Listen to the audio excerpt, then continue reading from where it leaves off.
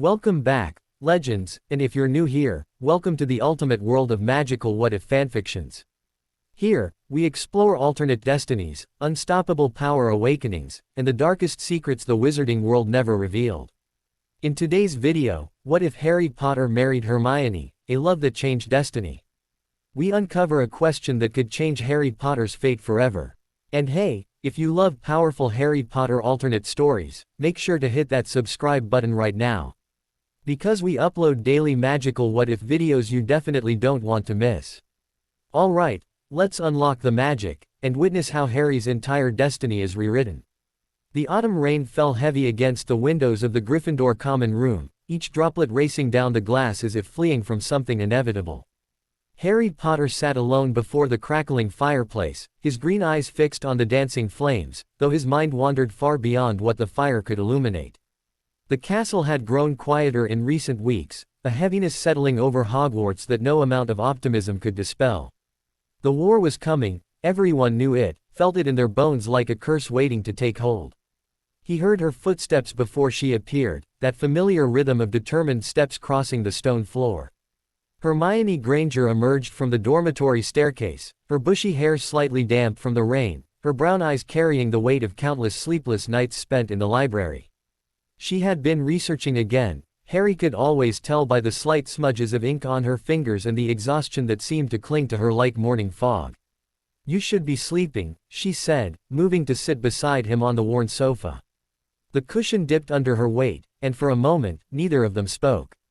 Silence had become their language lately, understanding born from months of shared danger and deception. "So should you," Harry replied, his voice carrying no judgment, only recognition. They had both given up on conventional sleep long ago. The nightmares that plagued Harry's mind were matched only by the weight of responsibility that pressed down on Hermione's shoulders. Together, they formed an equilibrium, neither quite complete without the other. "I found something," in the restricted section, Hermione began, her words careful and measured. "Something about Horcruxes, about you." "I know what I am," Harry interrupted, though not unkindly. There was no point in dancing around the truth anymore. He was a Horcrux, a piece of Voldemort's soul fractured and lodged within his chest like a second heartbeat. The realization should have destroyed him, and perhaps it had, in ways he could not yet fully comprehend. Hermione reached for his hand, her fingers trembling slightly. When had that started, this constant need to touch, to confirm that the other was still alive, still present in this darkening world? She squeezed his hand gently, and Harry felt the familiar warmth that only she could provide. "What if we didn't have to wait?" she asked, her voice dropping to barely above a whisper. "What if we didn't have to wait for prophecies or battles or Dumbledore's grand plans? What if we just chose, us?" Harry turned to look at her, really look at her, for the first time in weeks. He saw the brilliant girl he had known since their first year, the girl who had corrected him about the Sorcerer's Stone, who had sacrificed herself in a devil's snare without hesitation, who had stood beside him through every impossibility. But he also saw something else, a woman shaped by war, hardened by knowledge, desperate for something real in a world crumbling into ash. "If we do this," Harry said slowly, "everything changes. Dumbledore's plans, Ron, our families, everything we've fought for. Everything's already changed," Hermione interrupted, her grip on his hand tightening. "The moment Voldemort returned, the moment we found out about the Horcruxes, the moment you died at the Department of Mysteries and came back, everything changed. We're not playing a game that someone else created anymore, Harry. We're not following rules written for us by men who think they know better. We could write our own story." The firelight caught in her eyes, and Harry saw not fear but fierce determination. This was Hermione at her most dangerous, not when she was afraid, but when she had made a decision. And somehow, against every instinct that told him to protect her by keeping her distant, he found himself nodding. What followed in the weeks after that night was not the romance of fairy tales. It was something far more complex and, in its own way, far more powerful. Harry and Hermione began to move through Hogwarts with a shared purpose that transcended their feelings for one another. They stopped hiding in libraries and common rooms and began walking openly through corridors together, their connection evident to anyone who bothered to look. But more importantly, they began to plan. Not just the destruction of Horcruxes or the defeat of Voldemort, but something grander and far more dangerous. They began to envision a world where the old rules no longer applied, where magic itself could be reshaped and reformed. Hermione's brilliant mind worked in tandem with Harry's raw, instinctive power, creating something neither could have achieved alone. Ron noticed the change first, of course. He watched them with an expression that cycled through confusion, hurt, and eventually, reluctant understanding. The bond between the three of them shifted but did not break, rather, it transformed into something different. Ron became their anchor to normalcy, the one who reminded them when their plans grew too ambitious, too dangerous. "This is madness," Ron said one evening when they had gathered in an abandoned classroom to discuss their latest scheme. "You're talking about rewriting the entire structure of magical society. You're talking about undoing laws that have existed for centuries. Those laws were written by people who were afraid," Hermione countered, her voice sharp. "People who wanted to maintain power at any cost. If we're going to survive Voldemort, if we're going to create a world worth surviving for, we have to be willing to challenge everything." Harry listened to them argue, his fingers absently playing with a loose thread on his robes. He had learned to let Hermione do most of the talking in these debates. Her logic was unassailable, and her passion was infectious. What he contributed was something different, the understanding that sometimes rules existed for a reason, but also that sometimes breaking them was the only way forward. By Christmas of that year, their plans had begun to take concrete form. Dumbledore had noticed the change in them, though he said nothing directly. Harry caught the old wizard's gaze more than once, filled with something that might have been disappointment, or might have been understanding. It was difficult to tell with Dumbledore. The Horcrux hunt continued, but with a new urgency. Each one they destroyed felt like they were not just defeating Voldemort but also taking control of their own destiny. With every Horcrux destroyed, Harry felt less like a pawn in someone else's game and more like the architect of his own fate. It was during the search for the Hufflepuff Cup that everything came to a head. They were deep in the Chamber of Secrets, the ancient stone walls pressing down around them, when Harry felt something shift. The piece of Voldemort's soul that lived within him stirred, responding to the proximity of its brethren. But instead of the usual struggle for control, Harry felt something different, a crystalline clarity, as if all the pieces of himself that had been fractured were suddenly aligning. Hermione was beside him when it happened, her wand held steady, her eyes sharp. She felt the change in him immediately, and instead of drawing back, she moved closer, her free hand finding his. "I'm here," she said simply. Those three words contained everything they had become to each other. Support, defiance, love. When they emerged from the Chamber of Secrets that night, they had destroyed the cup, but they had also destroyed something else, the last vestiges of doubt about who they were and what they were willing to do. Harry emerged as something more than he had been before, no longer just the boy who lived, but the boy who chose. The castle felt different when they returned to it. The walls seemed to acknowledge their transformation, the very stones of Hogwarts responding to the shift in their power and purpose. Dumbledore was waiting for them in the entrance hall, his expression unreadable. "I had wondered when you would make this choice," he said, and his voice carried no anger, only the weight of ages. "The question now is, will you have the wisdom to wield the power you are claiming?" Harry and Hermione exchanged a glance, a conversation passing between them in that single moment of contact. Then Harry turned back to Dumbledore and spoke with a voice that carried the authority of someone who had ceased to be a student and had become something far more dangerous. "We're going to do more than wield power," Harry said. "We're going to transform it. We're going to remake Hogwarts, remake the entire structure of magical society. And if you stand in our way, sir, I suggest you reconsider." There was no malice in his tone, only fact. The Dumbledore era, he was saying without words, was coming to an end. A new age was beginning, one written not by old men but by those who had been forged in the fires of war and tempered by love. Hermione squeezed his hand once, and together they walked up the marble staircase toward the dormitories, leaving Dumbledore standing alone in the entrance hall, contemplating a future he could no longer control. The rain continued to fall outside, but it fell on a castle transformed. Hogwarts itself seemed to sense the change, the very foundations shifting to accommodate new magic, new possibilities. Harry Potter had made his choice, and in doing so, he had changed not just his own destiny but the destiny of an entire world. Behind them, Dumbledore watched them ascend the stairs, and for the first time in many years, the great wizard seemed to age visibly. He had believed he was preparing Harry for a role in a play already written, but Harry had rewritten the script entirely. The question that haunted Dumbledore was not whether Harry could defeat Voldemort, that had always been inevitable, but whether this new Harry, this Harry bound to Hermione through love and shared purpose, would prove to be salvation or damnation for the wizarding world. As the night deepened, Harry and Hermione found themselves once again in the Gryffindor common room, but this time, they were not alone in their resolve. Others had begun to notice the change, had begun to understand that something fundamental was shifting. The war that everyone had been waiting for was coming, but it would not be the war anyone had anticipated. It would be a war for the very soul of magic itself, and its outcome would determine not just who lived and died, but what the wizarding world would become.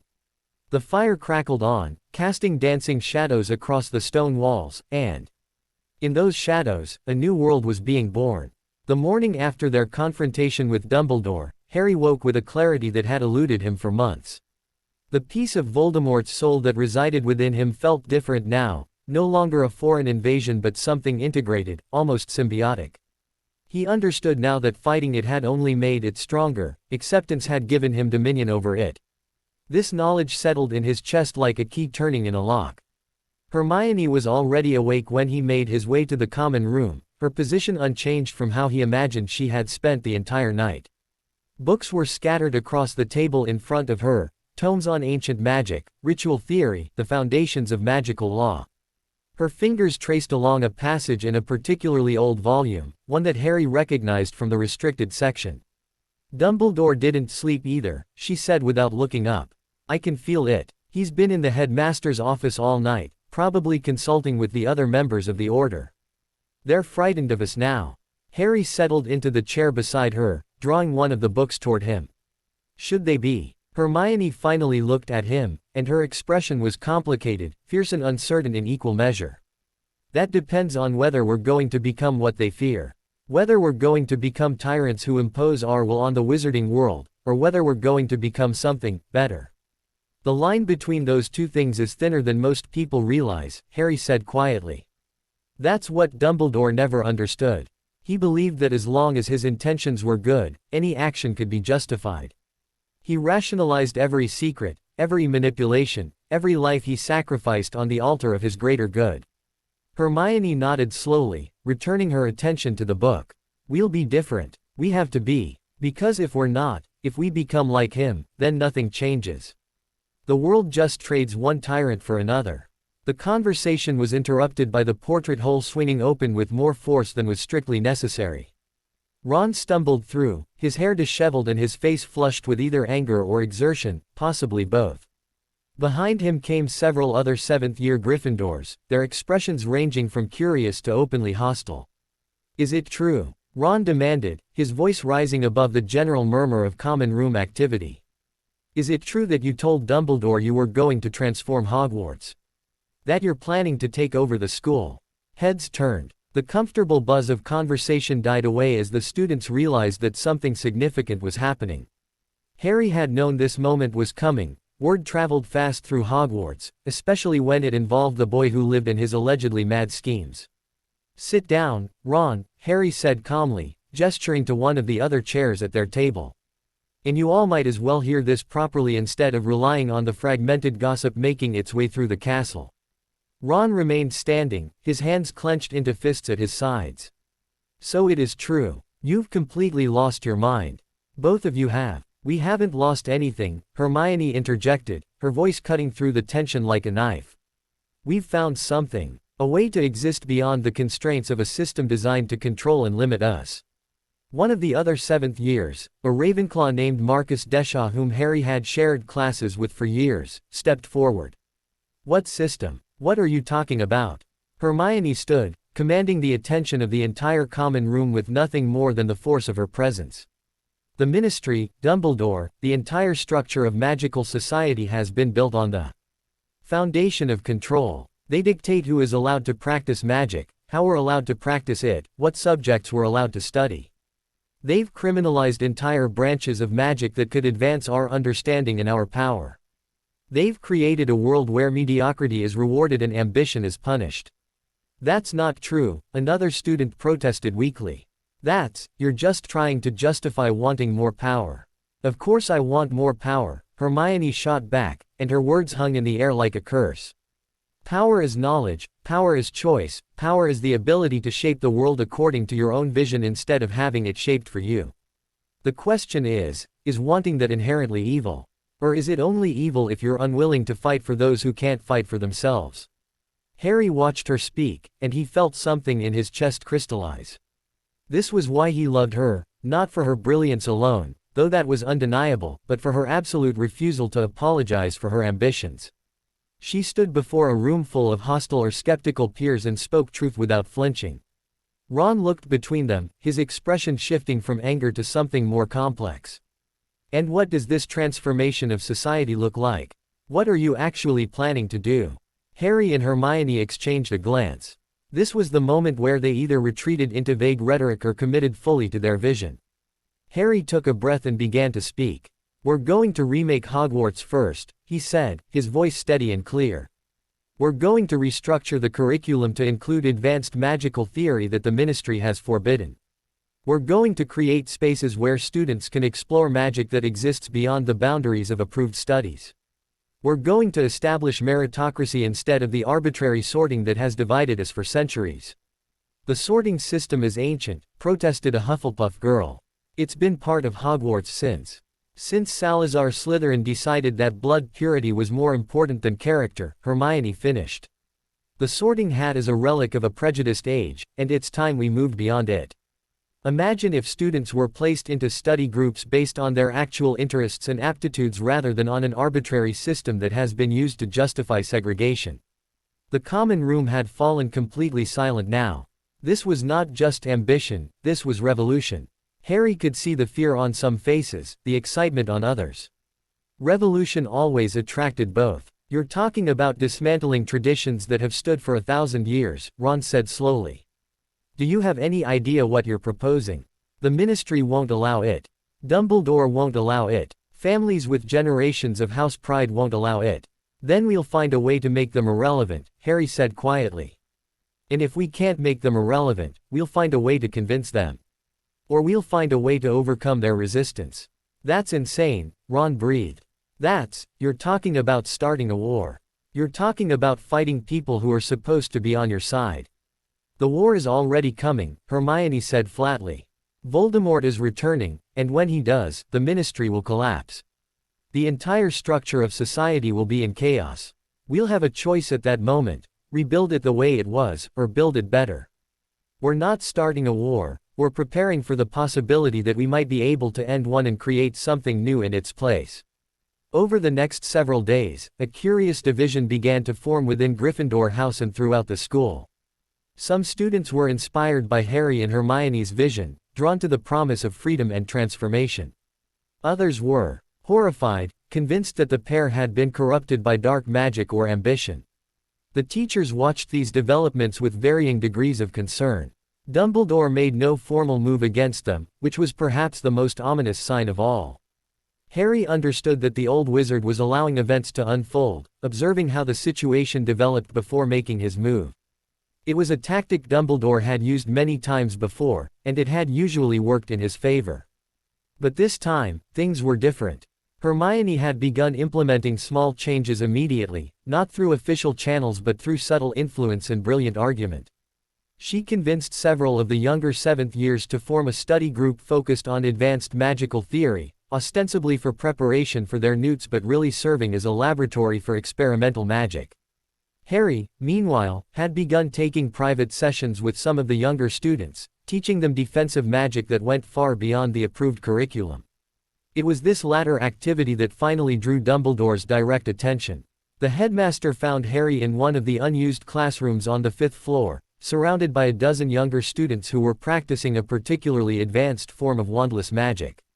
I believe this lesson is not part of the standard Hogwarts curriculum, Dumbledore observed mildly from the doorway. His voice carried no anger, only gentle reproof, which somehow made it worse. The younger students scattered like startled birds, clearly terrified of the headmaster's presence.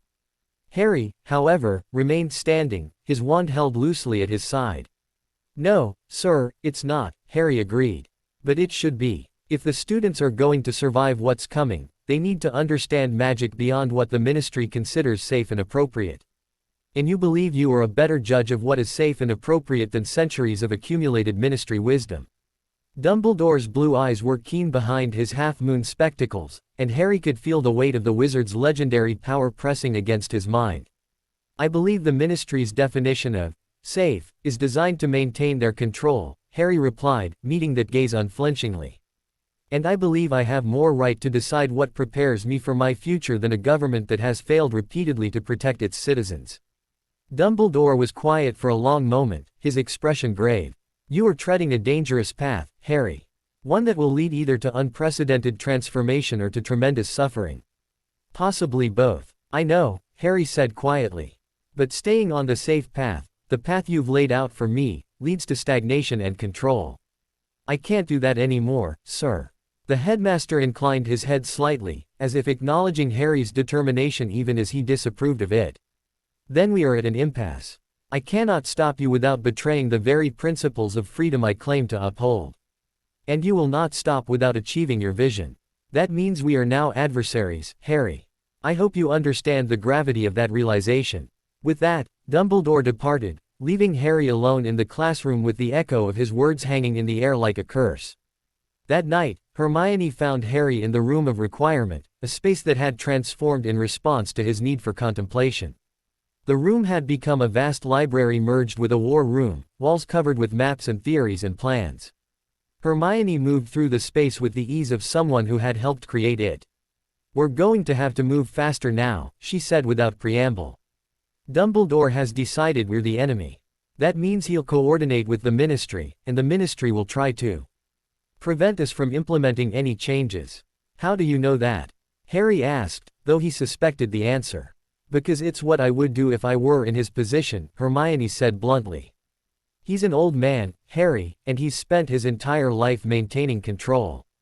The idea that power might pass to people like us, people who refuse to respect his authority, is anathema to everything he believes in. He'll see us as threats to the established order." "Is that what we are?" Harry asked. "Threats to the established order." Hermione came to stand beside him, looking at the maps and plans covering the walls. "We're the alternative to the established order. That makes us either threats or saviors, depending on who you ask." "And which are we?" "That depends on what we do next," Hermione said. "That depends on the choices we make when the power we're claiming becomes real and absolute." Harry turned to face her, and in the candlelit shadows of the room of requirement, he could see all the intelligence and determination and fear that she carried. "I'm afraid," he admitted quietly. "I'm afraid that once we start down this path, there's no going back. I'm afraid that we might become what we're fighting against." Hermione reached out and took his hand, squeezing it gently. "The fact that you're afraid of that means you probably won't become it. It's the moment you stop being afraid, the moment you become certain in your own rightness, that you transform into a tyrant." Over the next several weeks, the tension at Hogwarts reached a breaking point. More students began to gravitate toward Harry and Hermione's vision, drawn by the promise of transformation and a different future.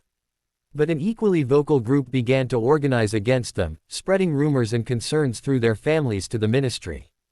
The ministry responded by sending official inspectors to Hogwarts, individuals tasked with ensuring that the school was adhering to all approved curricula and not permitting any unauthorized magical instruction. This created an uneasy dynamic where Harry and Hermione were forced to operate more subtly, camouflaging their true intentions behind clever wordplay and careful planning. It was during this period that Ron finally made his choice. He came to them one evening in the room of requirement, looking exhausted and conflicted, but determined. "I'm in," he said simply. "I don't fully understand your vision, and I'm not entirely convinced it's not insane. But I trust you both. And I trust that if anyone can change the world, it's the two of you." Hermione embraced him, and Harry saw the relief in her expression. They had been concerned about losing Ron, about the three of them being fractured by ideology and ambition. Having him commit to their cause, even reluctantly, meant they could move forward with the support system they had always relied upon. "We're going to need allies," Harry said. Not just among the students, but among people with real power. People willing to challenge the Ministry and Dumbledore both. "I think I know who to contact," Hermione said thoughtfully. "There are members of the Order of the Phoenix who disagree with Dumbledore's methods. They're small in number, but they're influential. If we can convince them that what we're proposing is the future they've been fighting for, they might help," Harry finished. "Or they might report us to Dumbledore and the Ministry both. That's the risk," Hermione acknowledged. "But we have to take it. We can't do this alone." The winter holidays approached, bringing with them a temporary respite from the tensions that had been building throughout the fall term. Most students returned to their families, leaving Hogwarts quieter and more contemplative. Harry, Hermione, and Ron remained behind, choosing to stay in the castle rather than return to their homes. It was during this quiet period that Harry finally confronted the Horcrux within himself. He had been avoiding this internal work, focusing instead on external transformation and planning. But now, with the castle empty and only Hermione and Ron for company, he felt ready to face what lived inside him. He descended into the Chamber of Secrets alone, his wand casting a pale glow across the ancient stone. He did not know precisely how to access the piece of Voldemort's soul that resided in his chest, but he suspected that the chamber, a place of dark magic and power, would provide the means. For hours, he stood in the depths of the chamber, his wand raised, his will focused inward. He felt the presence of the Horcrux stirring, responding to the magical energies that saturated this place. And then, gradually, he saw it, or perhaps felt it would be more accurate. A piece of consciousness that was not his own, a fragment of another's will and intention. But instead of fighting it, as he had done in the past, Harry made a different choice. He acknowledged it, opened himself to it, invited it in. And as he did, something extraordinary happened. The boundaries between Harry's consciousness and the Horcrux began to blur. They did not merge completely. Harry remained himself, distinct and separate, but they achieved a kind of equilibrium, a balance between light and darkness. When Harry emerged from the Chamber of Secrets 2 days later, he was changed in ways that were difficult to articulate. The piece of Voldemort's soul no longer fought against him. Instead, it provided him with access to a vast reservoir of dark magic and magical knowledge. He understood now the temptation that had drawn Voldemort towards splitting his soul, the power that came from embracing both light and dark, from refusing to choose between them. But he also understood the trap. Voldemort's error had been in believing that by splitting his soul, he could escape death and limitation. Instead, he had fragmented himself, creating weaknesses and vulnerabilities. Harry, by accepting the Horcrux rather than destroying it, had found a third path, one where he could access the dark power without losing himself to it. Hermione knew immediately that something had shifted in him when he returned to the common room. She studied his face for a long moment, then nodded slowly. "You've made a choice," she said. "It was not a question. I've accepted what I am," Harry replied. "And in doing so, I've become something more. Something neither fully light nor fully dark, but a synthesis of both." "Voldemort would call that impossible," Hermione said. "He believed that such balance would lead to weakness." "Voldemort was a brilliant wizard who understood power," Harry agreed. "But he was fundamentally limited in his vision. He couldn't conceive of strength that didn't come from domination or control." The Yule holidays passed quietly, with the three of them spending much of their time in the Room of Requirement, planning for the rest of the year. By the time other students began to return to Hogwarts, they had formulated a comprehensive strategy for implementing their vision. It involved working within the system while simultaneously building toward the moment when they could move beyond it. It meant cultivating allies among both students and faculty, establishing networks of support that would endure even if Dumbledore or the Ministry moved against them openly. It meant being willing to compromise on small things while remaining absolutely unwilling to compromise on the fundamental principles they held dear. As the castle filled again with returning students, Harry felt a strange sense of peace settle over him. The confrontation was coming. He could feel it in the way Dumbledore watched him in the corridors, in the way the Ministry inspectors continued their oversight of Hogwarts, in the way Voldemort's presence pressed against the borders of the wizarding world like a gathering storm. But he was ready. They all were ready. The world was about to change, and Harry Potter would ensure that the change would be more profound than anyone anticipated. That night, as he stood on the astronomy tower with Hermione beside him, watching the snow fall across the Hogwarts grounds, Harry understood that the story of the boy who lived had ended. A new story was beginning, one that would determine not just his fate, but the fate of an entire world. Hermione took his hand, and together they watched the future approach like a ship through a night-dark sea. The moment Harry returned to Hogwarts after the Yule holidays, he felt the shift in the castle's atmosphere. The building itself seemed to respond to the changes within him, the very stones acknowledging the presence of someone who had transcended the ordinary boundaries of wizard and darkness. Students and teachers alike noticed something different about him, though few could articulate precisely what had changed. His eyes seemed to hold deeper knowledge, his movements carried a confidence that bordered on inevitability. Hermione had already begun her work before his return. She had spent the holidays conducting an extensive correspondence with various members of the Order of the Phoenix, carefully presenting her and Harry's vision in terms that appealed to their desire for genuine change rather than mere preservation of the status quo. By the time Harry arrived at Hogwarts, she had secured the allegiance of at least 3 Order members, a significant victory, though still a fragile one. The first major test of their resolve came during the second week of term. Dumbledore called an assembly of all 7th-year students, and the tone of his address made it immediately clear that this was not a routine announcement.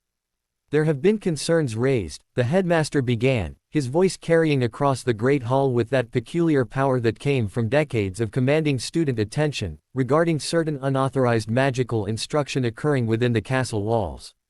I want to assure everyone that Hogwarts remains committed to the highest standards of magical safety and propriety. To that end, I have appointed inspectors from the ministry to conduct ongoing oversight of all classes and private study sessions. The announcement sent a visible ripple of tension through the assembly. Hermione, seated beside Harry at the Gryffindor table, squeezed his arm gently. They had anticipated this move, but that did not make it any less concerning. Furthermore, Dumbledore continued, his gaze seeming to find Harry directly among the sea of faces, I am implementing new security measures to ensure that no student is conducting magical research or practice outside the approved curriculum. Those caught engaging in such activities will face immediate expulsion, and their families will be notified of their transgression. It was a clear warning, delivered with the precision of a master strategist. Dumbledore was drawing a line in the sand, forcing Harry and Hermione to choose between retreating into compliance or openly defying him. That evening, in the room of requirement, Harry gathered his core group of supporters. Beyond Ron, they included the Potter twins, a Slytherin prefect named Draco Malfoy who had recently begun to question his family's alignment with Voldemort, and several others representing each house. The gathering had grown to approximately 30 students by now, large enough to be significant, small enough to maintain secrecy. Dumbledore is tightening his control, Hermione said without preamble. The ministry inspectors are his pawns, designed to root out anything he views as a threat to his authority. Which means we have to adapt our strategy. We move more overtly, Harry said, and his voice carried the weight of the decision. We stop hiding. We present our vision in ways that are difficult to suppress without obvious tyranny. That's dangerous, Ron warned. If Dumbledore decides to move openly against you, he will, Hermione interrupted. But he'll hesitate because of the optics. Dumbledore's power has always been partially based on his reputation as a benevolent leader fighting for the greater good. If he expels students for seeking advanced knowledge, if he silences dissent, he undermines that carefully constructed image. We can use that. The first initiative they launched was subtle but profound. Over the next week, Hermione organized a series of public lectures in the library, presented as historical seminars on advanced magical theory and application.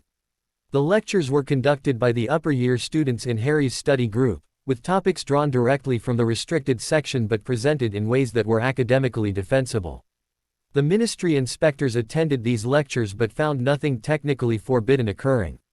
The students were simply discussing magical concepts that happened to be restricted, but discussing them was not the same as practicing them, and the distinction proved crucial.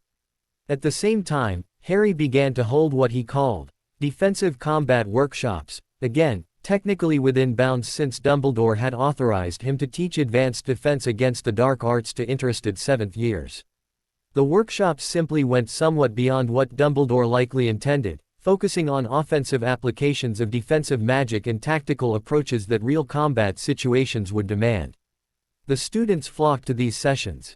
What Harry offered was something the official curriculum never could: honest preparation for an uncertain and dangerous world, rather than an idealized version of magical education that assumed order and security would always prevail. Dumbledore watched these developments with evident frustration, but his hands were tied. To openly move against Harry would be to acknowledge that he felt threatened by a student, which would undermine his authority and his carefully constructed mythology. It was a calculated gamble on Harry's part, but one that appeared to be working. It was Draco Malfoy who provided the next crucial element of their strategy. The Slytherin had been growing increasingly uncomfortable with his family's alignment with Voldemort, and his presence in their group had at first been viewed with suspicion by many of the other students. But Draco brought something invaluable: knowledge of how the ministry worked from the inside, gleaned from family connections and years of his father's detailed instructions. "The ministry is divided," Draco explained during one of their evening meetings. Barty Crouch Jr., the undersecretary, is fanatically loyal to Dumbledore. But there are others, career administrators, who care more about maintaining their positions than about Dumbledore's specific directives. If you can frame what you're doing in terms of administrative efficiency and proper governance, you might be able to get some of them to at least look the other way. Hermione seized on this insight with predictable enthusiasm.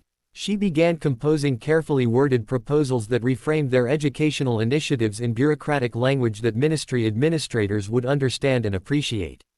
She presented the advanced study groups as experimental pedagogical frameworks for identifying gifted students, and the defensive combat workshops as practical assessment measures aligned with ministry-approved competency standards.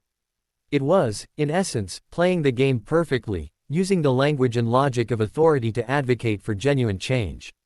It was brilliant, and it worked. Within weeks, the ministry had actually issued provisional approval for several of their initiatives, not because the administrators understood the true nature of what was happening, but because they understood the language in which it had been presented. However, the success of this strategy did not escape Dumbledore's notice. The headmaster's response was to escalate his own efforts. He began making subtle changes to the security of Hogwarts, implementing new magical wards designed to prevent unauthorized spell work and advanced magical experimentation. He also began to reach out to students' families, conducting correspondence with parents to discuss their children's academic trajectories and ensure alignment with appropriate long-term planning. It was during this period of escalating tension that Harry made the decision to take a significant personal risk. He requested a private meeting with Dumbledore in the headmaster's office, knowing that such a meeting could be used as an opportunity for the old wizard to either turn him or move against him directly. The gargoyle guarding Dumbledore's office swung aside at Harry's approach, and he climbed the spiral staircase with a sense of calm certainty. Whatever came in this meeting, he was prepared to face it. Dumbledore was seated behind his desk when Harry entered, and for a moment, the two of them simply regarded each other across the expanse of dark wood and scattered papers. The office felt different than it had in previous visits, less warm, more austere, as if the old wizard had deliberately stripped away the comfortable eccentricity that had always characterized the space. "I have been expecting this conversation for some time," Dumbledore began without preamble. "Please, sit down, Harry." Harry settled into the chair across from the desk, his green eyes meeting the blue ones that had regarded him with such careful assessment throughout his years at Hogwarts. "You're afraid," Harry said quietly. It was not a question. Dumbledore's expression flickered, a moment of genuine emotion breaking through the careful facade. "Fear is not an emotion I experience often anymore, Harry. But yes, I confess that what you are attempting to do does concern me greatly. Because you believe I will fail, or because you believe I will succeed?" Harry asked. "Because I believe that if you succeed, you will accomplish something genuinely unprecedented and genuinely dangerous," Dumbledore replied, setting down his quill with deliberate care.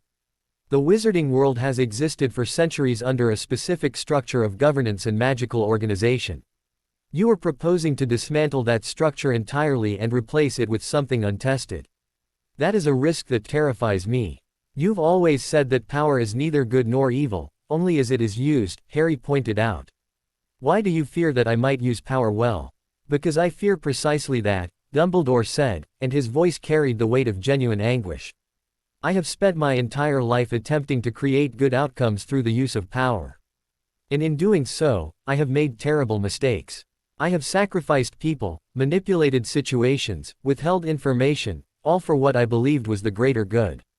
And I have had to live with those decisions. If you succeed in your vision, if you truly do transform the wizarding world, you will face similar temptations. And I fear that you, young as you are, may not have developed the wisdom necessary to resist them.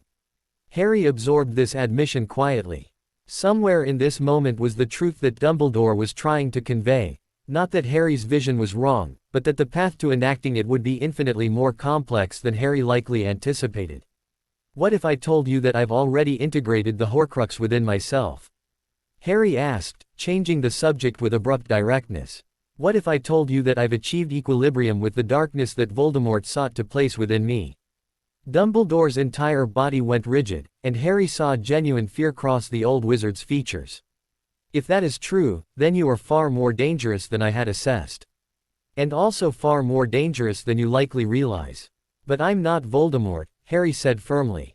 I'm not seeking to escape death or to establish dominion over others. I'm seeking to transform a system that has become stagnant and oppressive. That is precisely what every revolutionary believes, Dumbledore said quietly. And some of them are correct.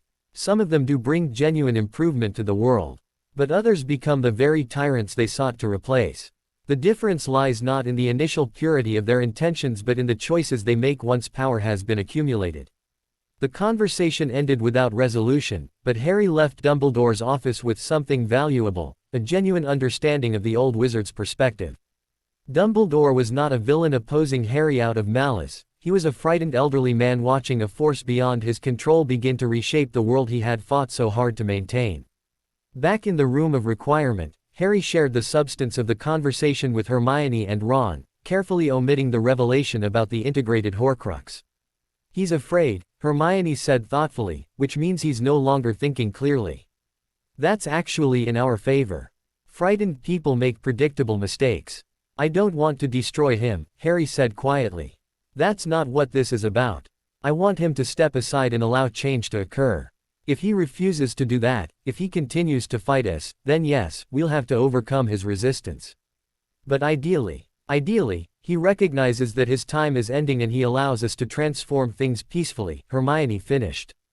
But he won't. He can't. Everything he is wrapped up in maintaining control.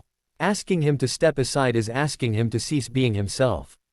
Over the following weeks, the situation at Hogwarts became increasingly polarized. More students joined Harry and Hermione's circles, drawn by the promise of genuine transformation and real power.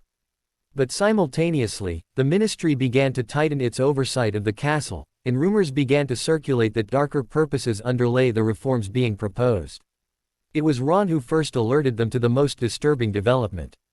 He had been attending classes with his younger sister through his parents' correspondence, and he brought troubling news. The ministry is organizing a formal investigation into the activities at Hogwarts, Ron said, his voice tight with concern. They're claiming that there are allegations of dark magic instruction, of students being radicalized into following a dangerous ideology. Dumbledore is apparently cooperating fully with the investigation. Of course he is, Hermione said bitterly. It's the perfect opportunity for him to move against us while maintaining plausible deniability. He presents the investigation as simply ensuring ministry oversight, but the reality is that he's using it as cover to suppress our activities. Harry stood and began to pace, his mind working through the implications. Then we accelerate our timeline. We can't wait for the investigation to conclude.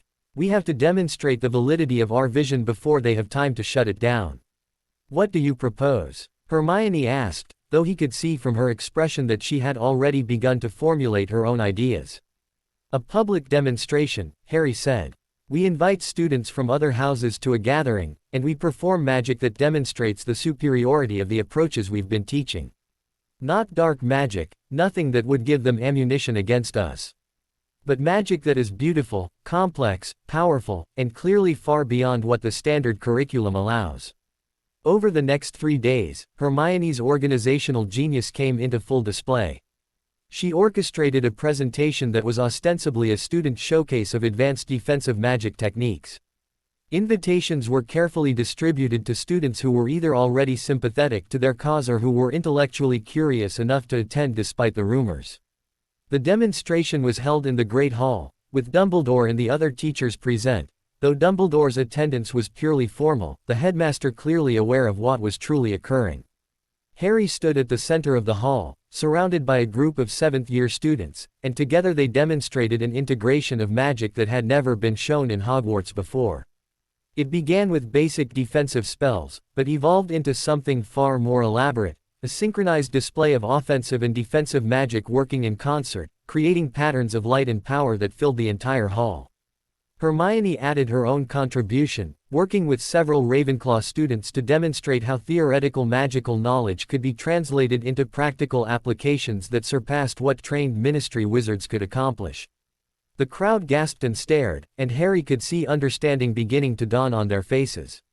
These techniques were not inferior to what the ministry taught, they were vastly superior.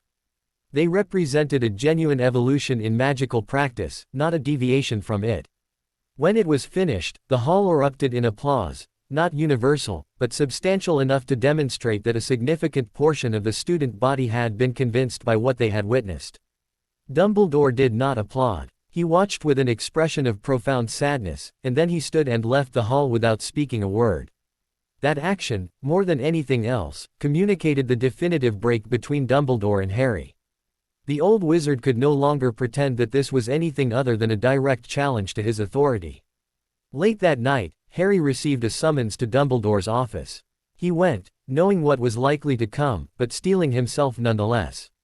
"You have crossed a line that cannot be uncrossed," Dumbledore said without preamble. "I have attempted to manage this situation with restraint, but you have left me no choice. As of this moment, you are suspended from Hogwarts. Your family will be notified, and a formal hearing will be held at the ministry to determine whether criminal charges are appropriate." Harry stood silently, absorbing the words. Suspension was not unexpected, but it was also not the optimal timing for it to occur. "I understand, sir," Harry said quietly. "I also understand that you believe this action is necessary. But I want you to know that suspending me will not stop what has begun. Change has already taken root here. My presence is merely the catalyst." "I am well aware of that," Dumbledore replied, and his voice carried deep weariness. "But a catalyst can be removed. The question is whether what has been catalyzed will continue to develop without the initial spark." Harry left Hogwarts that evening, traveling to Grimmauld Place via Portkey, where he found Hermione already waiting for him. Somehow, she had anticipated his suspension and had begun the next phase of their plan even before it occurred. "We have allies in the ministry," she said, pulling out a carefully organized collection of documents. "Members of the order who are willing to advocate for your case. We also have support among the students. Over 2/3 of the 7th-year class has indicated they would walk out if you're expelled rather than merely suspended." "A student walkout would be unprecedented," Harry said, studying the documentation. "Exactly," Hermione replied. "It would force the ministry to either back down or to become overtly tyrannical in their response. And if they become overtly tyrannical, they lose the moral authority they need to maintain their power." Over the next several days, Hermione coordinated what became known as the Hogwarts Reformation, a coordinated movement among the student body that began with the announced walkout but evolved into something far more significant. Students began publishing their own educational materials, organizing their own study groups, and creating networks of magical instruction that existed completely outside the ministry's oversight. The movement spread beyond Hogwarts. In Diagon Alley and throughout the wizarding world, groups of young wizards began gathering to study the advanced magical techniques that Harry and Hermione's movement had championed. It was a grassroots transformation of magical society, one that couldn't be stopped by any single action because it was already distributed across dozens of locations and hundreds of people. The ministry's response was initially to attempt suppression, but that approach quickly proved counterproductive. For every unauthorized study group they shut down, 2 more emerged elsewhere. For every student they threatened with consequences, 5 more came forward to support them. And through it all, Harry and Hermione operated from behind the scenes, providing guidance and resources but allowing the movement to be driven by the will of the students themselves. It was, paradoxically, a form of distributed leadership that prevented any single point of failure. When Harry's formal hearing at the ministry finally occurred, it was before a room filled not with officials but with reporters and observers from throughout the wizarding world. The trial had become a symbolic confrontation between the old order and the new one, and both sides knew it. Hermione presented his defense with brilliant precision, reframing the accusations against him as evidence of his success in awakening the wizarding community to its own potential. She presented the reforms he had championed not as dangerous radicalism but as necessary evolution. And in the end, the ministry found itself unable to proceed with charges. To convict Harry would be to convict tens of thousands of other wizards and witches who had already embraced the principles he advocated. The trial collapsed not from lack of evidence but from the sheer impossibility of opposing a movement that had already taken on a life of its own. As Harry walked out of the ministry courthouse that day, he understood that something fundamental had shifted. The old world, Dumbledore's world, the ministry's world, was not yet defeated, but it was no longer inevitable. An alternative was emerging, and that alternative was growing stronger with each passing day. Hermione waited for him outside the courthouse, and when she saw him emerge, she smiled, a smile that contained exhaustion and triumph in equal measure. "It's begun," she said simply. "Yes," Harry agreed, taking her hand. "But it's only just begun. The hard part is still ahead, the part where we actually have to build something functional and just to replace what we've torn down." "We'll manage," Hermione said with absolute confidence. "We always do." Together, they walked through the streets of Diagon Alley as the sun began to set, casting long shadows across the ancient stone. Behind them, the wizarding world continued to transform, driven by the force of a generation that refused to accept the limitations of the old order. And ahead of them lay a future that was genuinely uncertain, because for the first time in the history of the wizarding world, that future was being written by the will of the many rather than the decree of the few. 3 months after the collapse of the trial, the Ministry of Magic issued an unprecedented announcement. Cornelius Fudge had resigned from his position as Minister for Magic, citing personal reasons and a desire to focus on other pursuits. The resignation sent shockwaves through the wizarding world, but those who were paying attention understood what had truly occurred. Fudge had been forced out by members of his own administration who recognized that the old guard's grip on power was slipping. His replacement was Amelia Bones, a career administrator and adherent to proper procedure who had secretly been one of Hermione's first contacts within the ministry. Bones was not revolutionary by nature, but she was pragmatic. She understood that the alternative to managed transformation was uncontrolled chaos, and she chose the former. Harry and Hermione were invited to the ministry for a formal consultation shortly after Bones took office. They arrived to find the vast building in a state of flux, old departments being reorganized, new initiatives being proposed, the entire structure of magical governance undergoing rapid recalibration. Amelia Bones received them in her office, a space she had deliberately kept smaller and less ostentatious than her predecessors, a subtle signal about the changes she intended to implement. "The ministry faces a choice," she said without preamble, gesturing for them to sit. "We can attempt to suppress the movement you have initiated, which we both know would be futile and would only accelerate the ministry's own decline. Or we can attempt to guide that movement, to shape it toward productive ends while preventing it from degenerating into complete anarchy. Which would you prefer?" Hermione asked, though her tone suggested she already knew the answer. "The latter, obviously," Bones replied. "But I want to be clear about something. I am not attempting to co-opt your movement. Rather, I am attempting to establish a framework within which your movement can develop in ways that benefit the broader wizarding community rather than destabilizing it entirely." Over the next several weeks, a surprising partnership began to take shape. Bones worked with Harry and Hermione to develop what she called the Educational Reformation Accords, a comprehensive set of new guidelines for magical instruction throughout the wizarding world. The Accords did not reject the old curriculum outright, but they substantially expanded the range of magical study that was considered acceptable.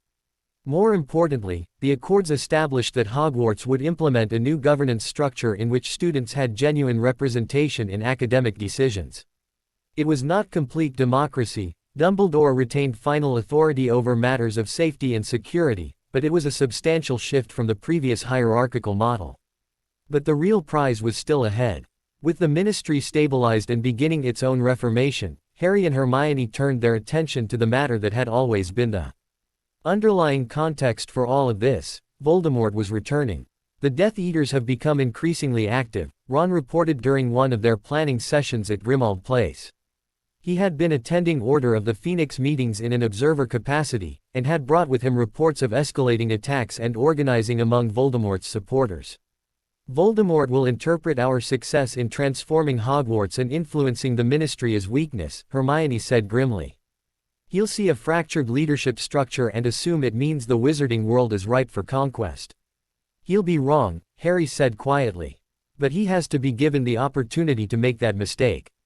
The moment he moves openly, the moment he commits his forces to conquest, we'll have the justification we need to move against him comprehensively. It was a calculated gamble, waiting for Voldemort to attack rather than seeking him out preemptively. But it was also strategically sound. If Harry and Hermione initiated overt conflict, they would be cast as aggressors, and the fragile coalition they had built would splinter. Better to wait for Voldemort to reveal his hand, to attack in ways that united the wizarding community against him. The attack, when it came, was more subtle than a direct assault. Instead, Voldemort began to systematically eliminate Ministry officials who supported the reforms being implemented. 3 Aurors were found dead in their homes, their deaths marked with the Dark Mark. 2 Ministry administrators were poisoned. A member of the Wizengamot who had voted to support the Educational Reformation Accords simply vanished. The message was clear. Voldemort viewed the changes occurring in the wizarding world as a threat to his plans for conquest, and he intended to eliminate them before they could be fully implemented. It was precisely the catalyst Harry had been waiting for. In response to the murders, he called for the establishment of a unified defense force, not organized by the Ministry but by the broader wizarding community. He called it the Coalition of Free Wizards, and he made a public appeal that was broadcast throughout the wizarding world. Voldemort seeks to maintain the chaos and fragmentation that has always been used to justify the concentration of power in a few hands, Harry said, his voice carrying the weight of conviction. But we have shown that there is another way, a way built on freedom, on shared governance, on the genuine empowerment of those who have always been denied it. Voldemort will attempt to destroy what we have begun. All of us, regardless of house, regardless of family background, regardless of past allegiances, must stand together to defend it. The response was overwhelming. Within days, thousands of wizards and witches had formally joined the Coalition of Free Wizards. They came from Diagon Alley and from rural hamlets, from the Ministry and from outside its structures entirely. They came not because they had been conscripted but because they believed in what Harry was building. Dumbledore, surprisingly, chose to support the coalition publicly. It was a significant gesture of reconciliation, though neither Harry nor Hermione had expected it. When they asked him about his change of heart, the old wizard simply said, "I have been watching you transform the wizarding world, and I have come to believe that perhaps you were right all along. Perhaps the old ways truly were insufficient. I may not fully approve of your methods, but I cannot deny the validity of your goals." It was as close to an admission of error as Dumbledore was likely to come. The actual conflict, when it came, was not a single dramatic battle but a series of coordinated strikes across the wizarding world. Voldemort's forces attacked key locations simultaneously: the Ministry, the Wizarding National Bank, several major nodes in the Flow network infrastructure. The goal was clearly to disrupt the functioning of wizarding society, creating chaos in which Voldemort could consolidate power. But the coalition was ready. Harry had spent months preparing his forces, training them not through the traditional methods of the Order of the Phoenix but through techniques that emphasized adaptability, distributed decision-making, and the ability to function even when communication networks were disrupted. The first attack on the Ministry resulted in the deaths of several Death Eaters and the capture of many others. The attackers had clearly expected to find the Ministry in chaos, but instead they found it defended by trained wizards who understood their positions and were prepared to hold them. The attack on Gringotts was repelled almost immediately. The goblins, being creatures of considerable magical ability and practical-minded about defending their own interests, had formed an alliance with the coalition and were prepared for attack. Most importantly, the Death Eaters discovered that they no longer enjoyed the advantage they had assumed. In the past, Voldemort's followers had been organized and disciplined while their opponents were fractious and often competing with each other. Now, the wizarding world had achieved a degree of unity that made Voldemort's forces look isolated and diminished. Over the course of the conflict, which lasted nearly 6 months, Harry orchestrated a strategy that systematically eliminated Voldemort's ability to wage war. Death Eaters were captured, interrogated, and turned to reveal the locations of others. Safe houses were raided, supply networks were disrupted, but the war was not won through military victory alone. Equally important was the psychological dimension. As the Coalition demonstrated that it could effectively resist Voldemort, as the Ministry remained functional and the wizarding world continued to function despite the attacks, belief in Voldemort's inevitability began to crumble. Many Death Eaters, seeing their master's plans failing and their own positions becoming increasingly precarious, began to negotiate with the Coalition. Some sought amnesty, others sought to minimize their own culpability by providing information about others. It was during this process that Harry discovered something crucial. Voldemort had created not one Horcrux but 7. Beyond the one that Harry had integrated within himself, there were 6 others still in existence. And they were guarded, hidden, protected by elaborate magical measures. This discovery set off a new phase of the conflict. While the conventional war against Voldemort's forces continued, Harry, Hermione, and a small group of trusted allies began to hunt the Horcruxes. The process was dangerous and meticulous, requiring them to cross into territories controlled by Voldemort's followers and to overcome magical defenses that were sophisticated and lethal. The destruction of each Horcrux was a profound psychological blow to Voldemort. With each one destroyed, he was forced to feel the fragmentation of his own soul in ways he had never experienced before. The invulnerability he had thought to achieve through Horcrux creation became instead a form of torture. Each destroyed piece was an agony echoing through his consciousness. When the final Horcrux was destroyed, a diadem hidden in the Room of Requirement that had been used as a refuge by the last surviving Death Eaters, Voldemort's response was immediate and catastrophic. He emerged from hiding for the first time in months and sought Harry out directly. The confrontation took place at Hogwarts, at the location where the war between the Old and New Orders had truly begun. Harry stood in the Great Hall, awaiting Voldemort's arrival, while Hermione and the other Coalition leaders positioned their forces throughout the castle. When Voldemort appeared, he was diminished in a way that went far beyond the physical.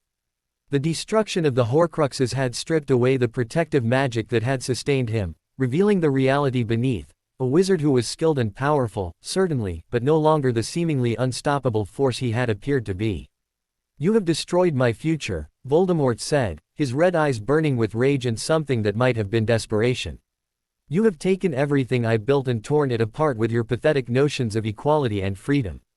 "You built nothing that was worth preserving," Harry replied quietly. "You built a world based on fear and control and the domination of the weak by the powerful. We are building something different. We are building a world where power is distributed, where no one person can establish absolute dominion, where the potential of every individual is valued." "That is weakness," Voldemort spat. "That is the philosophy of the fearful, hiding behind numbers because they lack the strength to stand alone." "Perhaps," Harry acknowledged, "but strength and dominion are not the only measures by which to judge a civilization. We also value wisdom, justice, compassion. Your power was never truly strength, it was merely the application of force. Real strength is the ability to create something that endures, that commands loyalty not through fear but through its genuine value." The duel that followed was not drawn out. Harry had trained extensively in magical combat, drawing on techniques that combined his own instinctive power with the theoretical knowledge that Hermione had provided. But more importantly, he fought with the knowledge that the entire wizarding world was watching, that his victory or defeat would determine the trajectory of the transformation that was occurring. In the end, Voldemort fell. Not through any single devastating spell, but through the systematic application of superior technique and tactical understanding. Harry defeated him as comprehensively as victory was possible, and with Voldemort's defeat came the final collapse of organized Death Eater resistance. The war was over. In the aftermath, as the wizarding world began to process what had occurred, Hermione sat with Harry in the Room of Requirement, in that same space where they had first begun to imagine a different future. "We did it," she said quietly. "We actually did it. We transformed the entire structure of wizarding society." "It's not finished," Harry reminded her gently. "Defeating Voldemort was the catalyst, but the real work is only beginning. We have to actually build the world we've envisioned." We have to prove that our ideas about governance and education and social organization actually work. I know, Hermione said. But for tonight, can we just acknowledge that we succeeded? Can we allow ourselves the luxury of that recognition? Harry reached for her hand, and in that simple gesture was contained everything they had built together: the partnership, the shared vision, the willingness to challenge conventional wisdom in pursuit of genuine transformation. Yes, he said. Tonight, we can acknowledge the victory. Tomorrow, we begin the real work. Outside the room of requirement, Hogwarts was in celebration. Students of all houses were together in the corridors, their traditional rivalries forgotten in the shared joy of survival. The school, which had seemed on the verge of fracture and conflict only months before, was experiencing a genuine unity. And above it all, in the headmaster's office, Dumbledore watched the celebrations and contemplated the turning of ages. The era of his dominion had truly ended, not through conflict but through transformation. A new generation was rising to power, one that would shape the wizarding world according to their own vision. He wondered if they would prove wiser than he had been, if they would be able to wield the power they had claimed without succumbing to the same errors he had made. He hoped so. The wizarding world had endured much, but it could not endure another age of manipulation and control. As he watched Harry and Hermione walk through the corridors below, hand in hand, clearly discussing the future, Dumbledore smiled. Perhaps, he thought, the future would be brighter than the past. Perhaps the sacrifice and struggle would prove to have been worthwhile. And in the depths of the castle, in the places where magic itself dwelled, change continued to ripple outward, transforming not just society but the fundamental nature of what it meant to be a wizard in a world where the old certainties no longer applied. The weeks following Voldemort's defeat were consumed not with celebration but with an entirely different kind of work.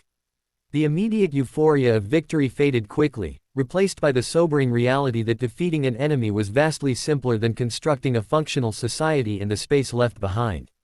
Harry found himself in meetings almost constantly, working with Amelia Bones and representatives from various factions within the wizarding world to establish the framework for what would come next. The coalition of free wizards, which had functioned effectively as a military force during the conflict, now had to transform itself into something capable of governance. We need to establish clear protocols, one of the Wizengamot representatives was saying, a stern-faced wizard named Aldous Mortensen who had been a bitter critic of the reforms until approximately 1 week before Voldemort's final defeat. We cannot simply allow every wizard in which to decide governance for themselves. There has to be structure, hierarchy, accountability. There will be, Hermione said coolly, and Harry could see the barely suppressed frustration in her expression. They had already had versions of this conversation dozens of times. But structure does not require that all power be concentrated at the top. What we're proposing is a federal system, with local councils handling community-level decisions, regional bodies addressing matters of broader concern, and a central council dealing with issues that affect the entire wizarding world. That's democracy, Mortensen said, as if the word itself was distasteful. And democracy has never worked for long. It inevitably devolves into mob rule. Classical democracy often does, Hermione acknowledged. But that's because it was usually implemented by people who didn't understand the difference between democracy and anarchy. We're proposing something more sophisticated, a representative system with checks and balances, term limits to prevent the accumulation of excessive individual power, and a framework of fundamental rights that cannot be overridden by majority vote. Harry watched her explain their vision with something approaching awe. She had spent the months leading up to Voldemort's defeat researching not just magical systems but Muggle political philosophy, drawing on centuries of experimentation with different forms of governance. The result was something that was neither purely magical nor purely Muggle, but a synthesis of both traditions. The negotiations continued, and gradually, a consensus began to emerge. It was not a consensus born of enthusiasm, but rather one born of exhaustion and the recognition that the alternative, a return to either the ministry's old authoritarian structure or continued conflict, was untenable. By the time the first meeting of the Grand Council took place in the ministry's main hall, now referred to simply as the Assembly, the basic structure had been established. There would be a legislative branch consisting of representatives from each magical region. There would be a judicial system independent of both legislative and executive authority. And there would be an executive council, elected by the assembly, responsible for implementing the will of the broader body. Harry did not seek election to the executive council, much to the surprise of many observers. When asked why he was not putting himself forward as a candidate, his response was direct and characteristic. Because power should not be concentrated in individuals, however well-intentioned, he said in a public address. I have accomplished what I set out to accomplish. I have challenged a system of governance that I believe to be inadequate, and I have helped to establish an alternative. But continuing to hold power once the goal has been achieved would transform me from a catalyst for change into precisely the type of concentrated authority that we're attempting to move beyond. Instead, Harry accepted a position as an advisor to the newly elected Executive Council, a role that allowed him to provide guidance without holding formal authority. It was a compromise position, but it was one that satisfied most observers. Hermione, however, did stand for election, and she was chosen almost unanimously as one of the 7 members of the Executive Council. It was a role that suited her perfectly. She was meticulous in her attention to detail, brilliant in her ability to identify practical solutions to complex problems, and ruthless in her commitment to the principles they had established. Their personal relationship continued to flourish during this period, though the strain of establishing an entirely new system of governance took its toll. There were nights when Harry found Hermione asleep at her desk in the ministry, surrounded by documents and proposals, too exhausted to make her way back to Grimmauld Place. You're going to burn yourself out, Harry said gently, waking her one such night and guiding her to one of the ministry's private restrooms. There's too much to do, Hermione replied, her voice thick with fatigue. Every day, I discover new problems that the old system was managing poorly. And now that we're attempting to actually address them rather than ignoring them, the scope of the work becomes apparent. Which is exactly why we needed to establish this system in the first place, Harry pointed out. In the old ministry, all these problems were hidden or simply accepted as inevitable. Now we have the opportunity to actually solve them. But we can't do that if we work ourselves to death. Ron had taken on an entirely different role in the post-war period. He had been offered a position in the new ministry's security division, responsible for ensuring that the remaining Death Eater supporters didn't attempt to destabilize the fledgling government. He proved remarkably suited to the work, combining his natural tactical sense with an ability to inspire loyalty in those under his command. We've identified approximately 300 Death Eaters still operating underground, Ron reported during one of their evening meetings. Most of them are fragmented, they don't have coordinated leadership anymore. But there are a few charismatic individuals attempting to organize them into a resistance movement. Are they a genuine threat? Hermione asked, looking up from the document she was reviewing. No, Ron said firmly. Not militarily. But they could become a political problem if they're able to frame themselves as victims of an oppressive new regime. We need to be careful not to give them that narrative. This insight led to a subtle but important shift in how the new government handled former Death Eaters. Rather than executing them or even imprisoning them indefinitely, the government established a system of restorative justice. Those who had committed crimes were required to answer for their actions, but the goal was restoration and rehabilitation rather than pure punishment. It was a controversial approach. Many victims of Death Eater violence demanded harsher penalties. But Hermione held firm, arguing that a system built on principles of justice and compassion had to actually embody those principles even when doing so was difficult. If we respond to their violence with violence, she said during one of the most heated assembly debates, if we respond to their oppression with oppression, then we prove that we have no genuine principles, only a different aesthetic applied to the same fundamental structures. Real transformation means changing not just who holds power but how power is used.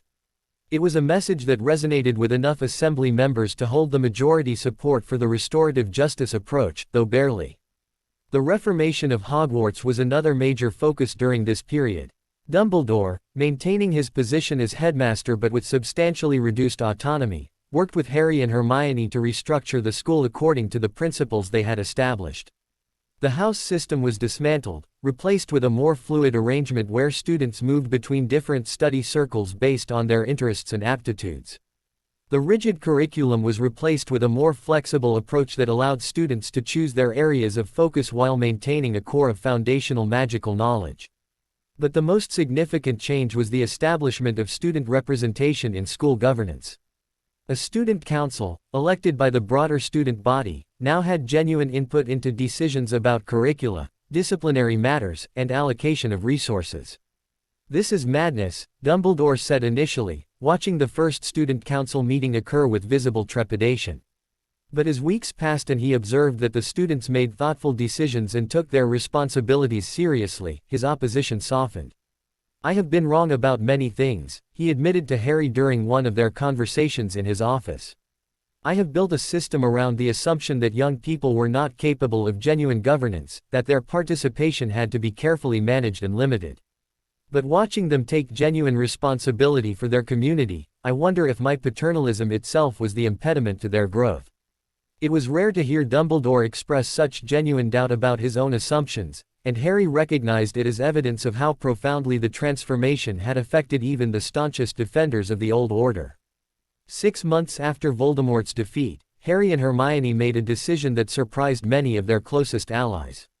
They resigned from their positions of authority and announced that they would be taking a year to travel throughout the wizarding world. "We need to see what we've created," Hermione explained when Ron protested the decision. "We need to observe how the principles we've advocated for are actually functioning at the ground level, in communities far removed from the Ministry and from Hogwarts. And honestly, we need to step back and allow the new systems to develop without our constant intervention." "But people look to you for leadership," Ron protested. "Without your voices, the traditionalists will attempt to roll back the reforms. If the reforms can only be maintained through our constant intervention, then they weren't true reforms," Harry said quietly.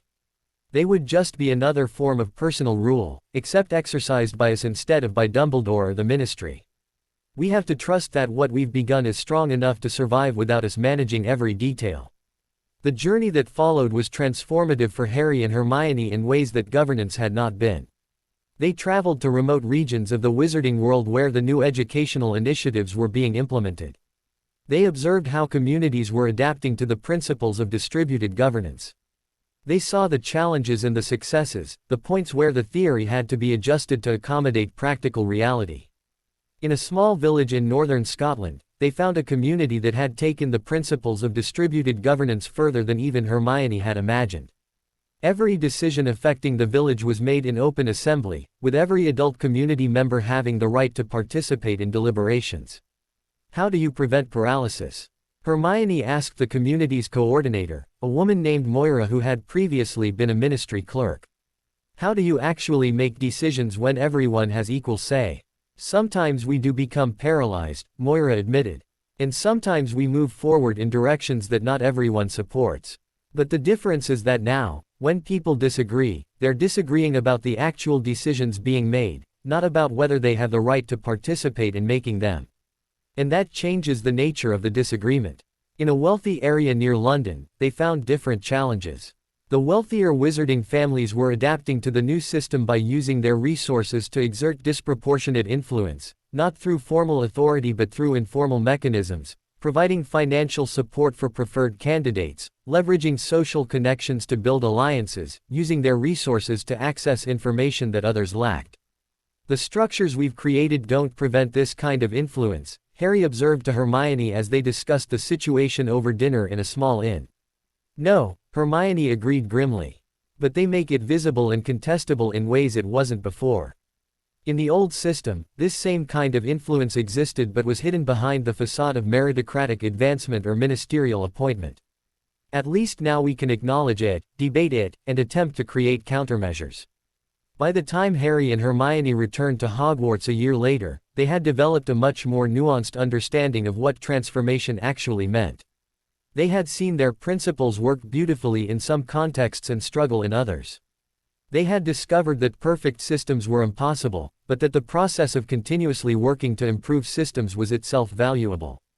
Hermione was immediately requested to return to her position on the Executive Council, and she accepted, though now with a deeper understanding of the limitations and complexities of her role. Harry, however, chose a different path.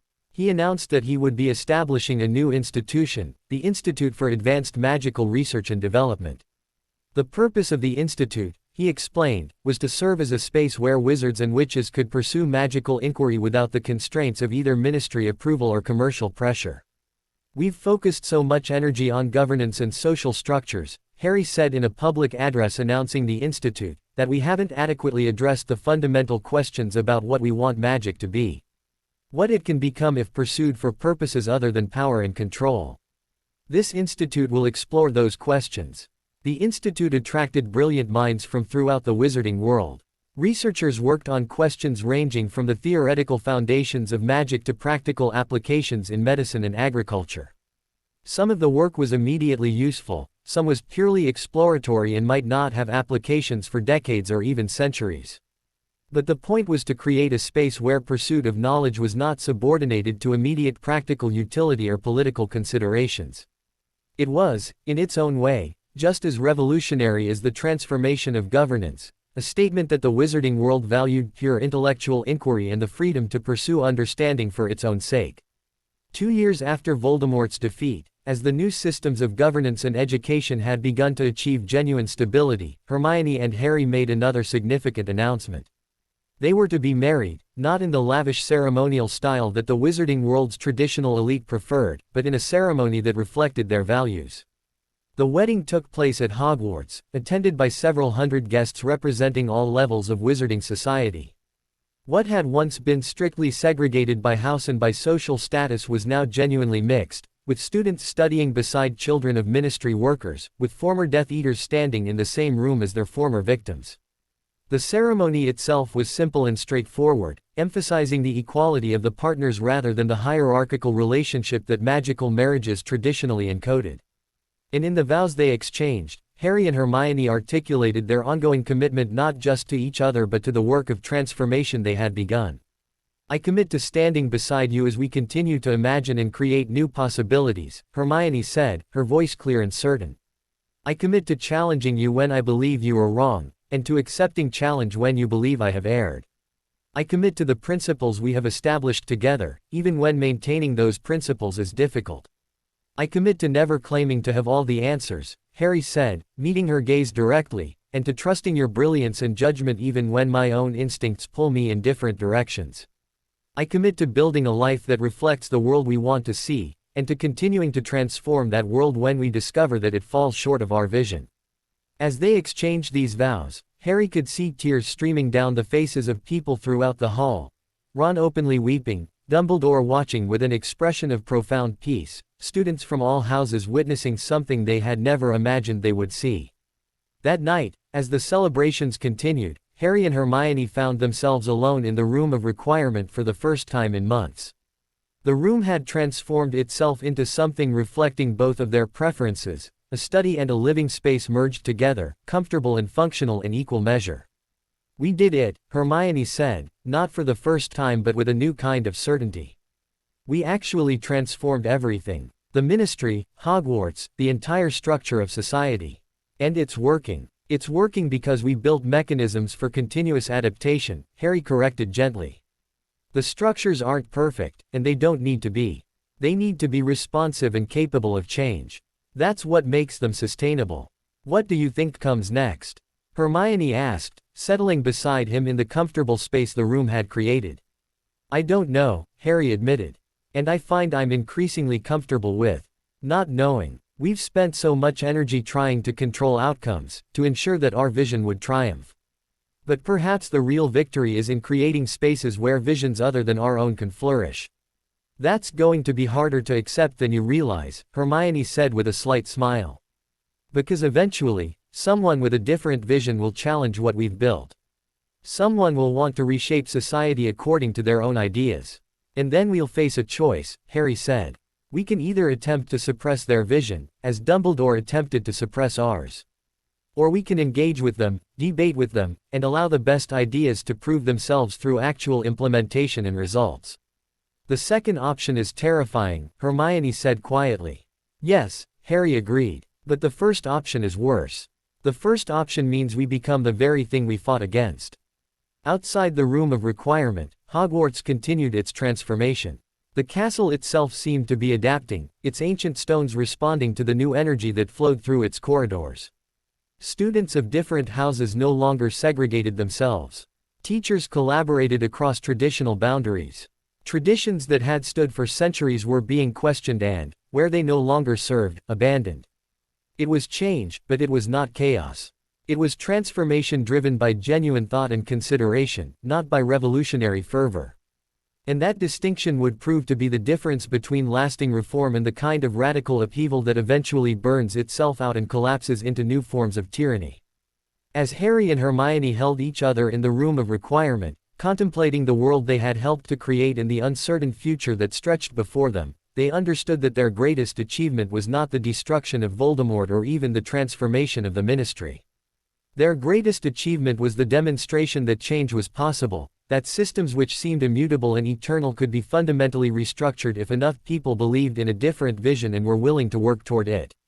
And that knowledge, that understanding that transformation was not only possible but necessary, would prove to be the most enduring legacy of Harry Potter and Hermione Granger's shared journey.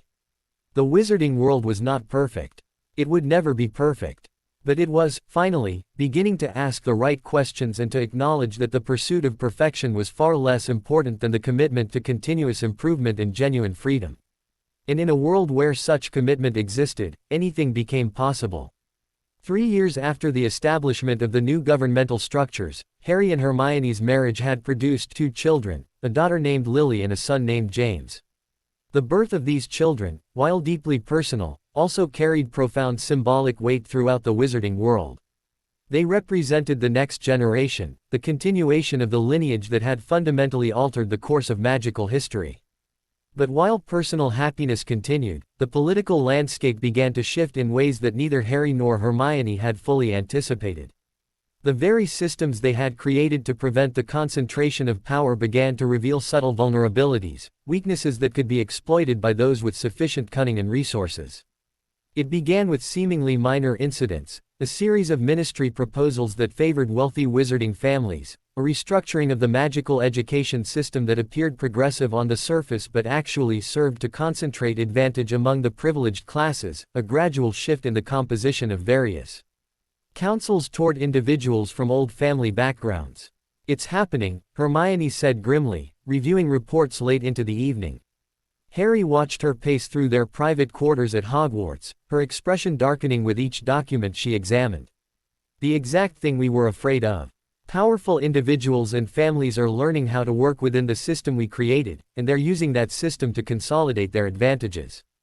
"Is it a threat?" Harry asked carefully. He had learned, over the years, to listen to Hermione's concerns without dismissing them, but also without immediately assuming the worst. "Not yet," Hermione said. "But if left unchecked, it will become one. The beauty of the system we created is that it's transparent. We can see what's happening.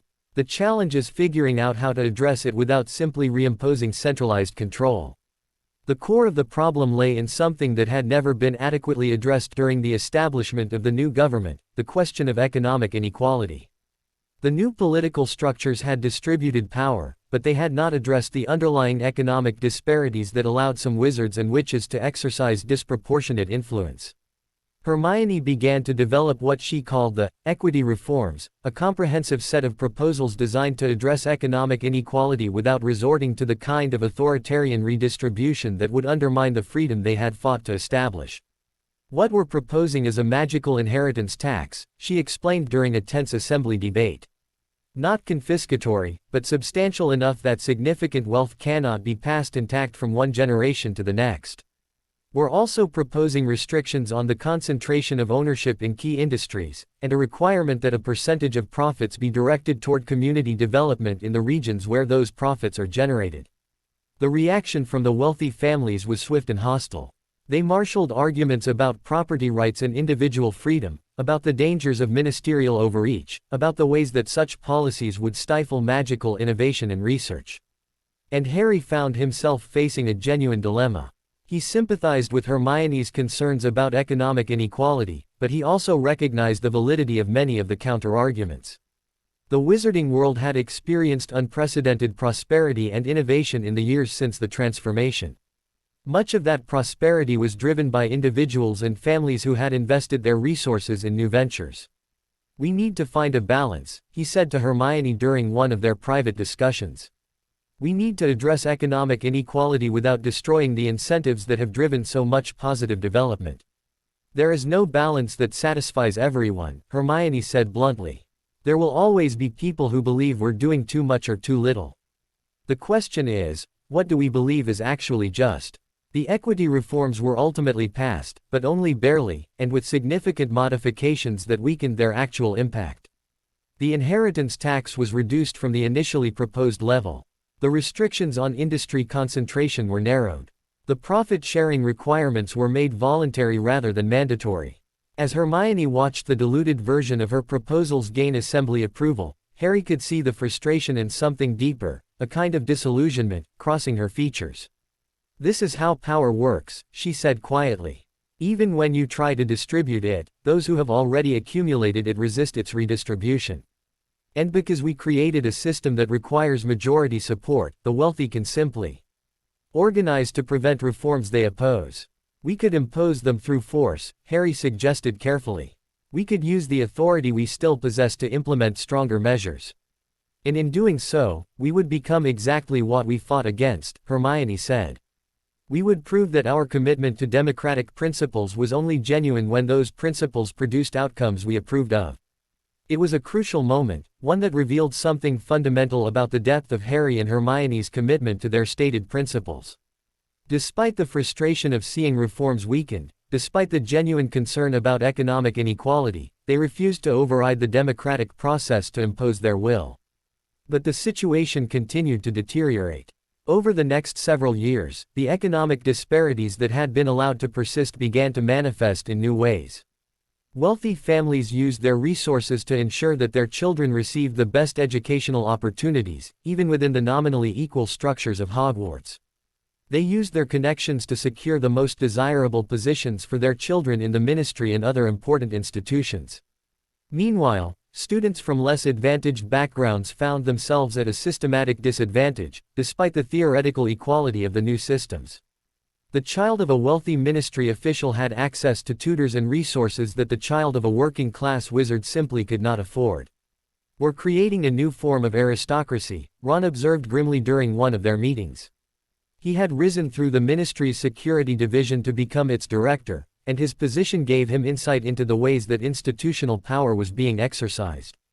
It's less obvious than the old system of hereditary nobility, but it's just as effective at perpetuating advantage.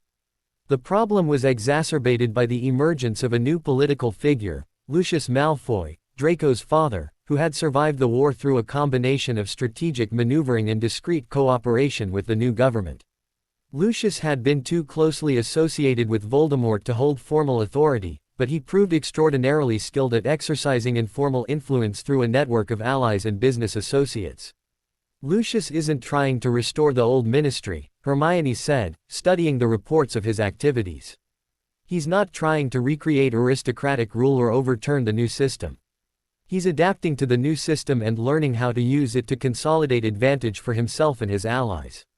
And the infuriating part is that he's doing it perfectly legally. The first major political crisis of this new phase came when Lucius's faction began organizing candidates for the next round of executive council elections. Their candidates were moderate, charismatic, and careful to present themselves as dedicated reformers. But their underlying agenda was clear to those paying attention: the gradual erosion of the more radical elements of the transformation, the re-establishment of hierarchical structures that would benefit the wealthy. "We need to directly oppose them," several assembly members urged Harry and Hermione. "We need to make clear that these are bad actors attempting to subvert the system." But Harry recognized the danger in such an approach. If he and Hermione used their lingering authority to actively campaign against particular candidates or factions, they would be crossing another crucial line, the line between having influence and actually using official authority to determine political outcomes. "We can't do it," Harry said finally. "We can present arguments against their positions. We can articulate what we believe are the flaws in their approach. But we cannot use governmental authority to prevent them from contesting elections or from winning if the electorate chooses them. Even if their victory results in the gradual dismantling of everything we've built." Ron asked, his frustration evident. "Even then," Harry said. "Because if we prevent that outcome through the use of centralized authority, then we prove that our entire vision was based on principles that only apply when things are going our way." The election, when it occurred, resulted in a partial victory for Lucius's faction. 3 of the 7 executive council positions went to candidates aligned with his interests. Hermione retained her position, as did 2 other council members who had been more consistently aligned with the original vision of transformation. It was, in many ways, a victory for the democratic system that Harry and Hermione had established. The electorate had been given a genuine choice, and they had made that choice with full knowledge and consideration. That some of them chose candidates with different visions than Harry and Hermione's was not a failure of the system, it was the system working exactly as intended. But it also meant that the trajectory of the wizarding world began to shift in subtle ways. The new council members were not hostile to the reforms, but they were less enthusiastic about expanding them. They focused on consolidating existing achievements rather than pursuing new transformations. This gradual shift was most evident in education. The new Hogwarts curriculum, which had been significantly expanded under the old council, began to contract slightly.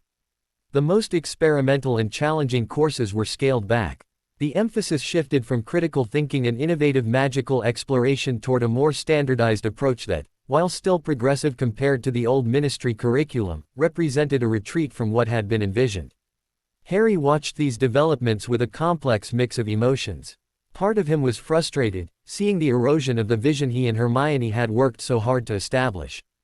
But another part of him recognized something important: the system was functioning exactly as it should. The wizarding world is choosing a different path, he said to Hermione one evening as they watched students gather in the courtyard below their quarters. It's not the path we would have chosen, but it's still a path chosen through legitimate means, by the people who will have to live with the consequences.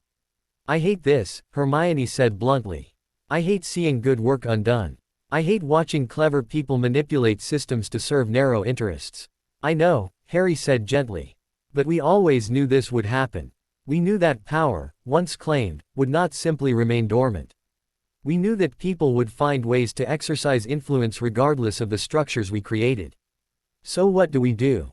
Hermione asked. Do we accept this gradual erosion as inevitable? We do what we've always done, Harry said. We engage with the system. We argue for our vision. We try to convince people that our approach is better. But we don't override their choices through force or authority. Hermione was quiet for a long moment. That's incredibly difficult. Yes, Harry agreed. But if it were easy, then it wouldn't mean anything. The difficulty is what gives the commitment its value. Over the next several years, Harry and Hermione adapted to this new reality. Rather than attempting to govern through formal authority, they began to exercise influence through intellectual and moral persuasion. Harry's Institute for Advanced Magical Research became a center for developing new ideas about governance, about education, about the nature of power and responsibility. Hermione, while maintaining her position on the Executive Council, began to focus more on long-term strategy than on immediate policy implementation. She worked with younger wizards and witches who shared her commitment to genuine transformation, preparing them to lead future reform efforts. Ron, meanwhile, proved invaluable in navigating the increasingly complex political landscape. His security division took on broader responsibilities, not just in protecting the government from external threats but in analyzing and reporting on the internal political dynamics that were shaping the wizarding world. Lucius is confident that he's won, Ron reported during one of their private meetings. He believes that the gradual shift toward a more hierarchical system is now inevitable, and that within a generation or two, the wizarding world will have largely restored the old structures under a new aesthetic. He may be right, Hermione said grimly. Entropy is a powerful force. Systems tend to simplify themselves back toward their default state if not continuously maintained. Then we need to maintain it, Harry said. We need to ensure that each generation understands what was fought for and what is at stake in maintaining the transformation. This insight led to one of Harry and Hermione's most important contributions in the years that followed, the establishment of what became known as the Transformation Archives. It was a comprehensive record of the struggle to create a new wizarding world, documented through letters, accounts from participants, analysis of key decisions, and philosophical explorations of the principles involved. The archives were housed in a special wing of Hogwarts, and they became required reading for students in the advanced governance curriculum. By ensuring that future generations understood both the vision and the sacrifices involved in pursuing it, Harry and Hermione created a kind of cultural inoculation against the gradual erosion of the transformation.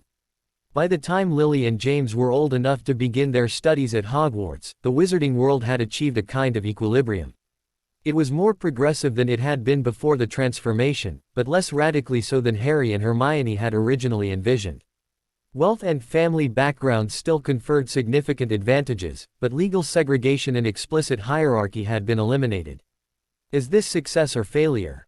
Harry asked Hermione one evening as they walked through the halls of Hogwarts, watching students from various backgrounds studying and socializing together, but still inevitably stratifying along subtle lines of advantage and connection. Both, Hermione said. We succeeded in transforming the most oppressive elements of the old system. We failed to create the society of genuine equality that we dreamed of. But perhaps that failure is inevitable. Perhaps the dream of perfect equality is itself a form of tyranny, because it requires the elimination of natural variation in talent, interest, and effort. So what we should have pursued is not equality but justice, Harry suggested. Justice, Hermione agreed, which means creating systems that don't unfairly prevent people from developing their talents, but which also don't punish people for having different talents or different interests. That's a much harder thing to achieve than we initially realized. Yes, Hermione said, but we're still working toward it. And perhaps that work, that ongoing commitment to justice even in the face of setbacks, is the true legacy. Not a transformation that was completed, but a commitment to continuous transformation. As they spoke, their children passed by in the corridor, Lily arguing passionately with a student from a working-class family. About a theoretical magical principle, James listening with genuine interest. It was a small moment, almost unnoticed in the flow of daily castle life. But it represented something important, the possibility of genuine intellectual exchange across lines of background and advantage, not guaranteed or perfect, but possible. And possibility, Harry and Hermione had learned, was sometimes the most valuable thing a system could offer. The wizarding world would never be perfect. But it had become a place where perfection was no longer demanded, where the struggle for justice continued without the expectation of final victory. And in that continued struggle, in that commitment to ongoing transformation, lay the true revolution that Harry Potter and Hermione Granger had helped to create. 15 years after the Battle of Hogwarts, Lily Potter stood in the library of the Institute for Advanced Magical Research, surrounded by ancient tomes and modern research papers, wrestling with a magical theory that most wizards would have abandoned weeks ago. At 20 years old, she possessed her mother's intellectual brilliance and her father's instinctive grasp of complex magical systems, a combination that made her simultaneously invaluable and deeply frustrating to everyone around her. "You're overcomplicating this," her brother James said, looking up from his own work at a nearby desk. He was 2 years younger, but already had made a name for himself in the ministry's Department of Magical Innovation, developing new applications for standard magical principles. Unlike his sister, James had an intuitive understanding of practical elegance, the ability to solve problems in ways that were not just effective but efficient. "I'm not overcomplicating it," Lily shot back, though she recognized the truth in his observation. "The theory simply requires more precision than most people are willing to employ." Their parents were watching these dynamics with a mixture of amusement and something more complex. Harry and Hermione had deliberately attempted to raise their children without the weight of expectation that had defined their own early years. They wanted Lily and James to chart their own courses, to discover their own passions rather than being predetermined to follow in their parents' revolutionary footsteps. But the wizarding world had other ideas. Whether Lily and James liked it or not, they were living symbols of the transformation their parents had initiated. Every decision they made was interpreted as either validation or betrayal of the principles that had guided the revolution. "I received another letter from the prophet today," Hermione said to Harry as they reviewed documents in their private study. "They're requesting interviews with both of the children, wanting to publish The Next Generation of Potter Leadership as a series." "Absolutely not," Harry said flatly. "We went through exactly this when we were their age, and I wouldn't wish it on anyone. They deserve to develop without that kind of scrutiny." "I've already declined," Hermione assured him. "But it raises a larger question. Lily has been approached about accepting a position on the Council of Young Advisors, a new body that's being established to ensure youth perspective in governance decisions. It's actually a genuinely important position, and it would be valuable work. But it's also going to thrust her into prominence in a way we may not have adequately prepared her for. Harry considered this carefully. He had spent the last 15 years attempting to be present as a father in ways that his own upbringing had never allowed.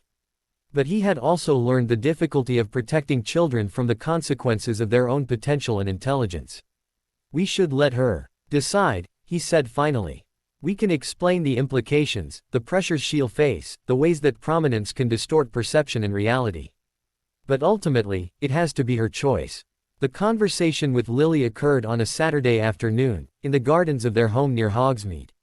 Hermione had learned that important conversations with their daughter went better in informal settings, away from the formality of desks and official spaces.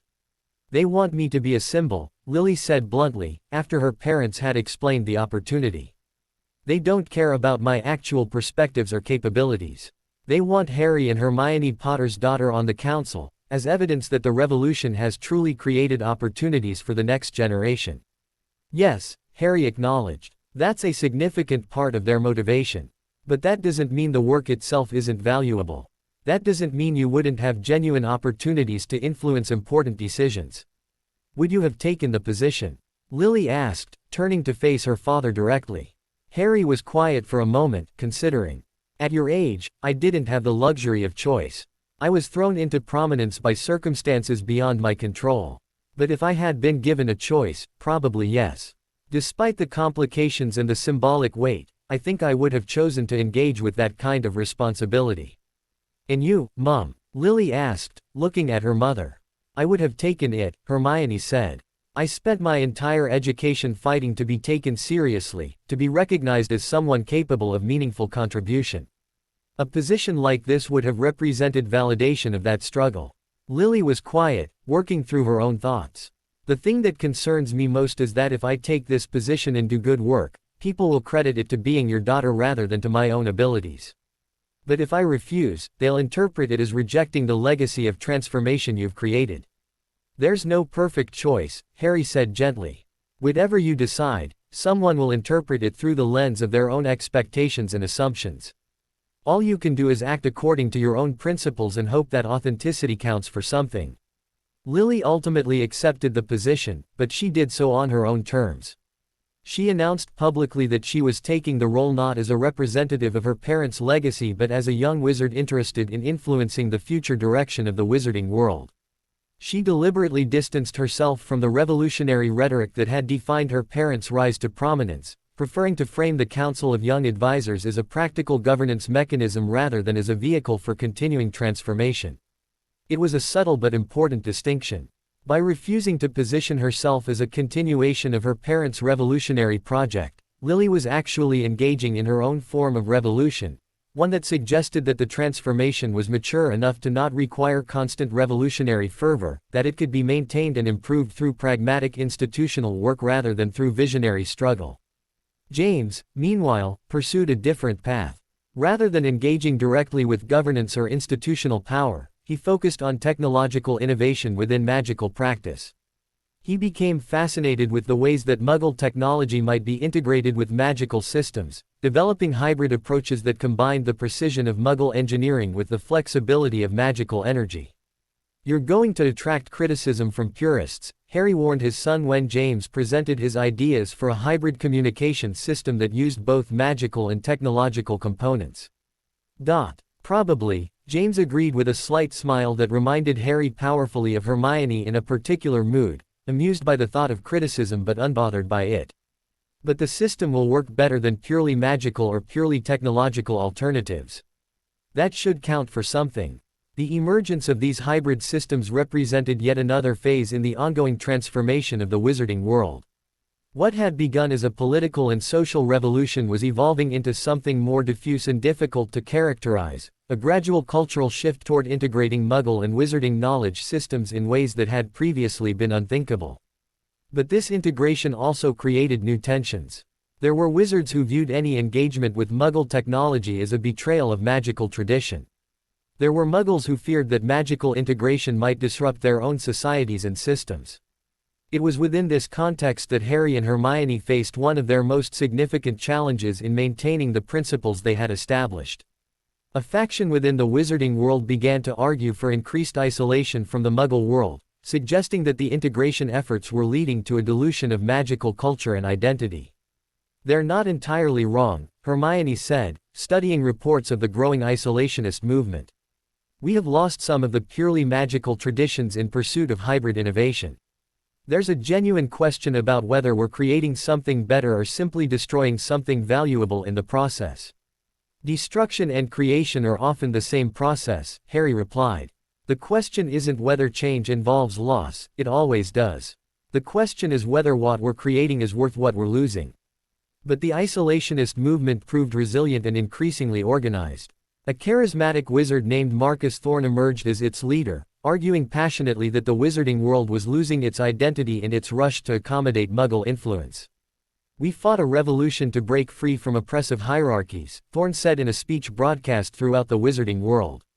"But in doing so, we failed to protect what makes us distinctive, what makes our culture and our magic valuable and worth preserving. The answer is not to return to the old structures of control.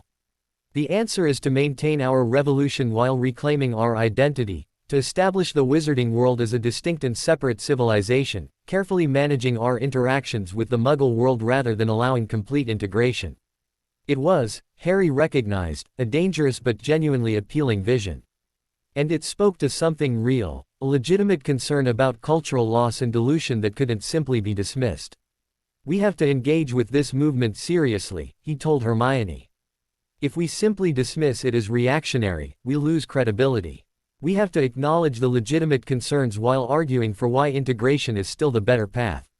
This was the first serious ideological challenge to the fundamental principles of transformation that Harry and Hermione had established. The questions around governance and economic structure had been significant, but they had been disputes within a broadly shared framework. The isolationist movement, by contrast, was challenging the framework itself, suggesting that the revolution had been built on mistaken premises about what the wizarding world should become. Harry began to engage with Marcus Thorne directly, challenging him not with authority but with argument. Their debates became legendary, attracting audiences throughout the wizarding world and being documented extensively in the Transformation archives. "Your vision is coherent and internally consistent," Harry argued during one particularly intense debate. "But it's built on a false assumption, the assumption that cultural identity is a zero-sum game, that accepting innovation from outside necessarily means losing internal culture. In reality, cultures survive through adaptation. They die through stagnation. But there are limits to what can be adapted without losing essential identity," Thorne countered. "If we integrate Muggle technology throughout our society, if we adopt Muggle approaches to governance and knowledge, at some point we will no longer be wizards. We will simply be a slightly different version of Muggles." "That's where I disagree," Harry said. "The essence of what it means to be a wizard isn't preserved through isolation. It's preserved through the choices each wizard makes about how to use their power and their knowledge. We can integrate Muggle technology while remaining fundamentally committed to magical principles. We can adopt new governance structures while maintaining distinct magical culture." The debate continued for months, and gradually, Thorne's movement began to fracture. Some of his supporters recognized the validity of Harry's arguments and chose to continue engaging with the broader wizarding world. Others became more extreme in their isolationism, eventually separating themselves into semi-autonomous communities within the larger wizarding world. But a substantial middle ground emerged, wizards who agreed with Thorne's concerns about cultural preservation but who believed that preservation and integration could coexist. This middle group began to focus on documenting and protecting specifically magical traditions and knowledge, creating institutions dedicated to the study and practice of purely magical arts alongside the hybrid innovations that James and others were developing. "It's actually a better solution than what we had before," Hermione observed as she watched these new institutions taking shape. "We're not choosing between tradition and innovation anymore. We're creating space for both, allowing them to develop according to their own logic rather than forcing them into conflict." "But it's also messier," Harry pointed out. "More complex, more difficult to coordinate, more prone to conflict between different approaches." "Yes," Hermione agreed. "But complexity is the price of freedom. If we want to create a society where multiple ways of being are possible, where different approaches to magic and culture can coexist, then we have to accept that coordination and harmony will be more difficult. By the time Lily and James had reached their mid-20s, the wizarding world had evolved into something genuinely unprecedented. It maintained the political structures of distributed governance that Harry and Hermione had established, but with a cultural complexity that neither of them had fully anticipated. There were communities that had chosen near-complete isolation from Muggle influence, developing magical traditions in intense, almost monastic environments. There were others that had embraced hybrid approaches with such enthusiasm that their magical practice was barely distinguishable from advanced Muggle technology. And there was a vast middle ground where wizards and witches drew selectively from different traditions, creating personalized approaches to magic that reflected their own values and interests. It was this heterogeneity that allowed the wizarding world to survive and flourish in ways that no homogeneous system ever could have. When challenges arose, whether they were practical problems related to magical research or philosophical questions about the nature of power and responsibility, there were multiple traditions and approaches available. For addressing them, Harry found himself reflecting on this diversity one evening as he watched a gathering in the courtyard of the Institute, where researchers representing radically different approaches to magical theory were discussing their work. Some were engaged with purely theoretical questions that might not have practical applications for decades. Others were working on immediate solutions to contemporary problems. Some emphasized traditional magical philosophy, others were developing entirely new theoretical frameworks. "This is what you were fighting for," Hermione said, coming to stand beside him. "Not the triumph of your vision, but the creation of space for multiple visions to exist simultaneously." "I'm not sure I understood that at the time," Harry admitted. "I was so focused on opposing what existed that I didn't fully appreciate what we were creating." "Most revolutionaries are," Hermione said. "They know what they're against more clearly than they know what they're for. The real work comes after the revolution, in creating institutions that can sustain the freedom the revolution won." As Harry watched the gathering in the courtyard continue, he felt something like peace settle over him. The wizarding world was not perfect. There were still injustices, still inequalities, still points of genuine conflict. But there was also genuine freedom, the freedom for people to make different choices, to pursue different visions, to imagine different futures. And that freedom, he understood, was not an end state to be achieved and then maintained. It was a process that had to be continuously renewed and defended, not through revolution but through the daily choices that individuals and communities made about how to structure their institutions and relationships. Lily approached them, her expression thoughtful. "I've been offered a more senior position on the council, one that would involve coordinating between different factions and working towards synthesis rather than compromise."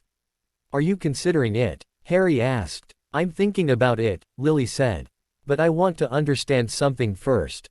When you and Mum were transforming the wizarding world, did you ever doubt that what you were doing was right? Did you ever wonder if you should just accept the systems as they were?" Harry considered the question carefully. "I doubted many times whether my methods were right. I doubted whether I understood the full implications of what we were doing. But I never doubted that change was necessary. Stagnation was not an acceptable alternative.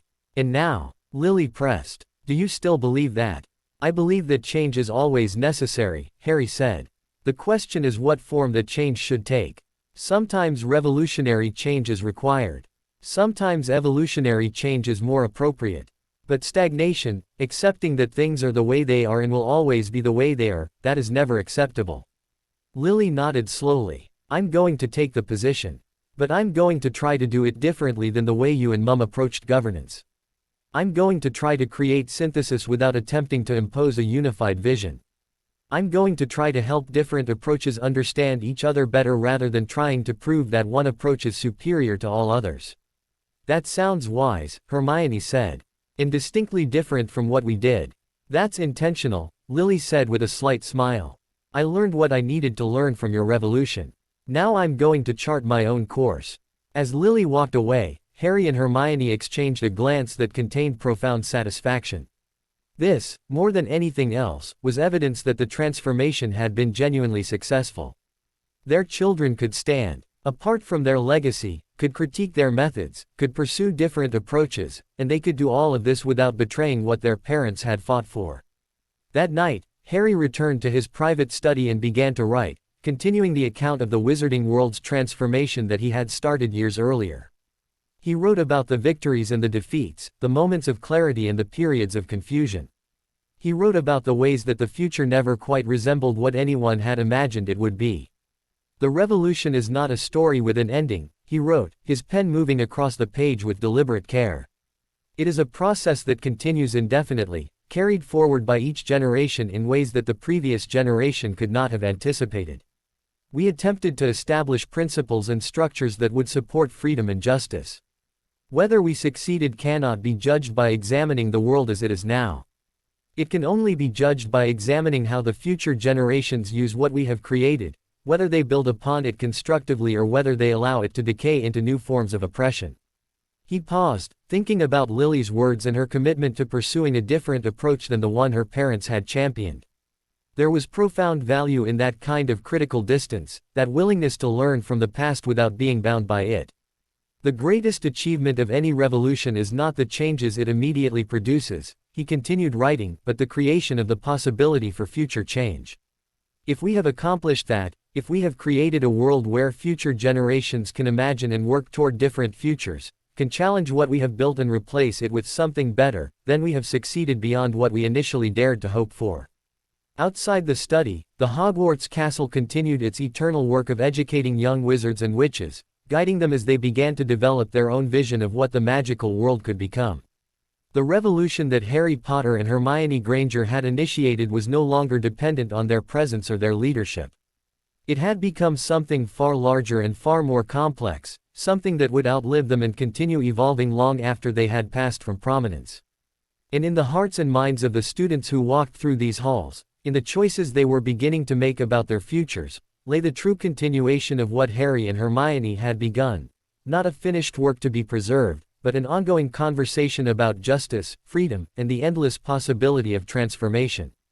10 years after Lily accepted her position on the Council of Young Advisors, the wizarding world had entered a period of unprecedented stability, which paradoxically created new and more subtle forms of instability. The dramatic conflicts that had characterized the early years of transformation had largely been resolved or absorbed into accepted frameworks. But this very resolution had allowed different kinds of problems to emerge, ones that were more difficult to address precisely because they lacked the clarity of open conflict. The most pressing of these problems was the question of magical education for those born without innate magical ability. There had always been squibs, wizards and witches born to magical families who lacked magical power themselves. But as the wizarding world became more integrated with the Muggle world, as hybrid magical technological systems became increasingly common, questions began to arise about whether the traditional definition of magical capability was still relevant.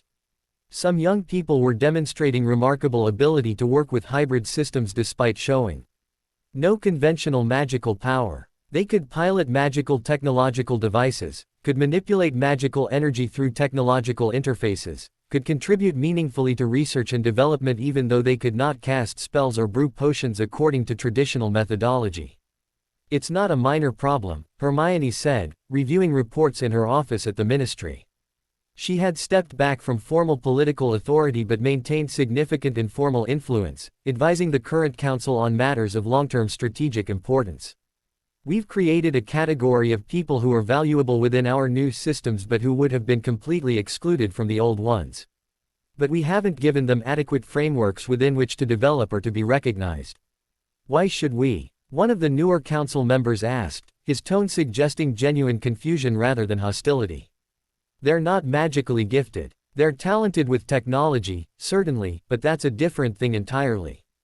"Is it?" Hermione challenged. "We fought a revolution to break down barriers and hierarchies. Now we're proposing to maintain a fundamental barrier based on arbitrary definitions of magical ability.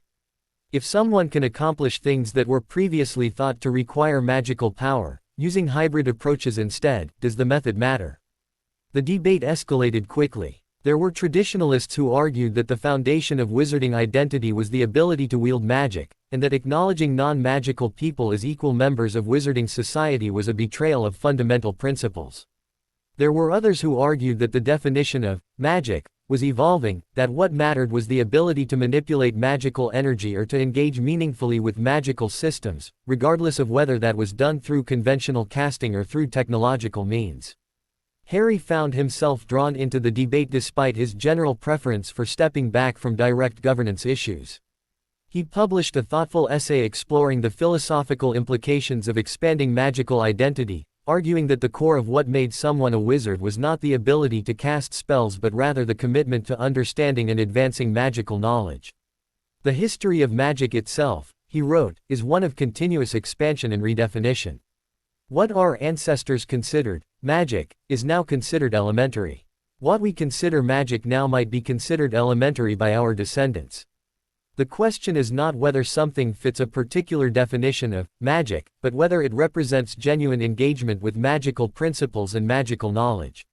The essay resonated with significant portions of the wizarding world, but it also provoked intense criticism from conservative factions who saw it as an attempt to dilute and democratize something that they believed should remain elite and exclusive.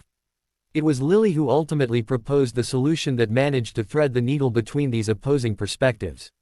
She suggested the creation of a new category of recognized magical practitioners, not wizards, in the traditional sense, but something that required its own designation, its own qualifications, its own frameworks for development and recognition.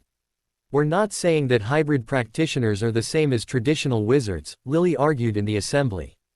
We're saying that there is a distinct path of magical practice that deserves recognition and development, with its own standards of excellence and its own opportunities for advancement. We're expanding what it means to be part of the magical world, without erasing the distinctions between different types of practice. It was a solution that satisfied almost no one completely but that most people could accept as reasonable. The new category was established, frameworks were created for training and certification, and within a few years, the first cohort of hybrid practitioners was being formally recognized and integrated into magical institutions. But even as this new integration was occurring, other tensions were beginning to emerge. The wizarding world's population was growing. Young wizards and witches were having more children, many of them choosing to remain within wizarding communities rather than integrating into Muggle society as had been common before. This growth, while generally positive, was creating resource pressures. Hogwarts began to experience overcrowding. The magical job market became increasingly competitive. Tensions between those with family connections and those without began to sharpen again as opportunity became more limited. We're going to face another crisis within 5 years if we don't address housing and resource allocation now, Ron warned during a meeting with Harry, Hermione, and Lily. He had retired from active ministry work but maintained informal connections to security and governance structures, giving him insight into emerging problems before they became acute. What kind of crisis? Lily asked. The kind where young people feel they have no future, where opportunity seems to have dried up, where resentment begins to accumulate, Ron said grimly. We've stabilized the wizarding world, but we've also created a population that has expectations of opportunity that the system can't adequately fulfill. We need to address it proactively, Hermione said. We need to create new opportunities before pressure builds to the breaking point. New institutions, new fields of endeavor, new ways for people to contribute meaningfully to society. This led to what became known as the Great Expansion, a deliberate effort to identify and develop new areas where magical practice could be applied. Some of this involved extending magical services into communities that had previously lacked access to them. Some of it involved creating entirely new fields, magical agriculture, magical medicine, magical infrastructure, that hadn't previously been formalized as distinct areas of study and practice. It was during this period of expansion that James made a discovery that would reshape the wizarding world's relationship with Muggle technology even more dramatically than his earlier hybrid innovations. Working in his laboratory near the Institute, he developed a method for converting magical energy into electrical energy and vice versa with remarkable efficiency. What this means, he explained to Harry and Hermione as he demonstrated the technology, is that we could theoretically power Muggle devices with magical energy, or use Muggle electrical systems to power magical devices. It creates a genuine bridge between the two systems. How quickly could this be scaled? Harry asked, immediately grasping the implications. Faster than you'd probably want, James admitted. Within a year or two, this could be commercially viable. Within 5 years, it could completely transform how magical communities relate to Muggle infrastructure. The implications were staggering. If magical and electrical energy were truly interchangeable at scale, then the barriers between wizarding and Muggle communities would essentially dissolve. Wizarding communities could be connected to Muggle electrical grids. Muggle technology could be powered by magical energy. The fundamental separation that had defined the relationship between the two communities for centuries could begin to break down. This could be incredibly positive, Hermione said thoughtfully, or it could create catastrophic conflicts. If Muggles discover that wizards have been able to access Muggle electrical systems all along, if they realize that magical energy could have been shared with them generations ago. They won't, Harry said firmly. James, we need to be very careful about how this technology is developed and deployed. If this is going to work, it has to be with explicit Muggle awareness and cooperation. We can't discover that wizards hid this from them. That way lies disaster. This recognition led to one of the most significant decisions of the post-transformation era, the decision to formally approach the Muggle world about the existence of wizards and about the technological possibilities that might be created through cooperation. The process was extraordinarily careful and complex. Negotiations with Muggle governments took months, involving extensive discussions about implications and safeguards. There was considerable fear on both sides. Muggles feared that revealing themselves would result in either domination or exploitation by wizards, while wizards feared that Muggle discovery would result in witch hunts and attempts to suppress magical practice. But Harry, drawing on his experiences negotiating between different factions within the wizarding world, helped to develop frameworks for this unprecedented cooperation. Treaties were drafted, agreements were reached, and for the first time in recorded history, wizarding and Muggle governments began working together on research and development initiatives. This is what transformation actually looks like on a grand scale, Hermione said, watching as the first joint research center was formally opened, with both wizarding and Muggle scientists working side by side. Not the overthrow of old systems, but the gradual expansion of the circle of who gets to participate in creating the future. The integration with Muggle society proceeded more smoothly than many had feared, though not without friction. There were Muggle communities that rejected the idea of magical existence, that saw it as either fraud or threat. There were wizarding communities that viewed the integration as a betrayal of magical separation and independence. But the technological advances that came from genuine cooperation between the two communities were so significant, so transformative, that both sides gradually recognized the value of continued collaboration. It was during this period of integration that Harry began to feel his age in ways that had not been present before. He had never been particularly concerned with advancing years. Magic slowed the aging process for wizards, and Harry had been born with a vitality that seemed to resist the ravages of time. But working alongside young researchers from both communities, watching them approach problems with an energy and lack of preconception that came from not having lived through the old conflicts, he became aware that a generation was passing. "I'm going to step back," he told Hermione one evening. They were sitting in their private garden at their home near Hogsmeade, watching the sunset paint the sky in shades of orange and gold. "Not from the world entirely, but from any position of authority or influence. I think it's time for me to become what I should have been years ago, simply a person offering my perspectives when asked, but not attempting to guide or direct." "Are you certain?" Hermione asked, though she didn't seem surprised by the statement. "As certain as I can be about anything," Harry said. "We've created something stable enough to survive without our constant attention. The next generation, Lily, James, and their peers, they need room to develop without the shadow of our legacy looming over them. I'm not ready to step back." "Completely," Hermione admitted. "But I think I understand what you mean. We need to shift from leadership to elder status." Over the next several years, Harry and Hermione gradually withdrew from direct involvement in governance and research, though they remained available for consultation and advice. Harry published his complete account of the Transformation Chronicles, which became required reading for anyone seriously studying governance or magical history. Hermione established the Institute for Historical Justice, an organization dedicated to examining the errors and failures of past systems and to learning from them for the purpose of creating better approaches in the future. Their children, freed from the weight of living up to their parents' legendary status, began to make their own marks on the wizarding world. Lily's approach to governance proved popular, and she was eventually elected to the position of chair of the assembly, leading the wizarding world not through revolutionary vision but through careful bridge building and the creation of consensus. James's technological innovations continued to advance, and he became increasingly interested in the philosophical implications of magical technological integration, exploring questions about the nature of consciousness and energy that had previously seemed impossible to even formulate. By the time Harry reached what would have been, in Muggle terms, his late 80s, the wizarding world had transformed so thoroughly that many of the conflicts that had defined the early years of revolution seemed almost quaint. The question was not whether distributed governance was better than centralized authority, that had been definitively answered by decades of successful practice. The question was how to refine and improve the systems that existed. "Do you regret anything?" a young researcher asked Harry during an interview for the Historical Archives, a project dedicated to recording the perspectives of those who had lived through the transformation. Harry considered the question carefully before responding. "I regret some of my methods. I regret times when I was certain I was right and refused to listen to legitimate criticism. I regret people who were hurt in the process of change. But I don't regret the fundamental commitment to transformation itself. Stagnation would have been far worse. If you could go back and do it differently, would you?"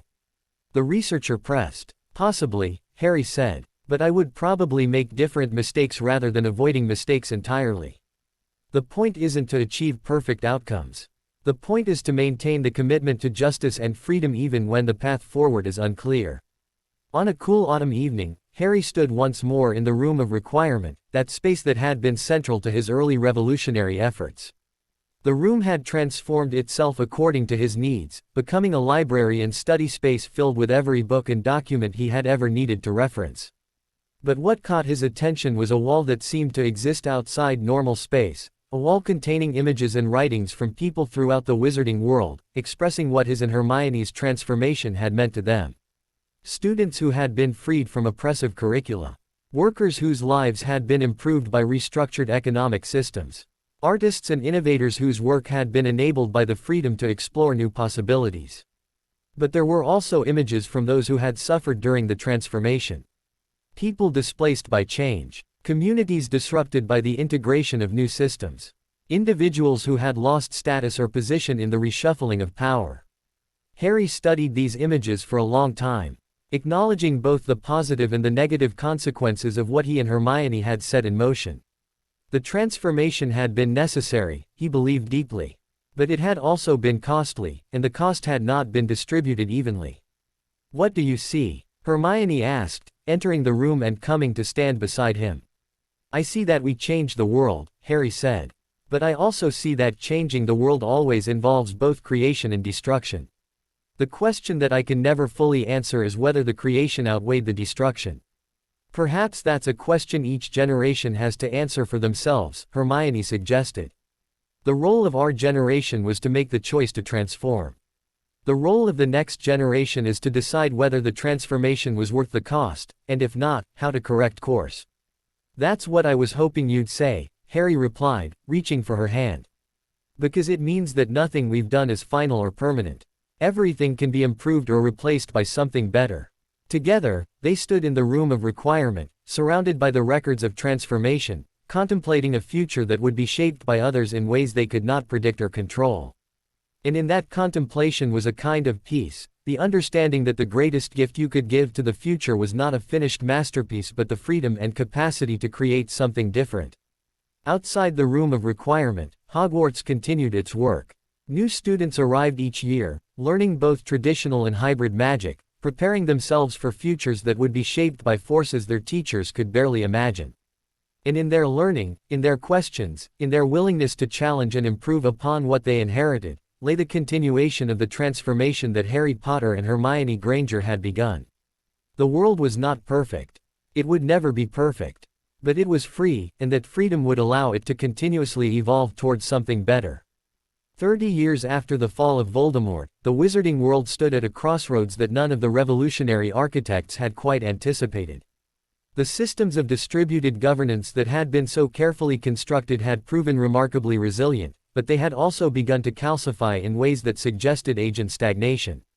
What had been revolutionary in one generation became orthodox in the next, and orthodoxy carried with it the seeds of its own opposition. Lily Potter stood before the assembly, now in her mid-50s and serving as chair for her fourth consecutive term, facing a growing movement that explicitly rejected the premises upon which the post-transformation wizarding world had been built. The movement called itself the Renewal, and it argued that the systems established decades earlier had become ossified, that they no longer served the needs of a wizarding world that had changed dramatically even in the years since integration with Muggle society.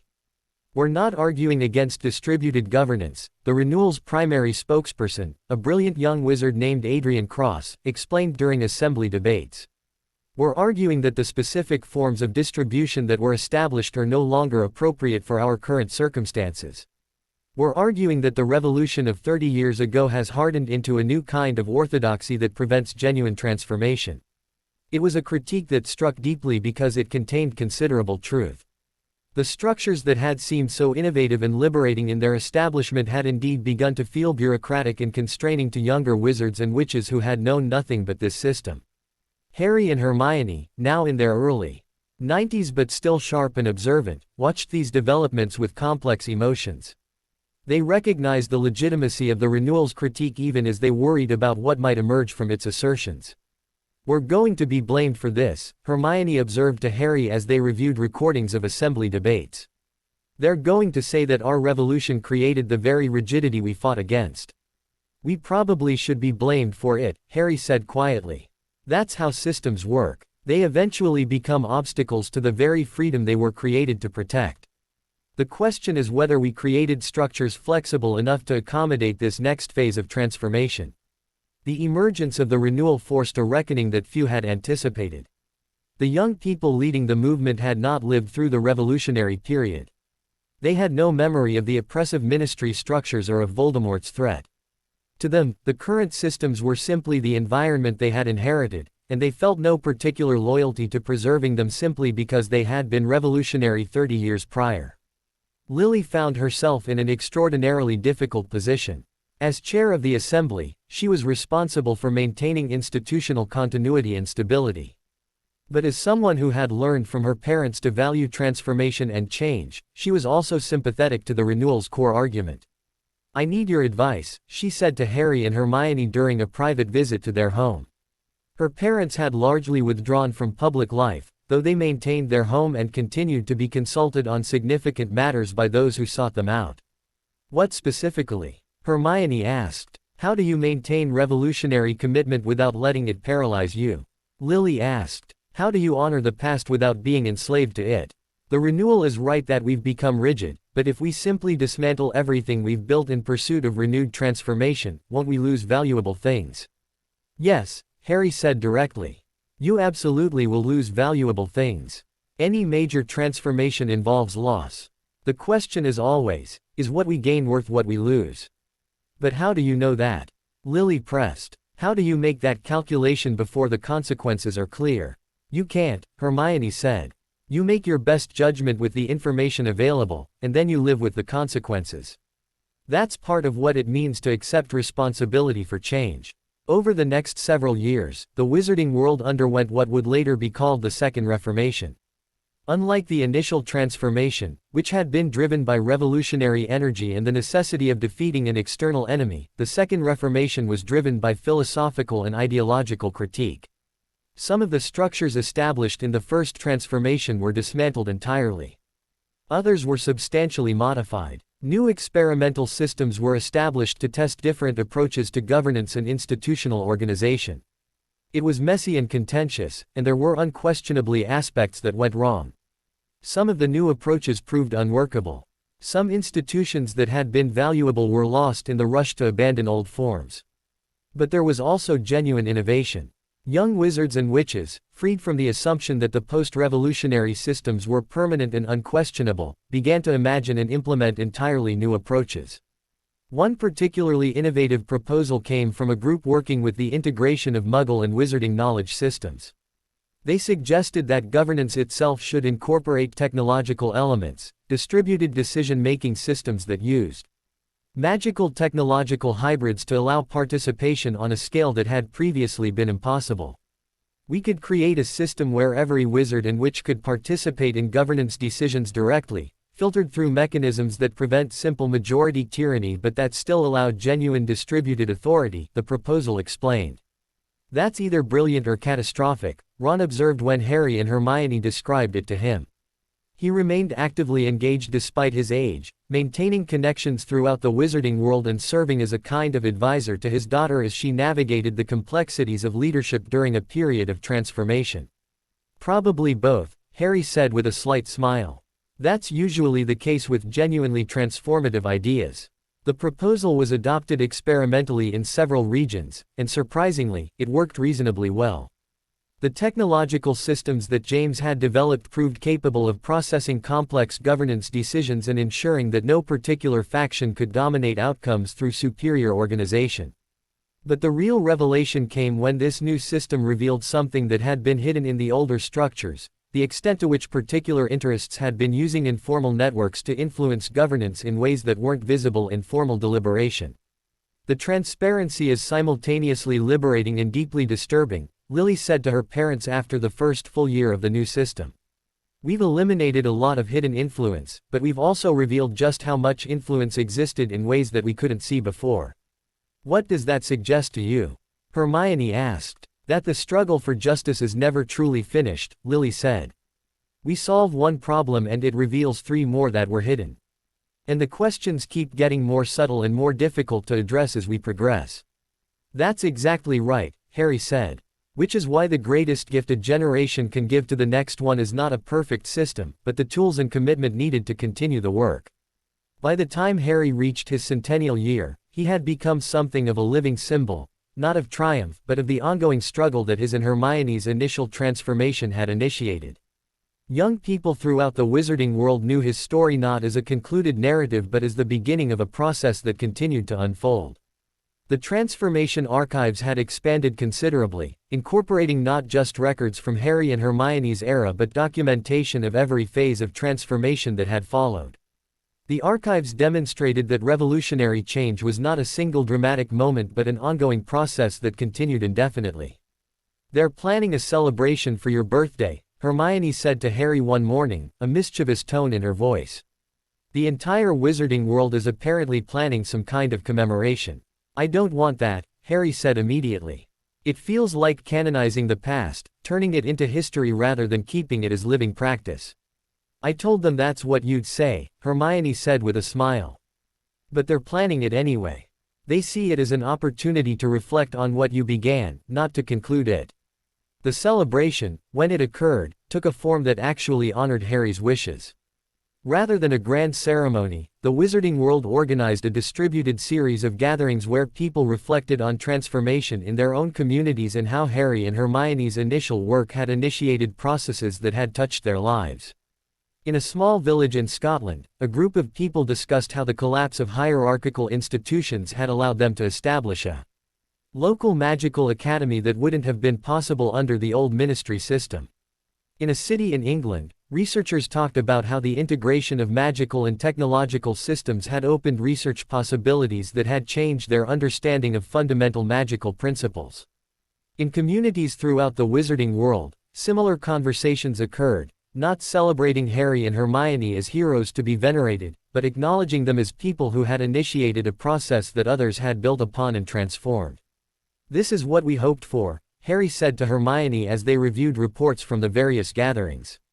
Not that people would remember us fondly, but that they would continue the work we started in their own ways.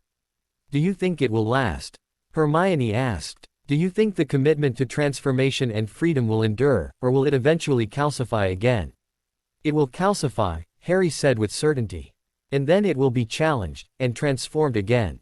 That's the pattern. But as long as there are people committed to questioning and improving systems, as long as people refuse to accept oppression as inevitable, then the fundamental victory remains secure.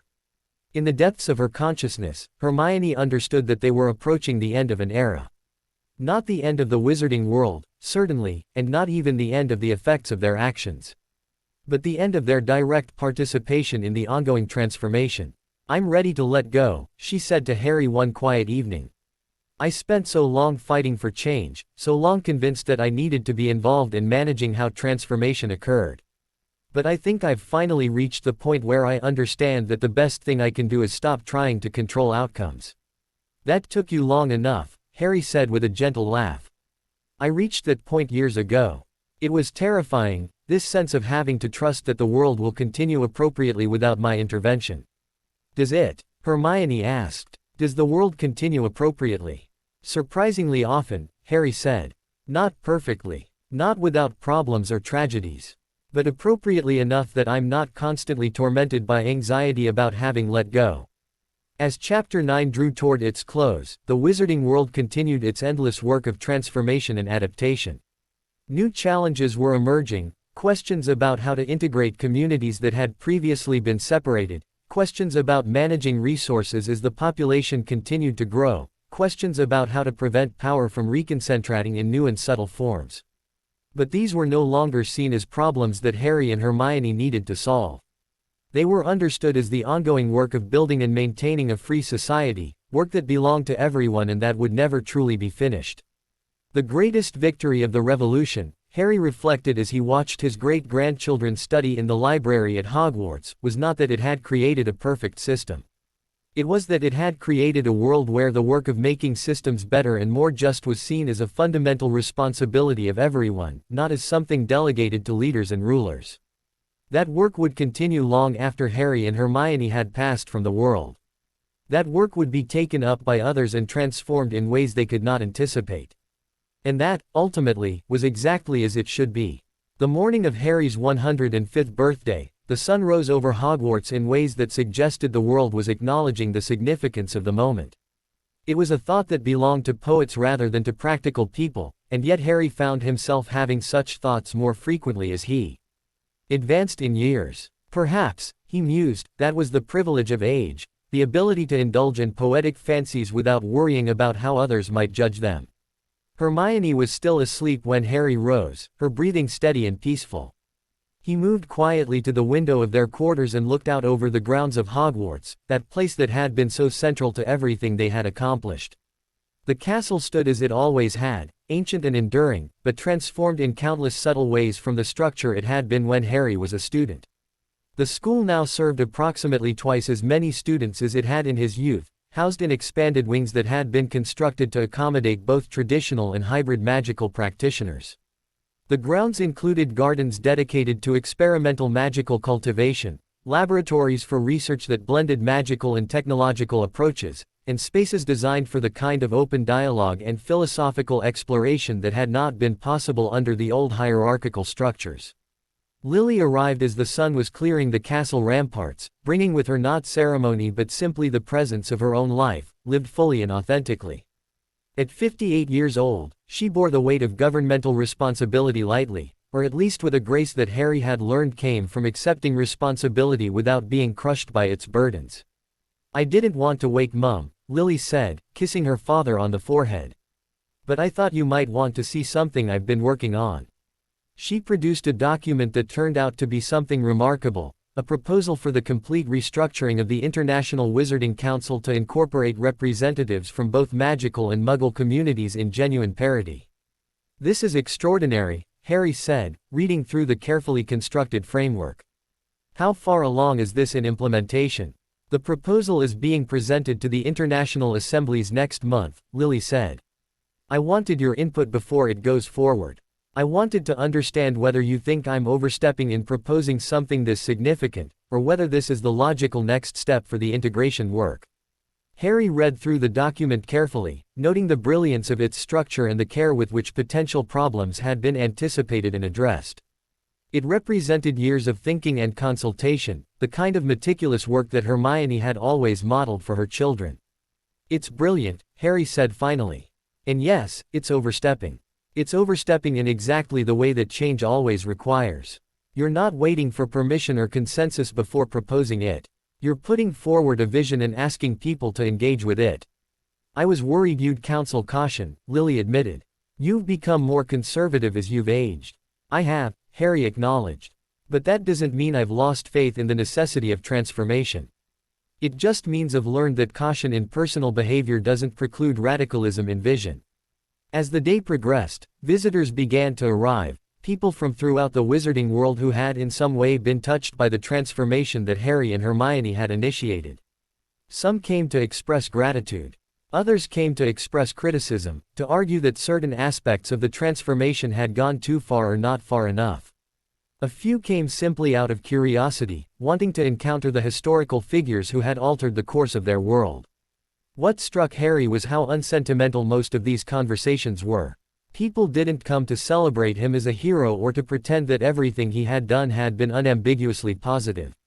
Instead, they came to engage with the complexity of what had occurred, to discuss the consequences, both positive and negative, of revolutionary change. An elderly woman from a working-class community explained how the collapse of the old ministry hierarchy had allowed her grandson to rise to a position of significance that would have been impossible under the old system. But she also spoke candidly about how the economic disruption caused by the transition had driven many of her friends and neighbors into poverty before new systems had stabilized. A traditional magical theorist argued passionately that in the rush to integrate with Muggle knowledge systems, valuable purely magical traditions had been abandoned.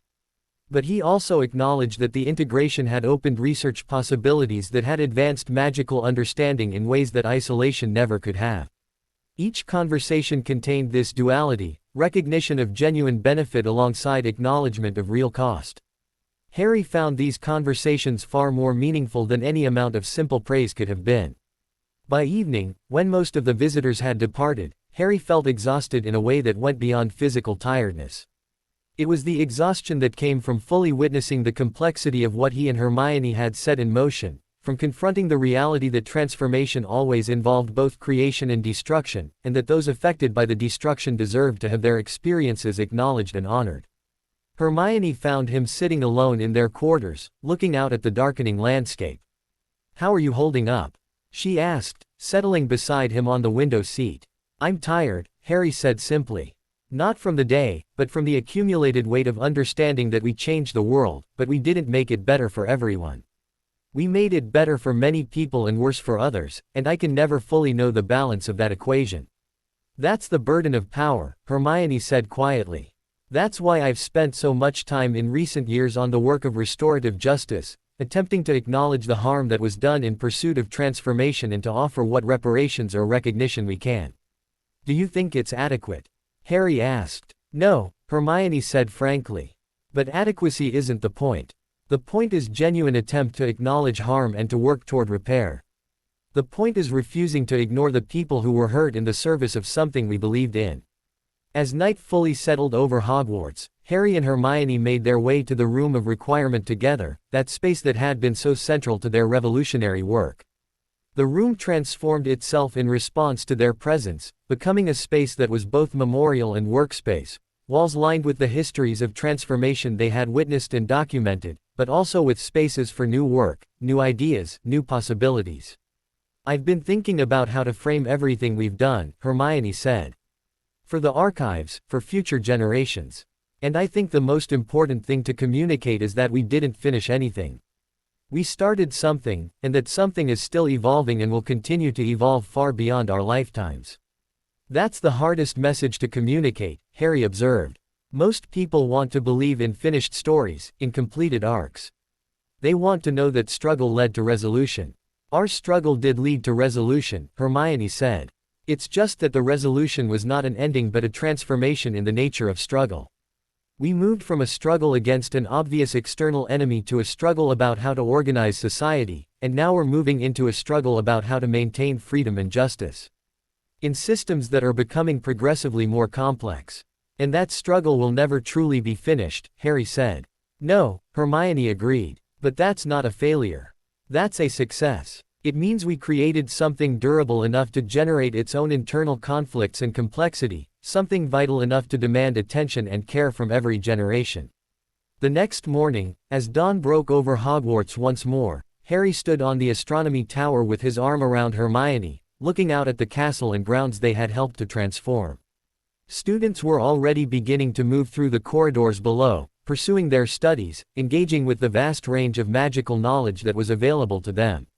Teachers from both wizarding and muggle backgrounds were preparing lessons that would integrate different ways of knowing. Researchers in the institute were conducting experiments that might produce breakthroughs or might yield nothing but valuable negative results. Do you think it was worth it? Hermione asked, not for the first time but with a different tenor now, not asking for reassurance but genuinely seeking to understand Harry's perspective on their life's work. Yes, Harry said with certainty. Even with all the complications and failures and harm that we didn't manage to prevent, yes, the transformation was worth it. Because we proved that change was possible. We proved that systems that seemed permanent and inevitable could be fundamentally restructured. And we passed that knowledge on to the next generation and the next, who continue to find new ways to implement and improve upon it. What do you think comes after us? Hermione asked. I don't know, Harry said. And I've finally come to a place where that uncertainty doesn't terrify me. There will be people after us who will build on what we've created, and they'll probably reject significant portions of what we did. They'll see problems we didn't recognize and create solutions we couldn't have imagined. And that's as it should be. Over the following weeks, Harry and Hermione began the process of completing their final contributions to the Transformation Archives. They wrote essays reflecting on their decisions, analyzing both their successes and their failures, offering guidance to future generations while being careful not to prescribe solutions to problems that would inevitably be different from the ones they had faced. Harry found particular meaning in writing to his great-grandchildren, and Hermione's great-grandchildren, about what they should understand regarding the legacy they had inherited. You inherit a world that is more free than it was, Harry wrote in one such letter, but also more complex and more challenging. The systems we established were meant to serve freedom, not to become obstacles to it. If you find them to be obstacles, you have both the right and the responsibility to challenge and transform them. By the end of his 105th year, Harry had begun to feel the weight of his years more acutely. His body moved more slowly, his mind retained its sharpness but his energy had diminished. He knew, without needing to be told, that he was approaching the end of his life. But instead of this thought bringing despair, it brought a kind of peace. He had lived longer and more fully than he had any right to expect. He had seen the consequences of his actions unfold across decades. He had watched people build upon what he and Hermione had created, improving and transforming it. Most importantly, he had come to understand that his death would not represent an ending of the transformation. It would simply mean that others would take up the work, would face new challenges and imagine new possibilities. I think I'm ready, he said to Hermione one evening as they sat together in the room of requirement, surrounded by the records of transformation they had witnessed and created. Ready for what? Hermione asked, though she understood perfectly well. Ready to let go, Harry said. Ready to step fully into the past so that the future can belong entirely to those who will inhabit it. The final chapter of Harry Potter's direct participation in the wizarding world's evolution was not dramatic. There was no grand gesture, no final confrontation or triumph. Instead, there was simply a gradual fading, as Harry and Hermione spent more time in private reflection and less time in governance or institutional leadership. They received visitors, but increasingly from people seeking their wisdom rather than their authority. They wrote and revised their accounts of transformation, working to capture the complexity of what had occurred in ways that wouldn't oversimplify or reduce it to easy narratives. And they prepared their children and grandchildren to continue the work without them, ensuring that the commitment to transformation and justice that had defined their lives would not die with them but would be passed on to a new generation who would shape it according to their own understanding and their own times. On the day that would be Harry's last, as evening fell over Hogwarts and the castle lamps began to glow against the darkening sky, he stood once more in the room of requirement with Hermione beside him. The room had arranged itself into something that was part library and part memorial, a space that honored all that had been accomplished while leaving space for what would come next. We did it, Hermione said quietly. We started something, Harry corrected gently, taking her hand. That's different than finishing something, but it's no less important. What do you think the final verdict will be? Hermione asked. When historians look back on what we tried to do, what will they conclude? I think they'll find that we were flawed people who attempted something extraordinary and achieved part of it while failing at other parts, Harry said. I think they'll find that we changed the wizarding world, but not in all the ways we intended. I think they'll find that we created possibilities and also constraints, that we opened some doors while closing others. That's not exactly a triumphant legacy, Hermione observed. No, Harry agreed, but it's an honest one. And I think honest legacies are more valuable than triumphant ones. Because honest legacies allow future generations to learn from mistakes rather than blindly repeating them. As the night deepened and the castle settled into sleep, Harry felt himself beginning to let go of the world he and Hermione had worked so hard to transform. The wizarding world would continue without him. Institutions would evolve and change. New leaders would emerge with their own visions and their own approaches. And somewhere in that future, in those transformations that he would not live to see, the seeds of the revolution he had helped to plant would continue to bear fruit. That knowledge, that the work would continue, that others would build upon what had been started, that freedom and the commitment to justice would persist beyond his individual participation, was a gift greater than any he could have asked for. As Harry's breathing slowed and his consciousness began to fade into the final sleep from which no magic could wake him, his last thought was not of what he had accomplished but of what still lay ahead. All the possibilities that future generations would create, all the transformations they would imagine and implement, all the ways they would build upon and surpass what his generation had begun. And in that thought was a kind of triumph, not the triumph of completion, but the triumph of having set something in motion that would endure and evolve far beyond any single life or generation. The transformation of the wizarding world did not end with Harry Potter's death. Instead, his death marked a threshold, the moment when the revolution he had initiated became fully the responsibility of others. And in that transition from revolutionary to historical figure, from living leader to ancestor, lay the true success of everything Harry and Hermione had worked toward. Because the greatest revolution is not one that is completed by a single generation or under the guidance of particular leaders. The greatest revolution is one that is never truly finished, that continues to evolve and transform across generations, that inspires each new cohort to challenge what exists and to imagine what might be possible.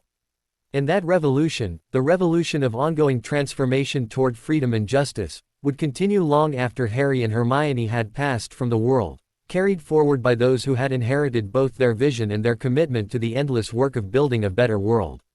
In the end, that was enough. That was everything. The funeral of Harry Potter was not held in any single location, but rather occurred simultaneously across the wizarding world in dozens of communities where his legacy had taken root. Hermione attended the gathering at Hogwarts, watching as thousands of people, students, teachers, ministry officials, ordinary wizards and witches from all walks of life, gathered to commemorate the man who had fundamentally altered their world's trajectory. But what struck her most profoundly was how muted the grief seemed to be. There was sadness, certainly, and genuine loss.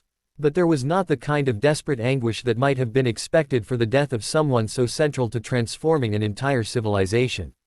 That's actually what he would have wanted, Ron said, standing beside her as they watched the ceremony.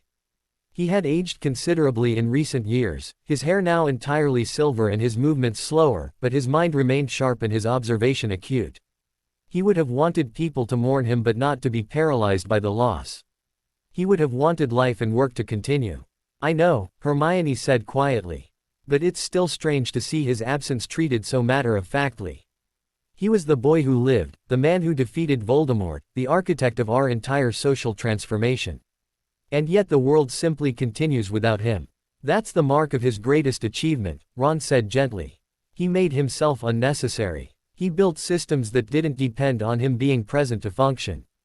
Everything continues because he created structures robust enough to endure beyond his individual participation. In the weeks following Harry's death, Hermione found herself confronting questions about her own mortality and legacy in ways she had largely avoided while Harry was still alive. They had been partners for so long, complementing each other's strengths and compensating for each other's weaknesses, that his absence created a void that could not be entirely filled by anything external.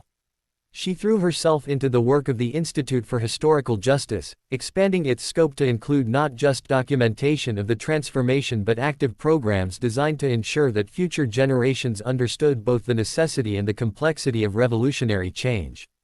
We need to establish education programs, she told the Institute's directorate, that teach young people not just what we accomplished but how we accomplished it, why we made the choices we did, and what the Consequences of those choices have been.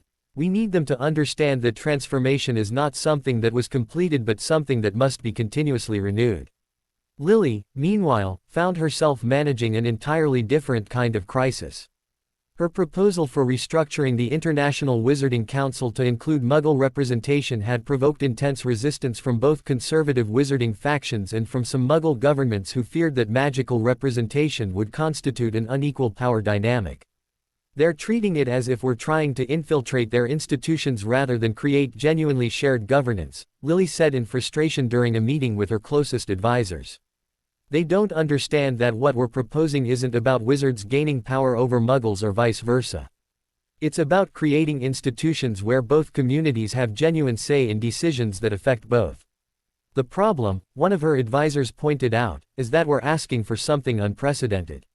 Humans fear what is unprecedented. My father built his entire life on making the unprecedented seem not only possible but necessary, Lily replied sharply. And my mother spent decades convincing people to embrace change they feared. I'm not going to accept that fear as an adequate reason to maintain the status quo. But even as Lily pushed forward with her proposal, she was aware of a deeper challenge emerging. The wizarding world had become so integrated with Muggle society in certain respects, through technological cooperation, through intermarriage, through economic interconnection, that the old boundaries had become genuinely porous. This meant that problems in one community inevitably affected the other. Economic recession in Muggle markets had begun to impact magical economies that had become dependent on trade and exchange. Technological advances developed by Muggles were being adapted for magical use, creating new forms of power and influence that the old governance structures hadn't anticipated. Most significantly, there were increasingly more people who belonged to both communities, Muggle-borns who had married purebloods and their children, squibs who had integrated into Muggle society and then reconnected with the magical world. We're not facing a discrete wizarding world anymore, James said during a family meeting at their home in Hogsmeade. James had continued his work on magical technological integration, and he had unique insight into the ways that the boundaries between communities were becoming genuinely blurred. We're facing a complex of overlapping communities with different interests and values. The question is how to create governance structures that can accommodate that complexity. That's always been the question, Hermione said, looking at her son with something approaching awe. He had truly become his own person, pursuing lines of inquiry that neither she nor Harry had anticipated. The form it takes changes, but the fundamental challenge, how do you create systems that serve freedom and justice in increasingly complex circumstances, that remains constant. 6 months after Harry's death, Hermione began to feel the accumulated weight of her years in ways she had previously managed to ignore. She was 100 years old, and while magical extension of lifespan could sustain her for years or even decades longer, she became increasingly aware that she did not want to continue indefinitely. I'm tired, she told Lily one afternoon as they worked together in the archives, documenting recent developments in wizarding Muggle relations. Not just physically tired, though that's certainly part of it. I'm tired of fighting, even though the fight continues to be important and necessary. I think I need to find a way to contribute without bearing the full weight of ongoing struggle. Have you considered stepping back from the Institute? Lily asked carefully. I've considered it, Hermione admitted. But stepping back feels like abandonment. The work is too important to abandon. What if stepping back isn't abandonment but transition? Lily suggested. What if you moved from direct leadership to something more like advisory or mentorship? What if you focused on developing the next generation of people who will carry this work forward? Over the following months, Hermione began to implement exactly such a transition. She stepped back from day-to-day leadership of the Institute but increased her involvement in mentoring younger people who showed commitment to the work of documenting and extending transformation. One of these young people was a particularly brilliant researcher named Maya Chen, a product of the magical Muggle integration who had grown up in both communities and brought unique perspective to questions about how different systems of knowledge could be synthesized. The thing that's striking to me, Maya said during one of her working sessions with Hermione, is how much the wizarding world is only now beginning to grapple with problems that Muggle societies have been working on for centuries. Questions about gender equality, about economic justice, about how to prevent power concentration in new forms, Muggle philosophers and activists have been exploring these territories for generations. Yes, Hermione said thoughtfully. And similarly, wizards have been exploring certain questions about the nature of power and consciousness that Muggles have only recently begun to approach. What we're discovering is that wisdom isn't the property of any single community. It's distributed across cultures and traditions, and we're only beginning to learn how to draw upon all available wisdom. As the second year after Harry's death progressed, the wizarding world began to settle into patterns that suggested a new equilibrium. The radical transformations of the early post-war years had given way to more incremental changes and adjustments. The excitement and urgency that had characterized the revolutionary period had evolved into something more like sustained commitment, less dramatic but potentially more durable. But this apparent stability masked significant tensions that were building beneath the surface. There were wizarding communities that felt they had lost status and privilege in the transformation but had not received adequate compensation or recognition. There were Muggle communities that had welcomed magical integration but now worried about being overshadowed or subsumed by wizarding influence and power. Most significantly, there were young people in both communities who were beginning to question the premises upon which their elders had built the integration, asking whether the approach had gone too far or not far enough, whether genuine equality was actually being achieved or whether new forms of hierarchy were simply being disguised. We're entering a period where the Second Reformation will probably give rise to a Third Reformation, Ron observed to Hermione during one of their regular conversations. The young people are going to challenge what we've built just as fiercely as we challenged what our parents' generation built. And that's as it should be. Are you prepared for that? Hermione asked. No, Ron said honestly. But I don't think you ever truly prepare for the next wave of transformation. You simply accept that it's coming and hope you've built structures flexible enough to accommodate it. By the time the third anniversary of Harry's death approached, Lily had achieved something remarkable. She had managed to get preliminary approval from both the Wizarding Assembly and representatives from several major Muggle governments to establish pilot programs for the International Council of Shared Governance. The pilot program would begin with a single council responsible for addressing issues of mutual concern between Wizarding and Muggle communities: trade, technological transfer, shared security concerns, cultural exchange. It's not everything I wanted, Lily told Hermione as they reviewed the final agreement. But it's a start. It creates a framework within which genuine partnership can develop. Your father would be proud, Hermione said. I hope so, Lily replied. But I'm also aware that what I'm building is different from what he built. He was revolutionary. I'm being pragmatic. He broke things that needed to be broken. I'm trying to make things that work adequately serve more people adequately. That's not as dramatic, Hermione acknowledged, but it might be just as important. Revolutionary change is crucial when existing systems are deeply unjust. But once those systems have been fundamentally transformed, pragmatic improvement might be what's actually needed. It was during this period that Hermione made a decision that shocked many people, though those closest to her understood it perfectly. She announced that she would be stepping down completely from all formal roles and would be retiring to a private life focused on writing, reflection, and mentorship. I've spent my entire life working toward transformation, she explained in a public statement. I've fought against oppressive systems, worked to establish new structures of governance, and attempted to ensure that the principles of freedom and justice were embedded in our institutions. I've done the best work I could, and I've made whatever contribution I was capable of making. Now it's time for others to carry the work forward. The reaction to this announcement was complex. Some people felt abandoned, as if Hermione was abandoning a crucial struggle at precisely the moment when her expertise was most needed. Others understood it as a gift, the gift of stepping aside to allow new people with new perspectives to shape the wizarding world's future.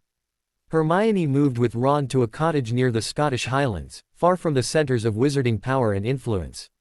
She established a small library and study space where she could work on her final projects: the completion of the comprehensive history of transformation, the development of educational curricula for teaching future generations about the complexity of change.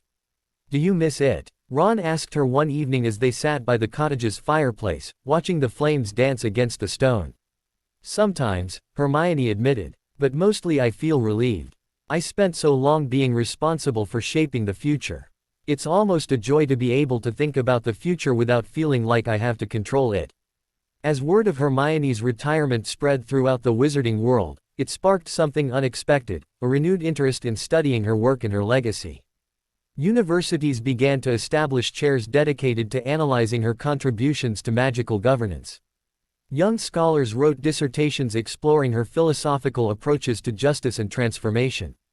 But what struck Hermione most powerfully was how people were already beginning to critique her work, to identify places where her thinking had been limited or where her approaches had produced unintended consequences.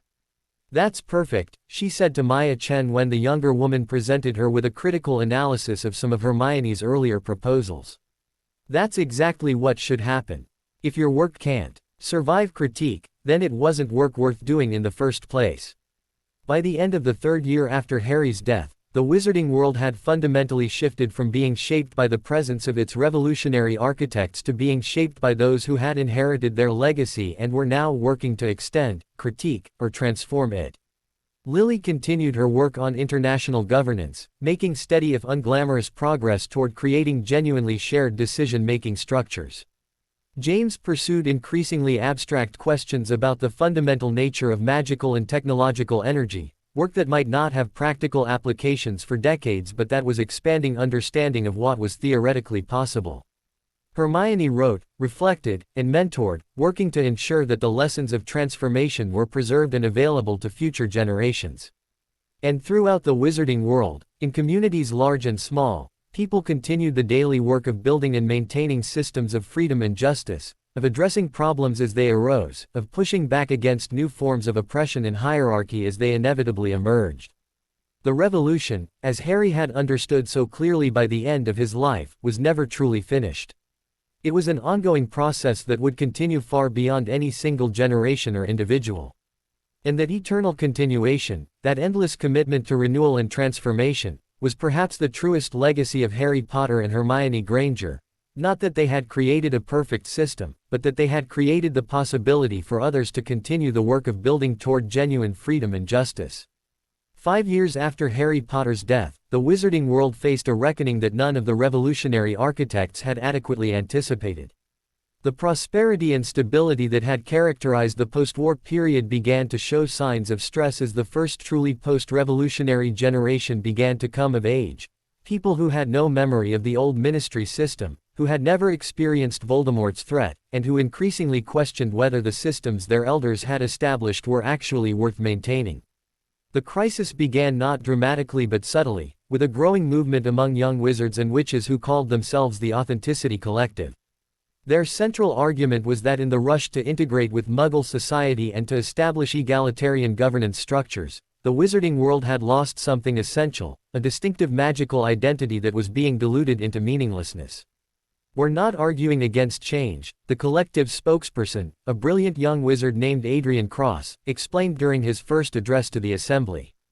"We're arguing that we've changed in directions that have undermined what makes the magical world valuable and unique.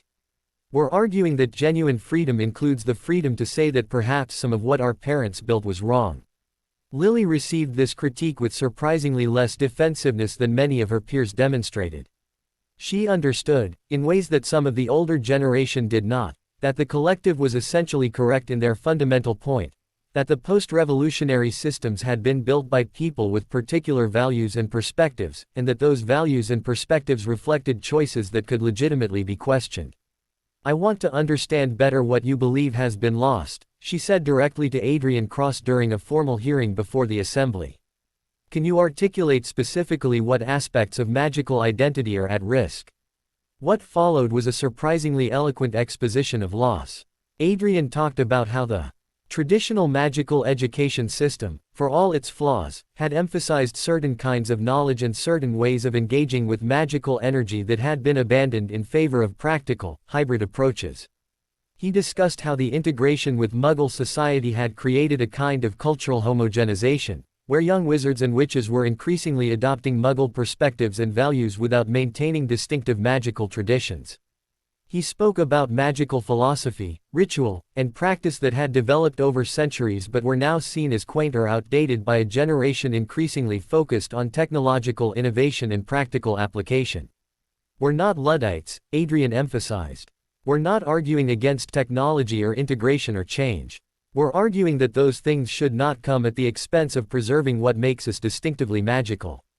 For Lily, the encounter with the Authenticity Collective's critique forced her to confront something that had been developing for years but that she had not wanted to explicitly acknowledge: the reality that even the most well-intentioned transformation of society produces losses, and that those losses deserve to be recognized and mourned rather than dismissed. She began a series of private conversations with James, seeking his perspective as someone who had built his entire career on the integration of magical and technological knowledge. "Are we losing something important?" she asked him directly one evening. "Yes," James said without hesitation.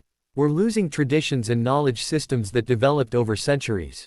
We're losing a certain way of experiencing and understanding magic that emphasized mystery and transformation over precision and control. And that loss is real and significant." "So the collective is right?" Lily asked. "They're right that loss is occurring," James said. "But they're incomplete in their analysis. Because something new is also being created. We're developing hybrid approaches to magic that have capabilities that purely traditional approaches could never have achieved. We're creating possibilities for magical practice that previous generations couldn't have imagined. So the question isn't whether loss is happening.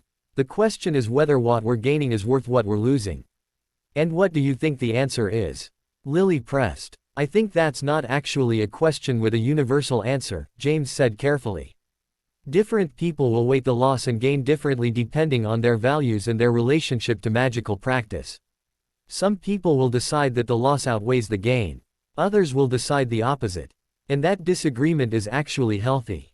This conversation led Lily to make a decision that was both politically risky and philosophically consistent with what her parents had believed.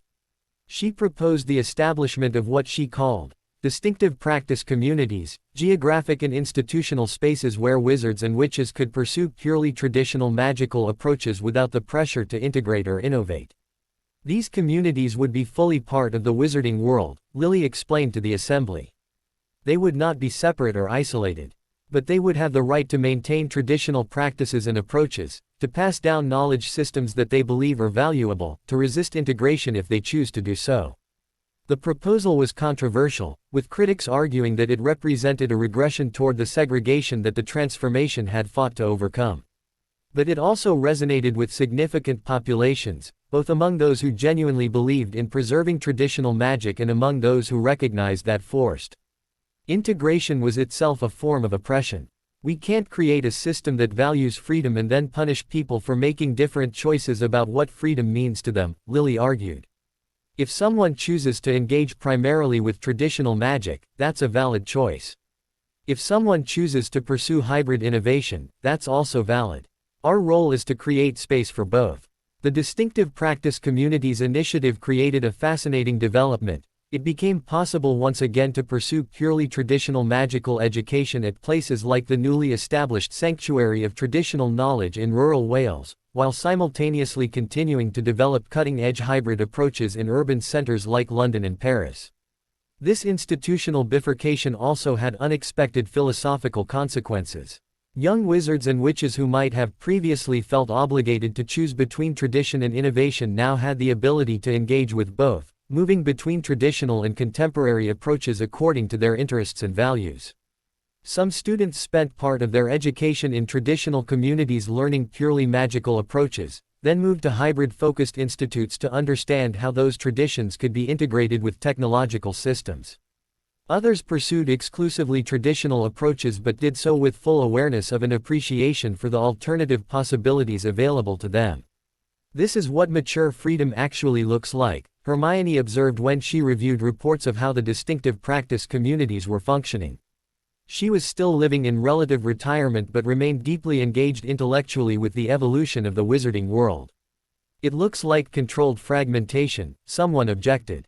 "Like we're allowing the wizarding world to divide into separate communities with different values." "Yes," Hermione said. "And that's better than the alternative, which is having a central authority mandate that everyone embrace the same values and approaches. The question is whether the fragmentation is productive or destructive, and early evidence suggests it's been quite productive." However, the establishment of distinctive practice communities also revealed deeper tensions that had been building for years. Some of the more radical members of the Authenticity Collective began to argue that the problem went deeper than just preserving traditional approaches. They argued that the entire system of governance that had been established in the post-war period was fundamentally flawed and needed to be replaced.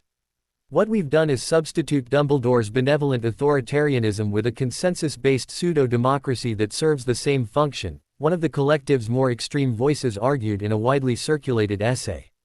We've simply hidden the oppression beneath a veneer of participatory governance. Real freedom would mean something far more radical. This radical faction began to advocate for what they called anarchic magical communities, settlements where people would attempt to practice magic and organize society without any formal governance structures at all, functioning purely through consensus and mutual aid. This is what we were afraid of, one of the more conservative assembly members said during debates about how to respond to this proposal. If we allow people complete freedom to organize however they wish, we'll inevitably descend into chaos. Or we might discover that humans are capable of far more sophisticated organization than we've given them credit for, Lilly countered. We should allow these experiments. We should observe them, study them, and learn from them. If they fail, we'll have learned why. If they succeed, we'll have discovered something important. The proposal to allow the establishment of anarchic magical communities passed narrowly, and within a year, approximately a dozen such communities had been established in various locations throughout the wizarding world. What resulted was both fascinating and somewhat disappointing. The communities did function, often quite effectively, but they discovered practical limitations that theorists had not adequately anticipated. Consensus-based decision-making worked well for communities of 100 people or fewer, where everyone had genuine voice in decisions. At larger scales, it became cumbersome and prone to paralysis. Resource allocation through mutual aid worked when there were genuinely shared resources and shared values. But conflicts arose when individuals had different assessments of what constituted fair distribution. Most significantly, the anarchic communities discovered that they could not actually isolate themselves from broader economic and social systems. They needed to trade with external communities, which meant engaging with institutions and hierarchies that they had rejected in theory. The experiment has been instructive, Lilly said after reviewing reports from the anarchic communities after their first year of operation. They've demonstrated both the possibilities and the limitations of governance without formal structures. They've proven that humans can function with far less hierarchy than we typically assume necessary.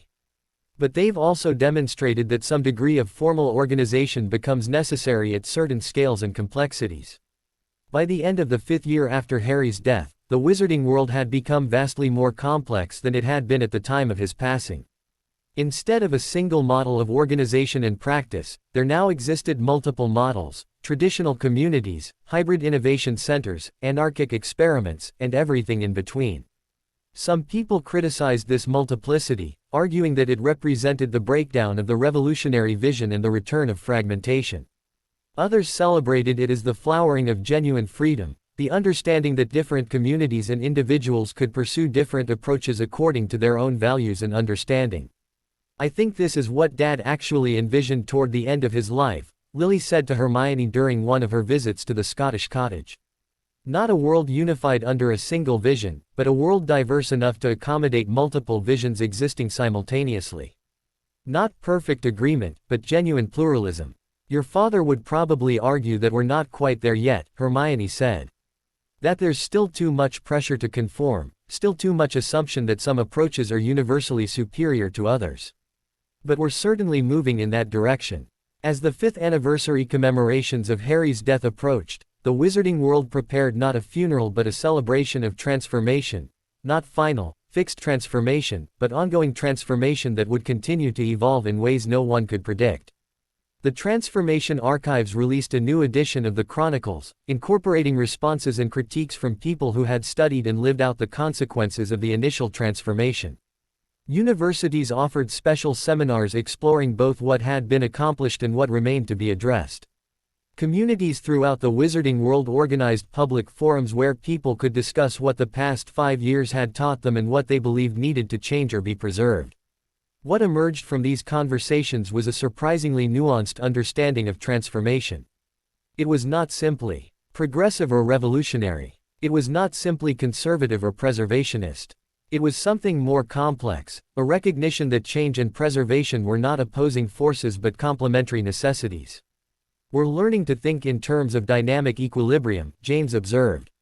Not balance in the sense of maintaining the status quo, but balance in the sense of understanding that transformation requires both innovation and conservation, both change and stability, both disruption and continuity.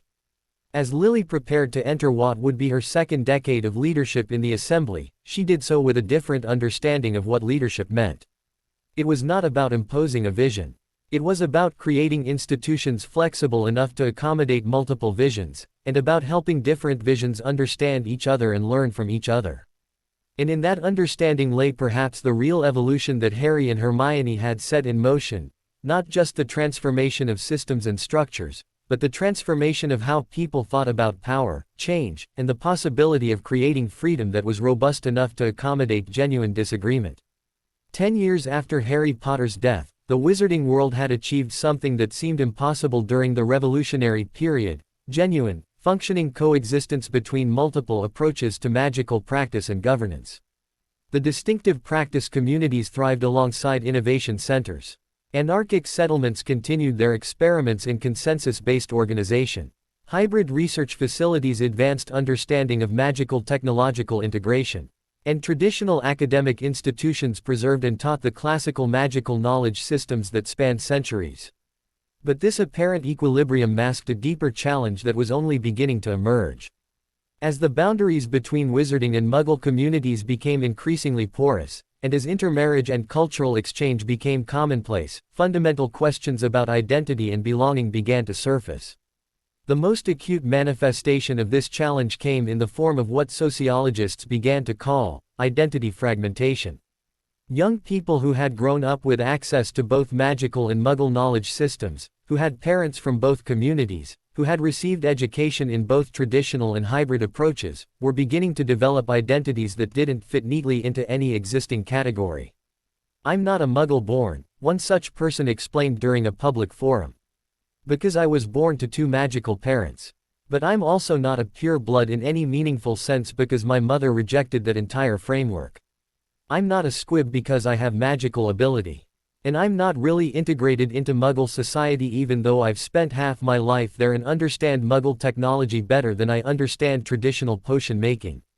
So what am I?" The question, when asked by hundreds of thousands of people throughout the wizarding world, created pressure for institutional response. Lily found herself working with her brother James and with Hermione, pulled back into some level of formal engagement despite her retirement, to develop frameworks that could accommodate these new forms of identity. "The problem," Hermione explained to a gathering of institutional leaders, "is that we've built our entire system around categories that are becoming increasingly irrelevant. We talk about wizards and Muggles, about purebloods and Muggle-borns, about magical and non-magical. But these categories describe fewer and fewer people accurately. We need new language, new ways of thinking about identity that accommodate genuine hybridity." This recognition led to the Inclusivity Accords, a comprehensive restructuring of how the wizarding world's institutions thought about and addressed identity. Rather than asking people to fit into predetermined categories, the Accords created a system where individuals could self-identify according to their own understanding of who they were. More radically, the Accords introduced the concept of fluid identity, the formal acknowledgement that a person's identity might change over time and across contexts, and that this fluidity was legitimate rather than aberrant. Someone might identify primarily with traditional magic during one phase of their life and with hybrid innovation during another, Lily explained. Someone might feel primarily Muggle in one context and primarily magical in another.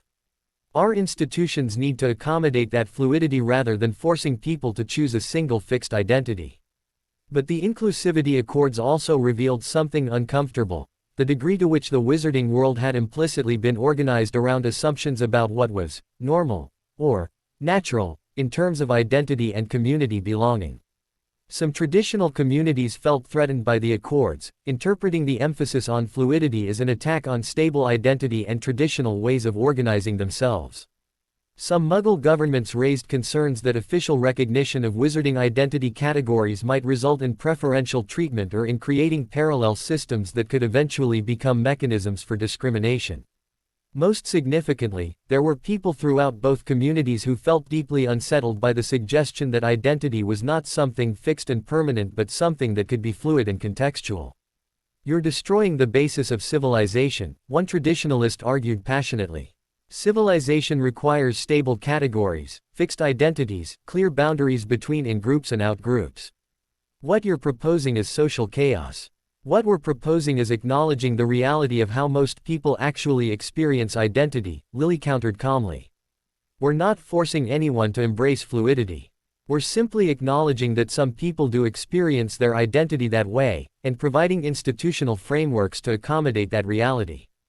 The implementation of the Inclusivity Accords proceeded haltingly and was met with ongoing resistance, but it also unleashed significant creative energy.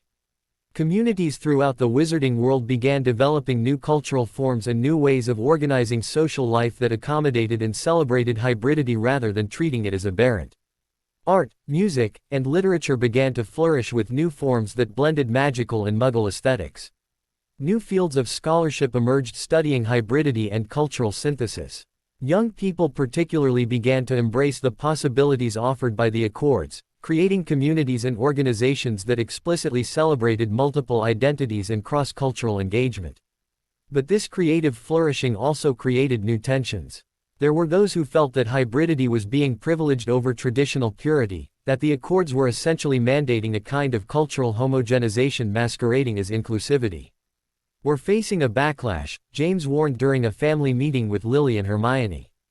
"Not from the Radical Authenticity Collective anymore. They've mostly been absorbed into other movements or have settled into the distinctive practice communities. But from people who feel genuinely threatened by the pace and direction of change." "What form is the backlash taking?" Hermione asked. "Organizing," James said grimly. "There's a movement forming called preservation through separation. They're arguing for much stronger boundaries between magical and Muggle communities, much stricter control over intermarriage, institutional preference for traditional over hybrid approaches. They're not fascistic in the old Voldemort sense, but they're definitely reactionary." This emergence of organized reaction to the transformation represented something new in the post-revolutionary wizarding world. It was not a rejection of the fundamental systems of distributed governance that had been established, but rather a desire to use those systems to push society in a more conservative direction. Lily found herself in the unfamiliar position of defending progressive change against a movement that was using legitimate democratic processes to try to reverse it. "This is the test of whether our systems actually work," she said to Ron during one of their regular conversations. He had become increasingly engaged in mentoring younger leaders, offering perspective drawn from decades of working within institutional structures. "What do you mean?" Ron asked. "If the only way to maintain progressive change is to suppress democratic processes when they produce conservative outcomes, then we haven't actually created genuine freedom," Lily explained. "We've just created a system where progressive values are protected as long as they remain dominant. That's not actually different from what we fought against." "So what do you do?" Ron asked. "We argue," Lily said simply. "We make the best case we can for why the direction we've been moving is better. We listen to the critiques and respond to the legitimate concerns. And if enough people decide they want to move in a more conservative direction, then that becomes what the wizarding world does. And we live with the consequences and work to adjust course over time." This commitment to accepting democratic outcomes even when they conflicted with one's own preferences represented a genuine maturation of the post-revolutionary systems. It meant accepting that freedom included the freedom to make choices you disagreed with, to pursue directions you believed were wrong, to implement policies you considered destructive. Over the next several years, the preservation through separation movement gained substantial electoral support. In several regional elections, candidates aligned with the movement's perspective won significant positions. Some communities began to implement stricter policies around magical education, emphasizing traditional approaches over hybrid ones. Some governance bodies began to explore ways to limit certain kinds of intermarriage or at least to require special registration and oversight of families that crossed magical Muggle boundaries. But the response to these developments was not suppression but counter-organization. Progressive movements mobilized. Public debates occurred. Communities discussed what they wanted their societies to look like. Most importantly, the process remained peaceful. There was no violence, no revolution, no attempt to overthrow the communities and governments that were moving in more conservative directions. Instead, there was political struggle carried out through legitimate democratic processes.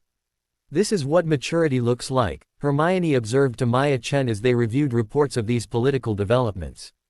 It looks like boring, frustrating, sometimes heartbreaking political struggle. It looks like having to accept outcomes you don't want because the people affected have the right to choose their own direction. But beneath the surface of these political struggles, something more fundamental was occurring. The conversations that the preservation through separation movement had initiated were forcing the entire wizarding world to grapple with difficult questions about identity, culture, and the pace of change. Even communities moving in more conservative directions were doing so consciously and deliberately, not just accepting the status quo but actively choosing what they wanted to preserve and what they were willing to modify.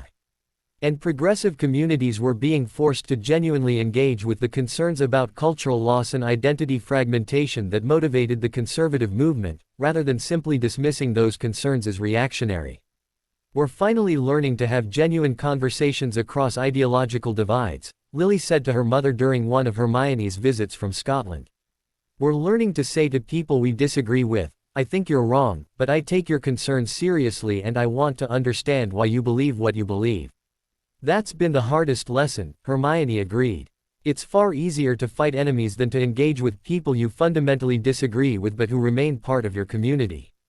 By the 10th anniversary of Harry's death, the wizarding world had developed institutional mechanisms for managing what might be called progressive conservative cycling, periods where the direction of policy moved more progressively toward integration and hybridity, alternating with periods where movements became more conservative and emphasizing preservation and tradition.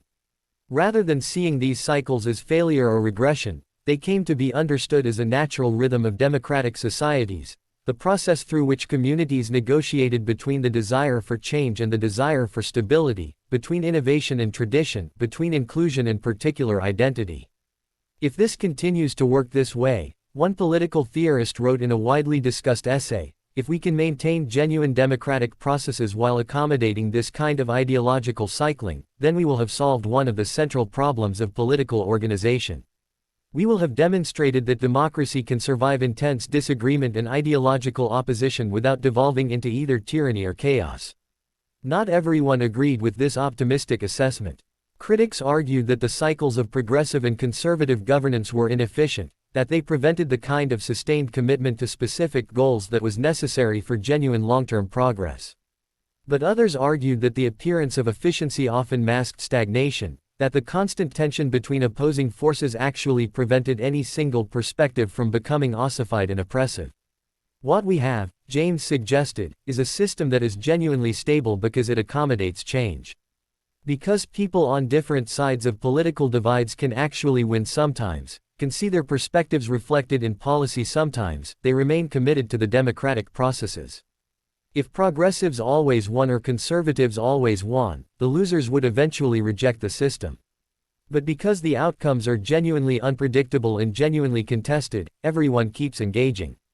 As the 11th year after Harry's death approached, Hermione made a quiet decision. She completed her final writings, archived them with the archives, and told those closest to her that she was preparing to let go of life. I'm tired, she said simply to Lily when her daughter expressed concern. Not of life in general, but of continuing to extend it.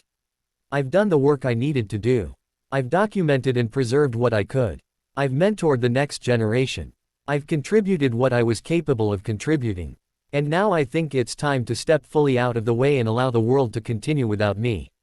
You don't have to leave, Lily said, her voice thick with emotion. No, Hermione said gently. But I want to. I'm 105 years old. I've lived a full life and a significant one. The wizarding world doesn't need me to continue. And I don't need to continue. That's a privilege, to reach a point where I can say that I'm ready to let go. Over the next several months, Hermione began to withdraw from engagement with the world, focusing instead on reflection and preparation for death. She spent time with her family, told stories, shared insights with those seeking wisdom. She also spent considerable time in the archives, in that place that had been so central to the preservation of memory about the transformation she and Harry had initiated. "What do you hope the future will think about what we did?" Maya Chen asked her during one of their final conversations. "I hope they'll understand that we did our best with the understanding and resources we had," Hermione said. "I hope they'll learn from our mistakes and our successes in equal measure. I hope they'll maintain the commitment to freedom and justice even as they critique and challenge the specific ways we tried to achieve it. And I hope they'll understand that the work never truly finishes, it simply continues in new forms, guided by new people, responding to new challenges." "Will you want to be remembered?" Maya asked. "I would hope to be remembered," Hermione said thoughtfully, "but not venerated. Remember us as people who were genuinely committed to justice, but also as people who made mistakes and had limitations. Remember what we accomplished, but don't assume that what we did was the only possible way to do it. Remember us as a beginning, not as a conclusion." Hermione Granger died quietly on a winter morning, surrounded by her family and by the accumulated knowledge of decades of work toward transformation. She was 106 years old, and her death was marked not with the fanfare that might have been expected for someone of her historical significance, but with a kind of gentle acknowledgement, the understanding that a long life had reached its natural conclusion. Lily held her mother's hand as the end came, feeling the warmth gradually fade from Hermione's fingers. There was no pain, no struggle, simply a quiet letting go, as if Hermione had made peace with departure and was now ready to complete it. The funeral, by Hermione's explicit request, was not a grand state ceremony but a small gathering of people who had been most important to her. Lily and James were there, of course, along with Ron and his family. Maya Chen came, and several other students and colleagues who had worked closely with Hermione in recent years. "She asked me to share something," Maya said, standing before the gathered group. "She said that what she wanted remembered most was not her victories or her achievements, but her commitment to the work. She said that the most important thing any of us can do is dedicate ourselves to the pursuit of justice and then accept that we will never fully achieve it, that the work continues beyond us, and that continuation is not a failure but a success." In the weeks following Hermione's death, something unexpected occurred throughout the wizarding world. Rather than mourning the loss of a revolutionary founder, people began to engage in genuine conversation about what Hermione's life and work had meant to them, what they had learned from her example, and what they believed needed to change or be preserved in the systems she had helped to create. Universities hosted seminars analyzing her philosophical contributions. Communities discussed how her commitment to justice had manifested in their own localities. Young scholars began publishing work, building on her ideas or critiquing them. What was most striking was that the conversations included genuine disagreement. People who had been deeply opposed to some of Hermione's policies now felt free to articulate their critiques more openly, no longer constrained by the consideration that she was still living and could hear their objections. "She wouldn't want reverent agreement," one conservative scholar wrote in an analysis of Hermione's approach to governance. "She would want rigorous critique. And I believe she was often wrong, particularly in her tendency to assume that systems could be designed by intellectuals to serve predetermined purposes. But she was brilliantly and consequentially wrong, in ways that moved the world forward even when the specific mechanisms she proposed were inadequate." Lily found herself in an unexpectedly similar position to what her father had occupied in his final years, being the living connection to a transformative past, but also carrying the responsibility of ensuring that past didn't calcify into mythology. "What would your mother want now?" a journalist asked her during an interview about how Hermione's death might affect governance and policy direction. "She would want us to continue the work," Lily said. "But not by following her blueprints unchanged. She would want us to take what she began, critique it honestly, improve upon it where we can, and abandon it where it's no longer serving genuine justice and freedom. She would want us to develop our own vision rather than being bound to hers." In the year following Hermione's death, the wizarding world underwent a subtle but significant shift in how it engaged with its own history. The revolutionary archives expanded substantially, incorporating not just documentation of what had been accomplished but critical analysis of failures and mistakes. New scholarship emerged that was unafraid to critique Hermione's work even while acknowledging its significance.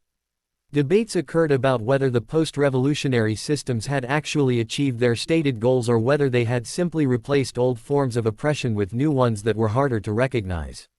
"We're finally reaching a point of genuine intellectual honesty about the transformation," one theorist observed. "We can say both, this was extraordinary and necessary, and this was also limited and flawed, without that seeming like a contradiction. But this period of critical reassessment also revealed something troubling.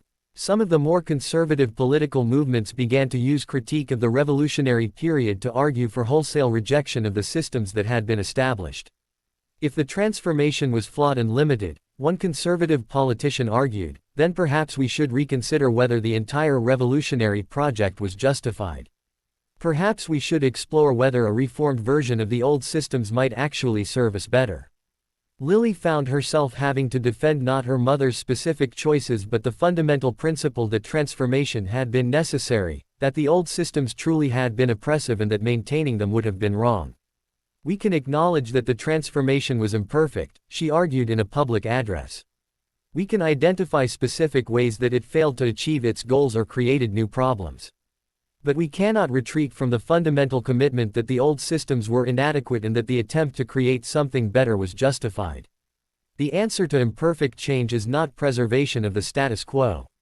The answer is continued, better informed change." As the second year following Hermione's death progressed, the wizarding world seemed to stabilize around this commitment to both critique and continuation. The systems that had been established in the post-war period remained in place, but they were understood now not as final solutions but as works in progress, open to ongoing revision and improvement. James had begun working with a team of younger researchers on what he called second-generation transformation theory, attempting to understand not just how the first transformation had occurred but what patterns and principles might guide future transformations as they became necessary. "The most important lesson," he explained in a widely circulated paper, "is that transformation requires both continuity and rupture. If you change everything, the civilization cannot function. If you change nothing, you simply maintain oppression. The art is in knowing what to preserve and what to transform, and that judgment requires wisdom that cannot be fully systematized or taught, it can only be developed through experience and engagement." Lily drew on this work as she prepared to transition leadership of the Assembly to a new generation. She had served for nearly 2 decades, and while she could have continued, she believed it was important to demonstrate that leadership should not be something individuals clung to permanently. "I've done the work I was capable of doing," she said in her announcement of stepping down. "There are young people coming forward with fresh perspectives and new ideas about how the wizarding world should be organized. I believe my greatest contribution now is to make space for them rather than continuing to hold power." Her successor was an unexpected choice, a woman named Sarah Cross, who was the daughter of Adrian Cross, the young firebrand who had challenged the post-revolutionary systems a decade earlier. Sarah had spent years working in communities that had been skeptical of the transformation, understanding their concerns from the inside, and she brought a perspective that bridged progressive and conservative worldviews in ways that Lily had not been able to achieve. "I believe in the fundamental principles of freedom and justice that guided the transformation," Sarah said in her inaugural address as chair. "But I also believe that those principles have been interpreted and implemented in ways that have not always served everyone equally. My commitment is to maintain the revolutionary spirit while being honest about its limitations and working to address the concerns of those who have felt excluded or harmed by how it has been practiced." Sarah's election represented something significant, the emergence of a leadership that was not part of the original revolutionary cohort, not trained by the founders, but shaped by the world that the founders had created and was now taking responsibility for that world. In the archive, researchers noted that this represented the moment when the wizarding world could truly be said to have moved beyond the revolutionary period. Not because the work of transformation was complete, but because the work was now being carried forward by people who had neither been oppressed by the old systems nor had participated in the revolution against them. "They're judging the past from the perspective of the present," one historian observed, rather than being caught in the emotional struggles of those who lived through the transformation. That creates both opportunities and dangers. They can be more objective about failures, but they might also lack the passion necessary to defend what was genuinely valuable about the revolution. By the 15th year after Harry's death and the 5th year after Hermione's passing, the wizarding world had achieved a kind of mature democracy. It had functioning institutions, multiple political movements, ongoing public debate, and the capacity to transfer power peacefully between different leadership groups. It was not perfect. Economic inequality continued to be a challenge. There were still communities that felt excluded or marginalized. There were still significant conflicts between different visions of what society should be. But there was also genuine freedom. People could express their views without fear of persecution. Communities could organize according to their own values. Multiple ways of being and practicing magic were not just tolerated but actively protected. Your parents would probably have mixed feelings about what the wizarding world has become, Ron said to Lily during one of their conversations. He was now in his late 90s, still active but beginning to slow down, still engaged with the world but with increasing recognition of his own mortality. What do you mean? Lily asked. They would be pleased that we maintained the fundamental commitments to freedom and justice, Ron said. They would be pleased that the systems are functioning and that power transfers peacefully. But they might also worry that we've become too comfortable, that we're no longer pursuing the kind of radical transformation that might be necessary. They were always pushing towards something better. Sometimes I wonder if the wizarding world needs people like that now, people who are dissatisfied with how things are and are working towards something more fundamentally different. Maybe, Lily acknowledged. Or maybe what the wizarding world needs now is people who can maintain the achievements while working to address remaining problems. Maybe radical revolution is something each society only needs once or twice. I suspect, Ron said with a slight smile, that you're wrong about that. I suspect that transformation is something that will be necessary again, probably in ways we can't imagine yet. But you're probably right that we don't need it right now. Right now we need people who can tend the garden that was created, maintain it, make sure it continues to serve those who inhabit it. As the wizarding world continued to evolve in the years following Hermione's death, her intellectual legacy proved far more durable than her physical presence. Her writings became the basis for entire fields of study. Her methodological approaches to thinking about governance and justice were adapted and applied to new problems. Her commitment to taking seriously the perspectives of those who disagreed with her became a model that younger scholars and activists tried to emulate. And perhaps most importantly, her insistence that transformation was never finished, that the work of pursuing justice and freedom was endless, became embedded in the institutional culture of the wizarding world. Every generation has to choose, became a common phrase, referencing Hermione's core insight that each cohort of people had to actively commit to the principles of freedom and justice rather than simply inheriting them. In the archive, her personal letters and journals began to be published, revealing a person far more complex and uncertain than the public figure had appeared. She wrote about her doubts, her fears, her sense of inadequacy in the face of challenges she was attempting to address. I never felt certain I was doing the right thing, one particularly poignant passage read. I only felt certain that I had to try, that the attempt was necessary even if it might fail, that the risk of making mistakes was preferable to the certainty of allowing injustice to continue. That commitment to trying despite uncertainty, that's what I hope gets transmitted to future generations. Not my specific approaches, but the willingness to engage despite not having all the answers. 20 years. After Harry Potter's death and 10 years after Hermione's passing, the wizarding world had achieved something that the revolutionary founders might have viewed with equal parts satisfaction and concern: genuine stability. The systems they had established now functioned so smoothly that most young people took them for granted, viewing the post-revolutionary structures not as revolutionary but simply as the way the world was organized. This normalization of transformation created an unexpected problem. Lacking the urgent sense of necessity that had motivated earlier generations, younger wizards and witches began to ask questions that their predecessors had not adequately addressed. They asked not just how to maintain freedom but what freedom was actually for. They asked not just how to distribute power but what should be done with that power once obtained. These philosophical questions manifested in practical ways.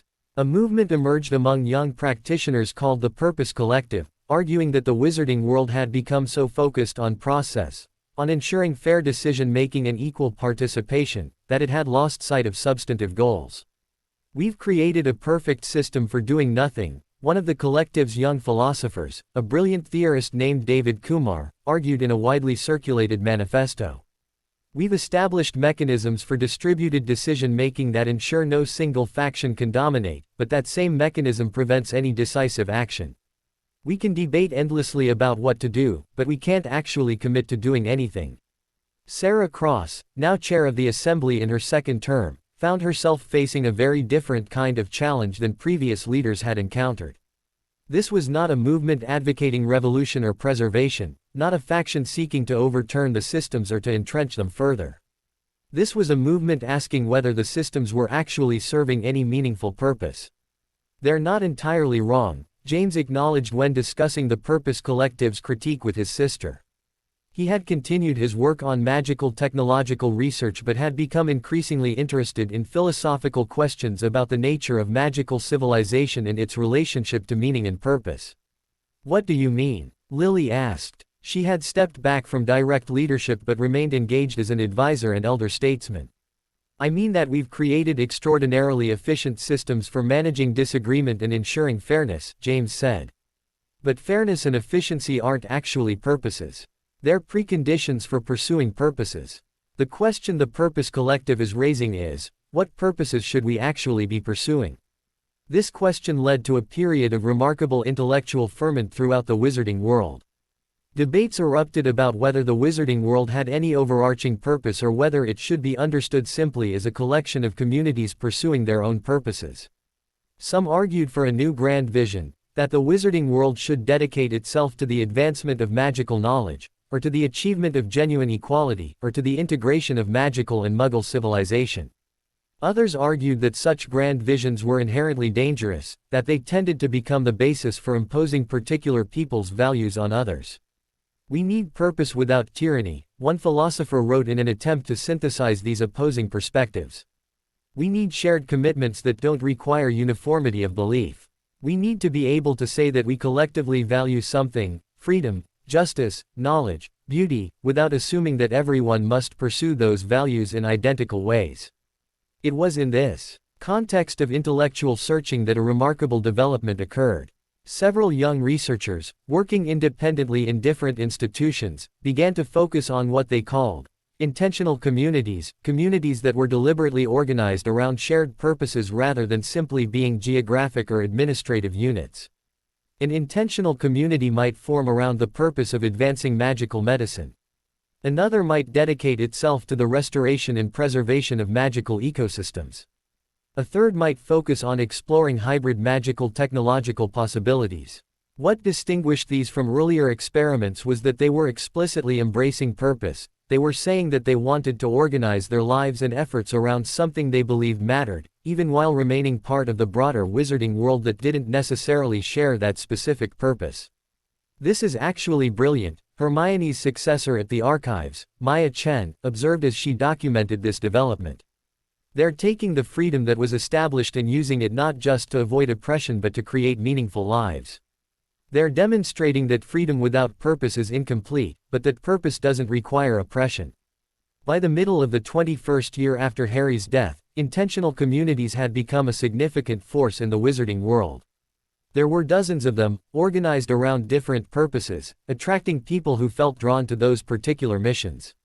Some communities were quite successful, developing genuine expertise and producing valuable contributions in their areas of focus. Others struggled, discovering that shared purpose alone was not sufficient to create sustainable communities if other factors, adequate resources, compatible personalities, realistic expectations, were not also present. But even the failures proved valuable. They demonstrated that the wizarding world had created space for genuine experimentation, for people to try to live according to their values and to learn from both successes and failures. "What strikes me most is that we're moving beyond the question of whether the systems are fair and just," Sarah Cross observed during an address to the Assembly, toward the question of whether they're enabling meaningful lives. And that's a profound evolution. Because fairness and justice are prerequisites for meaningful lives, but they're not sufficient. We also need purpose, community, connection. However, the emergence of purpose-driven intentional communities also created new tensions.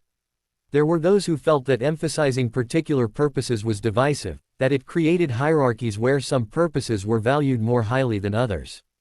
There were also practical concerns about resource allocation. Should communities dedicated to a particular purpose receive more resources than others, or should all communities be supported equally?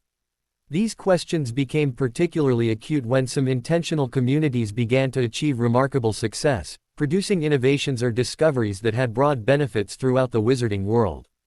Should we give preferential status to communities that are producing valuable knowledge or contributions? One policy maker asked during assembly debates. Or does that begin to recreate the hierarchies we fought so hard to dismantle? Lily found herself drawn back into active engagement as the assembly wrestled with these questions. She participated in public forums, offered analysis in published essays, helped to facilitate discussions between different factions seeking to understand how to balance support for successful communities with the principle of equal consideration for all. I think the answer is that we have to remain willing to support even communities that don't produce recognized value, she argued in one particularly influential piece. Because otherwise we fall back into the trap of assuming that only certain kinds of contributions matter, only certain purposes are worthy of support. The beauty of the systems we've established is that they allow people to pursue purposes that may not have immediate economic or knowledge value, but that may be important for their own flourishing or may produce unexpected benefits down the line. As the 22nd year after Harry's death progressed, Ron passed away peacefully at the age of 103. His death marked the end of an era in a very real sense. He was the last surviving member of the original core revolutionary group, the last person who had direct personal memory of Dumbledore and the Old Ministry, the last living connection to the pre-transformation wizarding world. Ron's funeral was attended by thousands of people from throughout the wizarding world. Unlike Harry and Hermione, whose deaths had been marked with relative calm, Ron's death sparked more overt expressions of grief and loss. He was ordinary in the best possible way, one speaker said during the memorial service. Harry was the visionary and Hermione was the theorist, but Ron was the person who actually knew how to make things work, how to translate vision into reality, how to maintain institutions while they evolved. He was often overlooked because his work was practical rather than dramatic, but the wizarding world would not function without the foundations he helped build. In the years following Ron's death, the wizarding world seemed to shift perceptibly into a new phase. With all the original revolutionary cohort now gone, there was a sense of historical closure, not that the work was finished but that an era had genuinely ended. The intentional communities continued to develop and flourish. New governance mechanisms were established for allocating resources fairly while supporting diverse purposes. Young people continued to engage with the fundamental questions about freedom, justice, purpose, and meaning that had animated the revolutionary period. But there was something different now, a sense that this generation was building on inheritance rather than creating something genuinely new. I think we need a new revolution, David Kumar, the spokesperson for the Purpose Collective, said in a controversial speech that sparked intense debate. Not a revolution against what exists, but a revolution in how we think about what should exist. The original revolution created freedom and justice. That was necessary and valuable. But now we need to revolutionize purpose, community, meaning. That sounds dangerously close to replacing distributed governance with a new kind of vision that could become oppressive, someone challenged from the audience. Maybe, Kumar acknowledged. Or maybe it's the next necessary evolution. Maybe each generation has to revolutionize something different. The first revolution addressed oppression. The second might need to address meaninglessness. Lily listened to these debates with interest but also with a kind of detachment. She was now in her 70s, watching a younger generation engage with problems that her generation had not solved and had not fully anticipated. Do you think he's right? James asked her as they reviewed Kumar's writings. Do we need another revolution focused on purpose and meaning? I think he's asking the right questions, Lily said carefully. Whether his proposed answers constitute what I would call revolution, I'm less certain. But I think he's correct that the wizarding world has achieved certain goals, freedom, justice, functional governance, and now has to grapple with the question of what to do with that achievement. By the end of the 25th year after Harry's death and the 15th year after Hermione's passing, the wizarding world stood at another threshold. The systems that had been established in the post-war period were now mature enough to be taken for granted.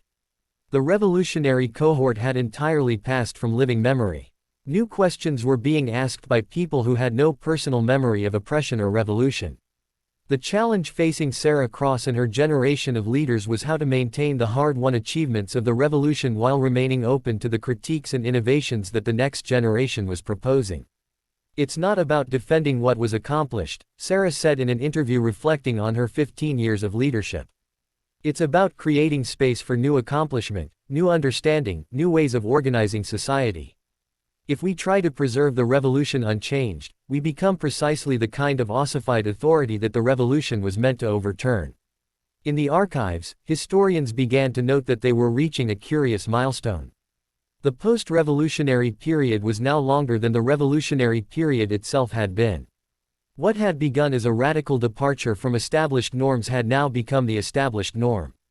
This created a peculiar historical situation where the revolutionary period, the dramatic struggle against Voldemort and the old ministry, the mobilization of resources and political will to create new systems, seemed almost like ancient history, separated from contemporary life by decades and by several generations. "We're reaching the point where the revolution becomes history," one theorist observed. "Where it becomes something to be studied and analyzed rather than something that feels immediate and vital. That's both loss and gain. We lose the urgent sense of purpose that comes from revolutionary struggle, but we gain the perspective necessary to understand the revolution's full consequences." As Lily prepared to step back even further from active engagement with governance, she found herself thinking often about her parents, about what they would make of the world that had evolved from their efforts, about what they would critique and what they would celebrate. "I think they would be pleased that transformation has become normal," she said to Maya Chen as they worked together in the archives. "But they would probably also worry that we're running the risk of forgetting why transformation was necessary in the first place, of forgetting what we're transforming against." "Is that a problem?" Maya asked. "I don't know," Lily admitted. "Maybe it's necessary. Maybe each generation has to find its own reasons to commit to justice and freedom, its own motivation for transformation, or the commitment becomes hollow and performative. Maybe forgetting the specific urgency of the past is actually the precondition for developing a genuine commitment to the future." 28 years after Harry Potter's death, the wizarding world experienced a crisis that none of the institutional architects had adequately anticipated, a crisis of confidence in the very principles upon which the post-revolutionary society had been built. It began not with dramatic external events but with a quiet realization that seemed to spread through the younger generations like a kind of intellectual plague. The commitment to freedom and justice, when not actively renewed and reimagined, could become merely procedural, a set of forms to be followed rather than principles to be lived. The first sign of trouble came not from any single movement but from scattered reports of disengagement. Young people, particularly those born after the revolution, were increasingly choosing not to participate in governance structures. Assembly meetings had lower attendance. Elections saw smaller turnouts. Intentional communities, which had flourished for years, began to experience declining membership as people lost faith in whether community-based purposes could actually be achieved. "We're experiencing what might be called revolutionary fatigue," a sociologist named Drive. Eleanor Price wrote in an analysis that gained wide circulation. "The people who lived through the revolutionary period had lived motivation, they had experienced oppression and understood why freedom and justice were worth fighting for. But their children and grandchildren have never known oppression. To them, freedom feels like something that has always existed. They don't understand why maintaining it should require continued effort and commitment." Sarah Cross found herself facing a leadership crisis that was fundamentally different from any her predecessors had encountered. It was not that people wanted to overthrow the systems, most of the wizarding population still valued freedom and democratic processes. Rather, it was that they had become complacent, assuming that justice and freedom would persist without needing to be continuously renewed and defended. "The systems are failing because people have stopped believing they matter," James observed to Lily as they reviewed reports about declining civic participation. "Not because the systems are flawed, but because the moral commitment behind the systems has eroded." Lily, now in her 80s and generally withdrawn from active governance, found herself drawn back into engagement by this crisis. She began to work with Sarah Cross and with younger leaders to develop what she called renewal protocols, mechanisms designed to periodically return the wizarding world to fundamental questions about its own purpose and values. We need to create rituals and practices that force people to engage with the question, why do we maintain these systems? Lilly argued in a proposal to the Assembly. We can't assume that knowledge will be inherited. Each generation has to choose anew to commit to freedom and justice. We need institutional mechanisms that facilitate that choosing. The renewal protocols, once implemented, proved to be one of the most significant institutional innovations since the initial post-war transformation. They established regular periods, every 25 years, when the wizarding world would pause its normal functioning and engage in what amounted to a public recommitment ceremony. But unlike typical ceremonies, the renewal protocols were substantive. During renewal periods, fundamental questions about the wizarding world's governance structures, values, and purposes were reopened and extensively debated. People had to actively choose to maintain the systems that existed rather than simply accepting them by default.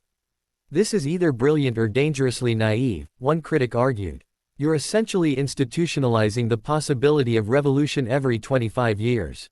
You're creating regular opportunities for the entire system to be dismantled if enough people decide they want something different. Exactly, Lilly replied. Because the alternative is what we're seeing now, a system that seems perfect on the surface but that is actually dying because people no longer believe in it.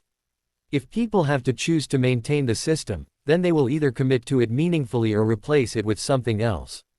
Either way, the system will be vital rather than ossified. The first renewal period, called for the year following the implementation of the protocols, sparked intense engagement throughout the wizarding world. People who had been disengaged from civic participation suddenly found themselves drawn into fundamental debates about what the wizarding world should be. Young people, given explicit permission to critique and question the foundations of society, responded with energy and creativity. The Purpose Collective's philosophy gained traction as young people began to ask whether the wizarding world's commitment to freedom and justice was sufficient, whether additional purposes, the advancement of knowledge, the protection of nature, the cultivation of beauty, should also be enshrined as fundamental values. Most significantly, voices that had been marginalized throughout the post-revolutionary period, those who genuinely questioned whether the transformation had been justified, who believed that some aspects of the old system had been valuable, who wondered if the pursuit of equality had gone too far, found themselves with renewed legitimacy to engage in public debate. We're not advocating a return to the old system, one such voice, a philosopher named Michael Ashford, argued during public forums. But we are asking whether we should have rejected it quite so thoroughly.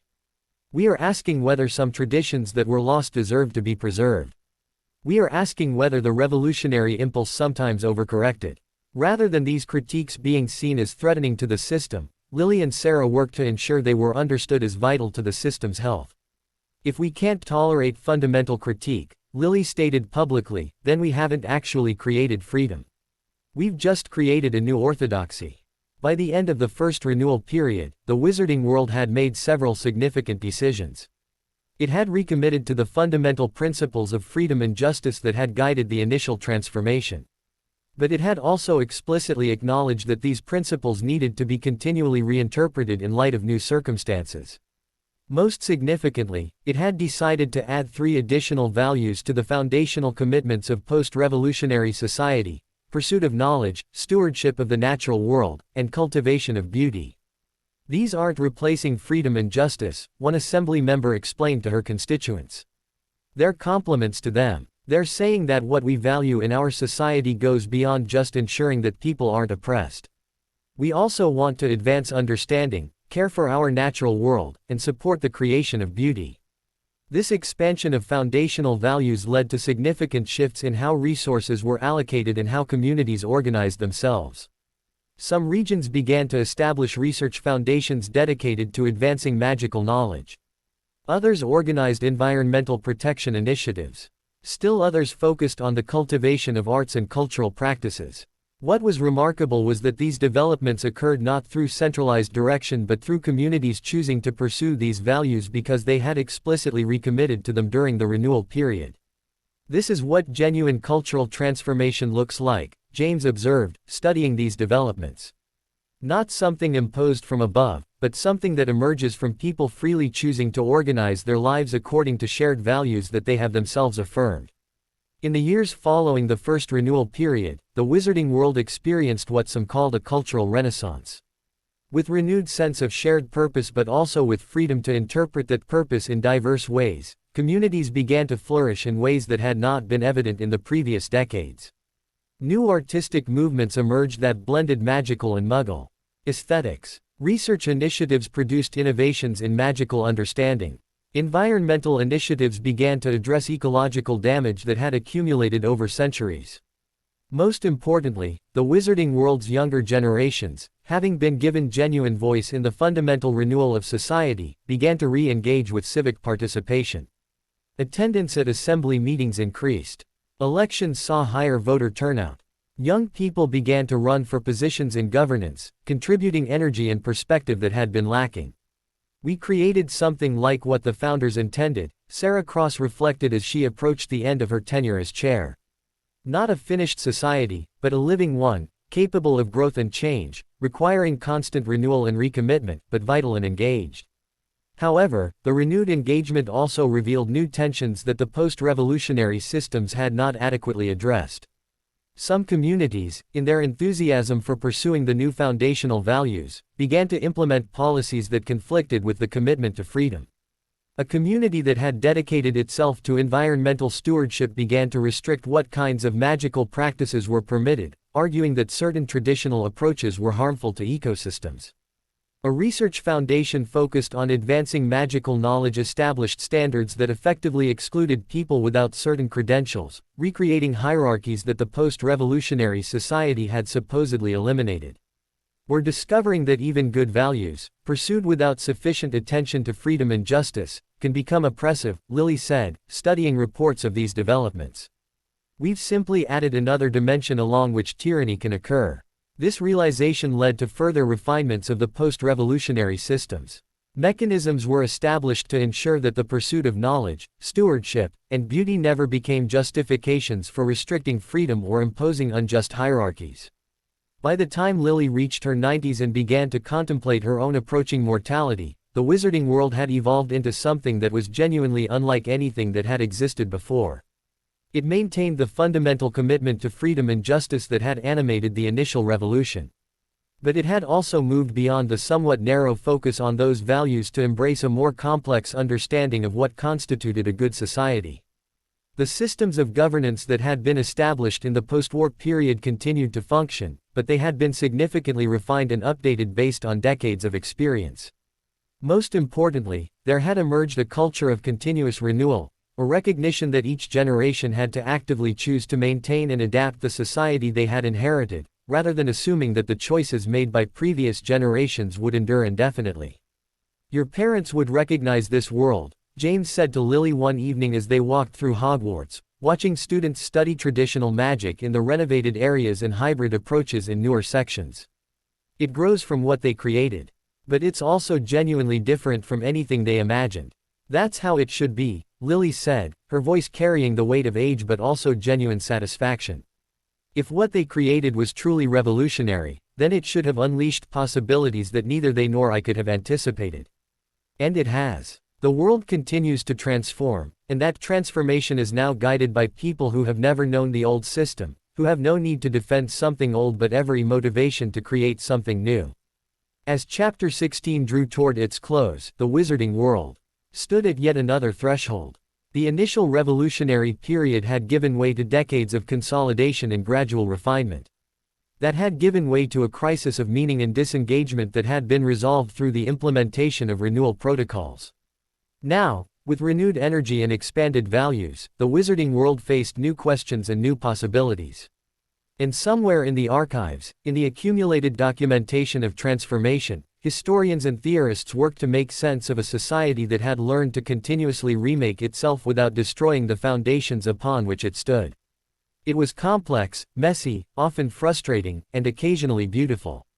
It was, in short, the kind of society that Harry Potter and Hermione Granger had dreamed of creating, not perfect, not finished, but alive with possibility and genuine freedom. 32 years after Harry Potter's death, the wizarding world faced a challenge that seemed to emerge suddenly but which, in retrospect, had been building for years beneath the surface. The increasing integration with Muggle society, which had seemed manageable and even beneficial for decades, began to create unprecedented tensions as technological advancement accelerated at rates that magical innovation could not match. The problem manifested first in economic disruption. Muggle technological breakthroughs in areas like energy production, transportation, and communication began to make certain magical services obsolete. Communities that had built their economies around providing magical solutions to problems that Muggle technology could now solve more efficiently found themselves in crisis. We're experiencing what economists call displacement, a young Muggle academic who had integrated into wizarding society explained during hearings before the Assembly. Your magical services were valuable when Muggles lacked better alternatives. But as Muggle technology improves, the economic advantage shifts. Either your magical approaches have to become more efficient and valuable than the technological alternatives, or they become economically unviable. What made this situation particularly complex was that it was not a new oppression that the post-revolutionary systems could simply fight against. It was not a tyrant or a hierarchy that could be overthrown. It was simply the natural consequence of two very different systems of knowledge and practice coming into genuine competition. Sarah Cross, now approaching the end of her term as chair, found herself facing a leadership crisis that cut to the heart of what the integration project had meant. Some argued that the solution was to deliberately constrain Muggle technological development to preserve magical economic value, essentially using political power to prevent competition. Others argued that the solution was for the magical world to simply accept its own obsolescence in many domains, allowing Muggle technology to dominate while wizarding society found other areas in which to contribute. Still others argued that the solution lay in genuine synthesis, finding ways to integrate magical and technological approaches such that both could be valuable together in ways neither could be alone. We need to think about this differently, James argued during policy discussions. He had stepped back from active research but remained engaged intellectually with the fundamental challenges facing the wizarding world. We've been thinking of this as competition between two systems. But what if we reframed it as an opportunity to create something genuinely new, technological magical synthesis that neither Muggles nor wizards could have created alone? Lily, now in her early 90s and attending fewer public forums but still deeply engaged intellectually, supported her brother's perspective. This is actually what the integration was always supposed to lead to, she said in a rare public statement. Not Muggles and wizards remaining separate but cooperatively equal, but genuine synthesis where each community learns from the other and creates something fundamentally new. However, implementation of this vision proved extraordinarily difficult. There were genuine conflicts of interest. Communities that had built their identities around particular magical practices felt threatened by the possibility that those practices might become obsolete. Muggle governments worried that genuinely integrating their technological advancement with wizarding magical knowledge might result in magical communities gaining advantages that would shift power dynamics. Most significantly, there were fundamental questions about whether synthesis was actually possible or whether the two systems were simply too different to genuinely combine. Magic and technology operate on fundamentally different principles, one conservative magical theorist argued passionately. You can't synthesize them any more than you can synthesize music and mathematics. They're different kinds of things. But music is mathematical, a young hybrid researcher countered. They're not actually opposed. They're just different ways of understanding similar phenomena. Magic and technology might be the same way. As these debates raged throughout the wizarding world, practical pressures continued to mount. Young people, faced with the reality that purely magical approaches to many problems were becoming economically unviable, began to make practical decisions about their futures. Some left the magical world entirely, choosing to integrate fully into Muggle society where their hybrid skills were more economically valuable. Others pursued increasingly desperate efforts to find niches where magical practice remained uniquely valuable. Still others committed themselves to the project of genuine synthesis, working to develop hybrid approaches that could compete with purely technological solutions through combining the strengths of both systems. We're facing what might be called a civilizational test, Sarah Cross said during her final address as chair, before stepping down to allow a new generation of leadership to emerge. We established a society based on freedom and justice. We pursued integration with Muggle civilization because we believed it would be beneficial. Now we're discovering that integration creates pressures and challenges that our systems weren't designed to handle. The question is whether the society we created is flexible and creative enough to adapt to these new circumstances, or whether we're going to see it fracture under the pressure. Her successor as chair was an unprecedented choice, a person named Alex Rivera who was, quite literally, half Muggle and half wizard, the product of a partnership between a Muggle scientist and a wizard who had met during collaborative research.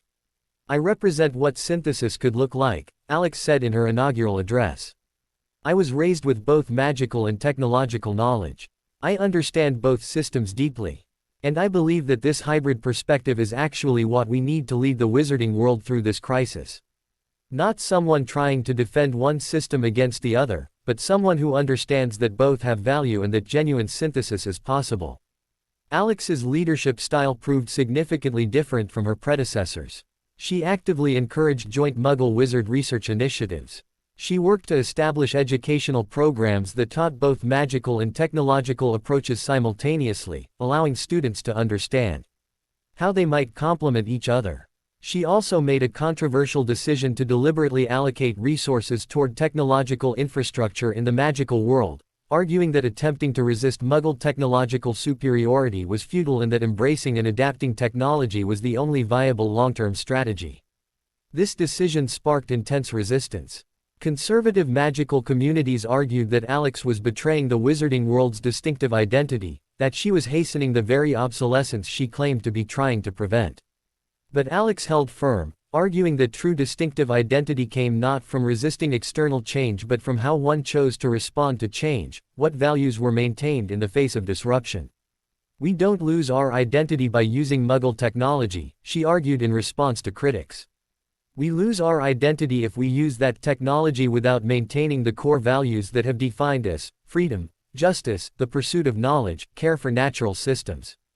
If we maintain those values while adapting how we implement them, we remain distinctively ourselves even as we change." Over the next several years, Alex's approach began to show results.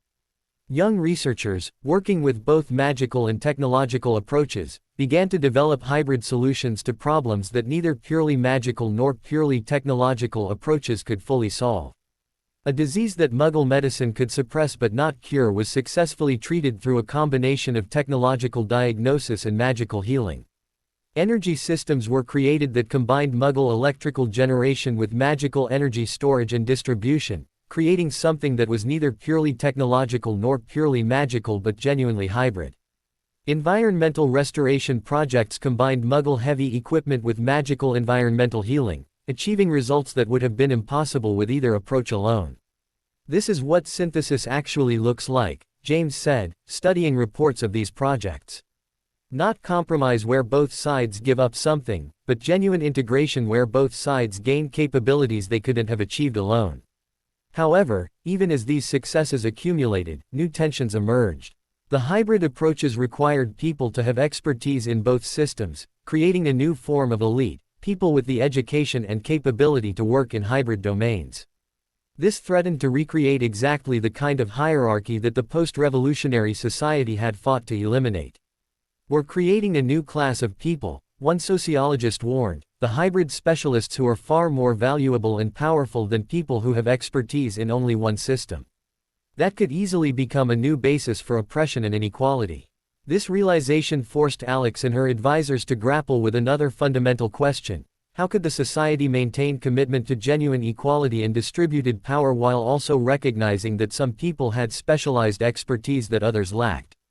"This is the eternal tension," Lily said, reflecting on the problem from her position as elder advisor.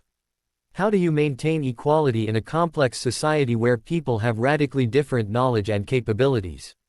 How do you ensure that expertise doesn't become a basis for domination?" The answer that emerged was not a solution so much as a framework for continuous negotiation. The wizarding world established mechanisms for ensuring that specialized expertise, whether in hybrid approaches, traditional magic, or any other domain, was understood as a form of service to the community rather than as a basis for claiming superior status. Expert committees could provide advice and guidance, but final decisions remained with democratically accountable bodies. People with specialized knowledge had a responsibility to educate others and to make their knowledge as widely accessible as possible.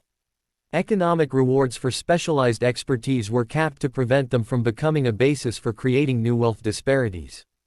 It's not perfect, Alex acknowledged, but it seems to be workable.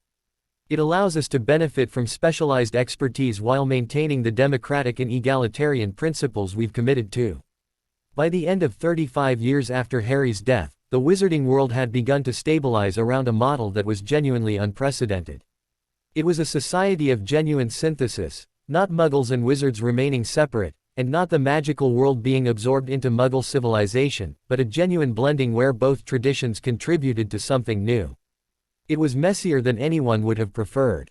There were ongoing conflicts and disagreements about how best to integrate different approaches.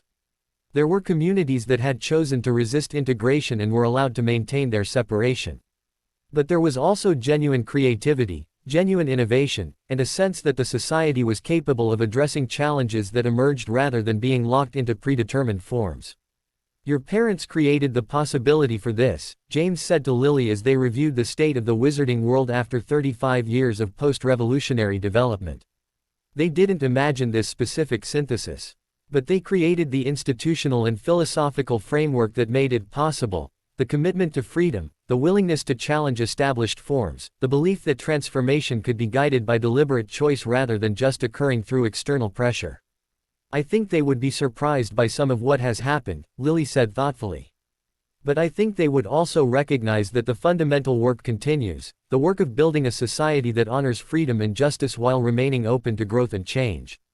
37 years after Harry Potter's death, the wizarding world prepared for its second formal renewal period, a moment of collective reflection and recommitment to the fundamental principles and values that had guided society for nearly 4 decades.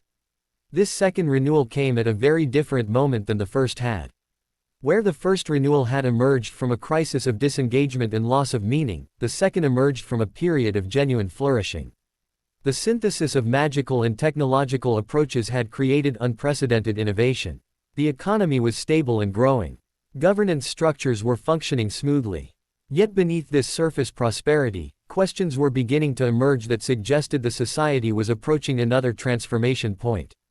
The integration with Muggle civilization, while producing tremendous benefits, had also created new problems that the original revolutionary architects could not have anticipated. Young people who had grown up with access to both magical and technological systems sometimes found both inadequate, creating a search for something different entirely. There was also a growing recognition that the commitment to freedom and justice, while foundational, was not sufficient to address all the problems facing the wizarding world. Environmental degradation that had accumulated over centuries was proving difficult to reverse even with hybrid technological magical approaches.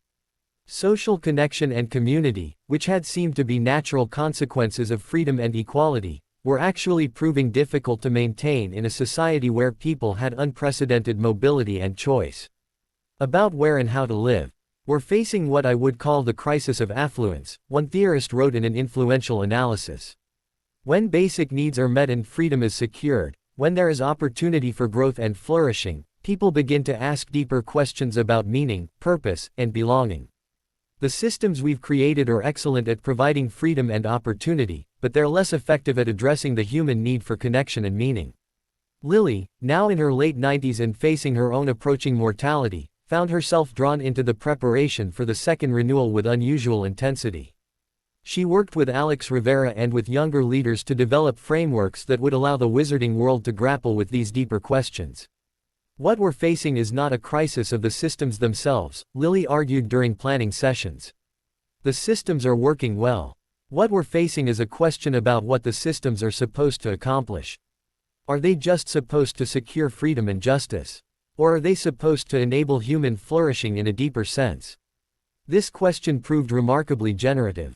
Throughout the wizarding world, communities began to organize forums and discussion groups focused on what constituted genuine flourishing, what role community and connection played in a free society, whether the pursuit of individual freedom had perhaps come at too much cost to collective bonds. Interestingly, this discussion surfaced perspectives from those who had been skeptical of the integration project. Traditional magical communities have always maintained stronger bonds and more developed sense of collective identity, one such voice noted during public forums. Perhaps in our enthusiasm for individual freedom and opportunity, we've overlooked the value of communities that are held together by shared tradition and shared commitment. Rather than this being seen as a reactionary critique that could be dismissed, it was engaged with seriously. Young people who had never experienced the kind of community bonds that traditional communities offered began to seek them out, not by abandoning freedom and equality but by choosing to join communities that deliberately organized around shared values and shared practices. This is fascinating, James observed, studying this development. They're not rejecting the freedom to choose. They're using their freedom to choose stronger community bonds. It's not a return to tradition, it's a new synthesis of freedom and community. As the second renewal period formally began, the wizarding world engaged in intensive public dialogue about whether additional foundational values should be added to freedom, justice, knowledge, stewardship, and beauty.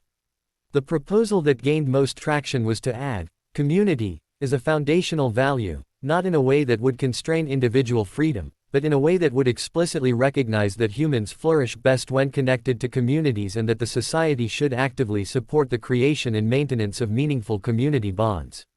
This doesn't mean abandoning individual rights, proponents of the addition argued. It means acknowledging that individual rights are most meaningful when exercised within a context of community and connection. It means that the wizarding world should support both individual flourishing and collective belonging.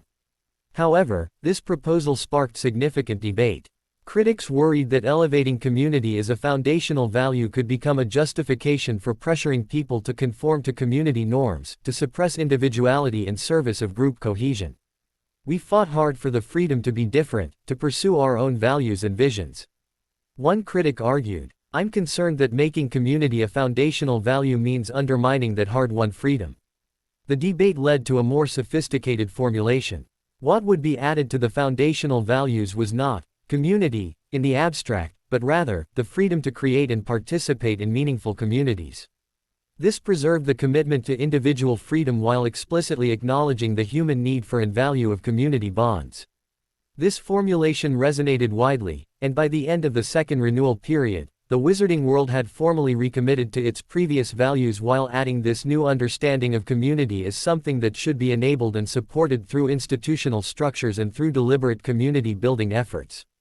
What followed was a remarkable flourishing of community-based initiatives throughout the wizarding world. Some were explicitly spiritual or philosophical communities focused on particular practices or ways of understanding meaning.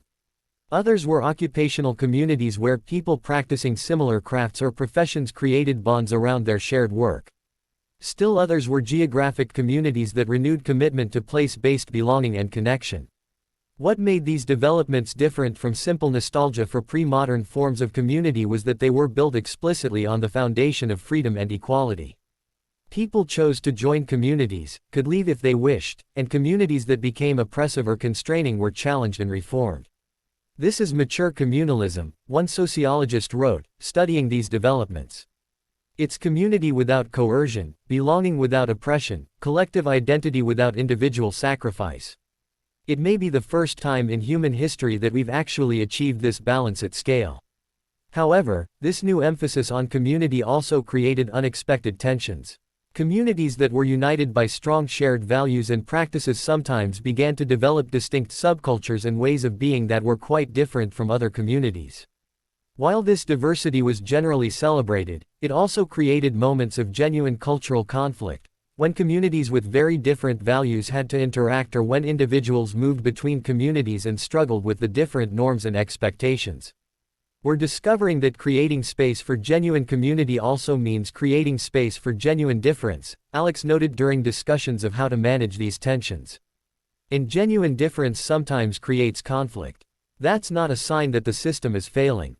It's a sign that the system is complex enough to accommodate real diversity. By the end of Lily's life, which came 5 years after the second renewal period, the wizarding world had evolved into something genuinely extraordinary.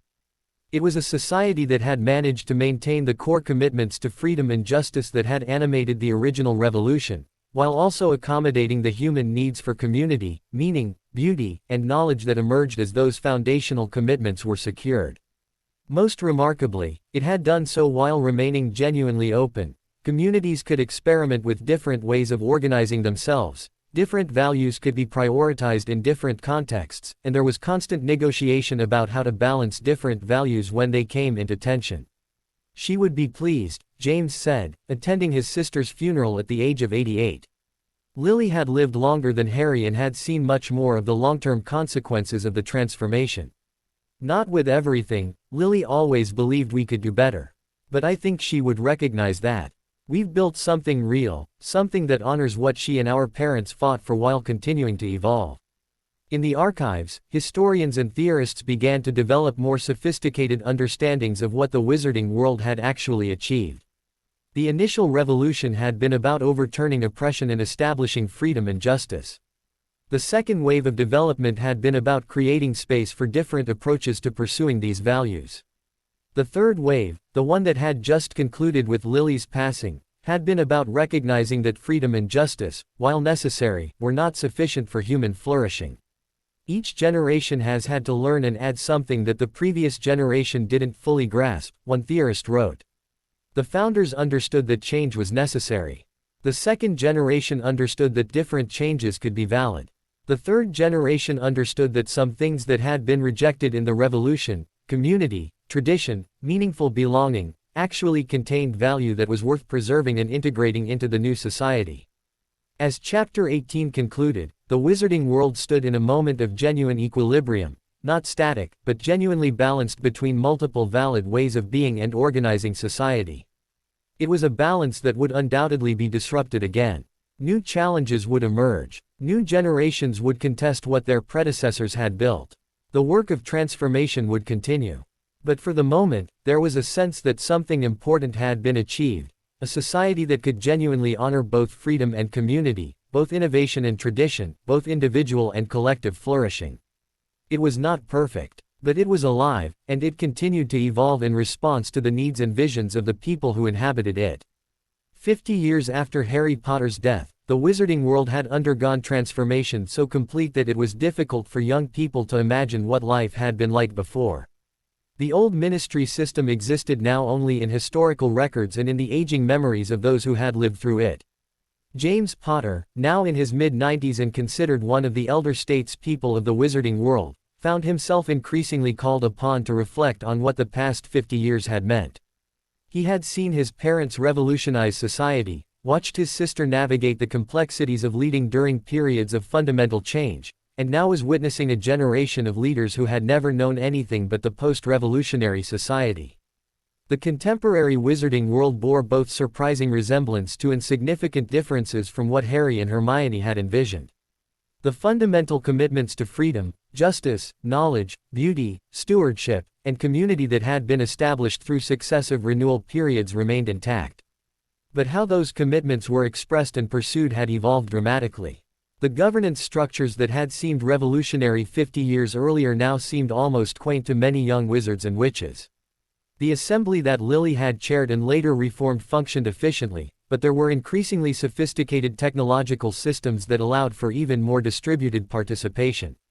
Some communities had evolved governance structures that looked nothing like the assembly, experimenting with forms of collective decision-making that would have seemed unworkable decades earlier but that had proven surprisingly effective at small scales. Others had moved in opposite directions, establishing councils and hierarchies that were justified not by claims of natural superiority but by explicit commitments to specialized expertise and efficient decision-making. What we've learned is that there's no single best form of governance, one of the contemporary assembly chairs explained during public forums. Different sizes of community, different purposes, different levels of complexity all seem to benefit from different organizational approaches. Our role is not to impose a single model but to ensure that any model maintains fundamental commitments to freedom and justice. The integration with Muggle civilization had continued to deepen and complicate. By 50 years after Harry's death, the boundaries between magical and Muggle society had become genuinely porous. There were vast areas of life where the distinction between magical and Muggle approaches was meaningless because genuine synthesis had occurred. Transportation systems that were neither magical nor technological but hybrid. Communication networks that combined magical information transmission with technological infrastructure. Medical systems that integrated Muggle diagnostic technology with magical healing.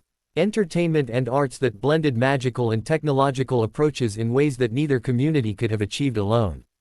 But this integration had also created unexpected consequences. There were young people who felt genuinely homeless between communities, who didn't belong fully to either magical or Muggle culture because they had grown up in the synthesis. There were also pockets of genuine conflict between those who wanted to continue deepening integration and those who believed that something valuable was being lost in the process. "We're facing what I would call integration fatigue," one theorist wrote. "We've been moving towards synthesis for 50 years, and while the benefits are real, so are the costs. We're beginning to see backlash from people who feel that their distinctive identities, whether magical or Muggle, are being erased in service of creating something homogenized."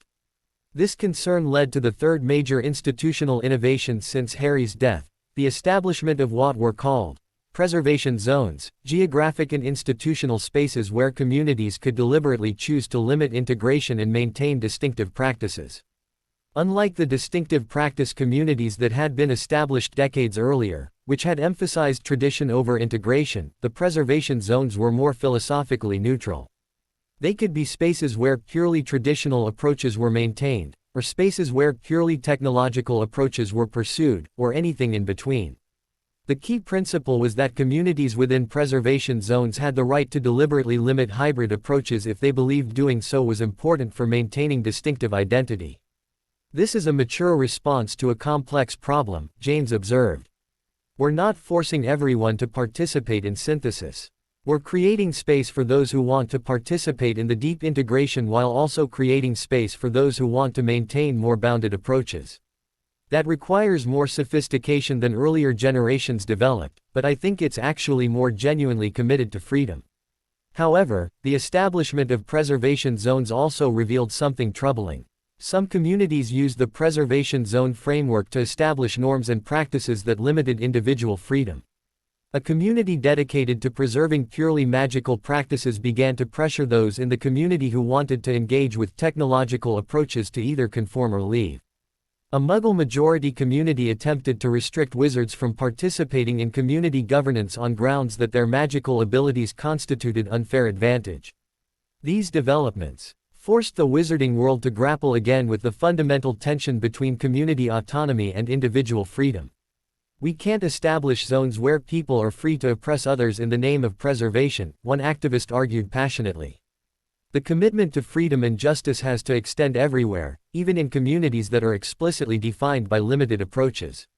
This led to further refinement of the preservation zone framework.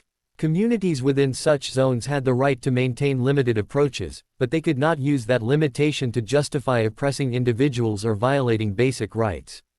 It was another example of how the wizarding world was learning to navigate complex tensions, maintaining commitment to values like community autonomy and integration while also maintaining non-negotiable commitment to freedom and justice. "We're developing what I would call adaptive governance," a leading theorist wrote. "We're learning to maintain principles that seem contradictory by understanding that different contexts require different expressions of those principles. Freedom doesn't mean the same thing everywhere. Justice doesn't look the same in every community. But the commitment to both remains constant." By the time of the Third Renewal period, which occurred 50 years after Harry's death, the wizarding world had become genuinely complex in ways that earlier generations would have found bewildering. There were dozens of different models of governance, community organization, economic structure, and cultural practice, all coexisting and interacting with each other. Some young people felt genuine overwhelm at the complexity, longing for simpler times and simpler choices.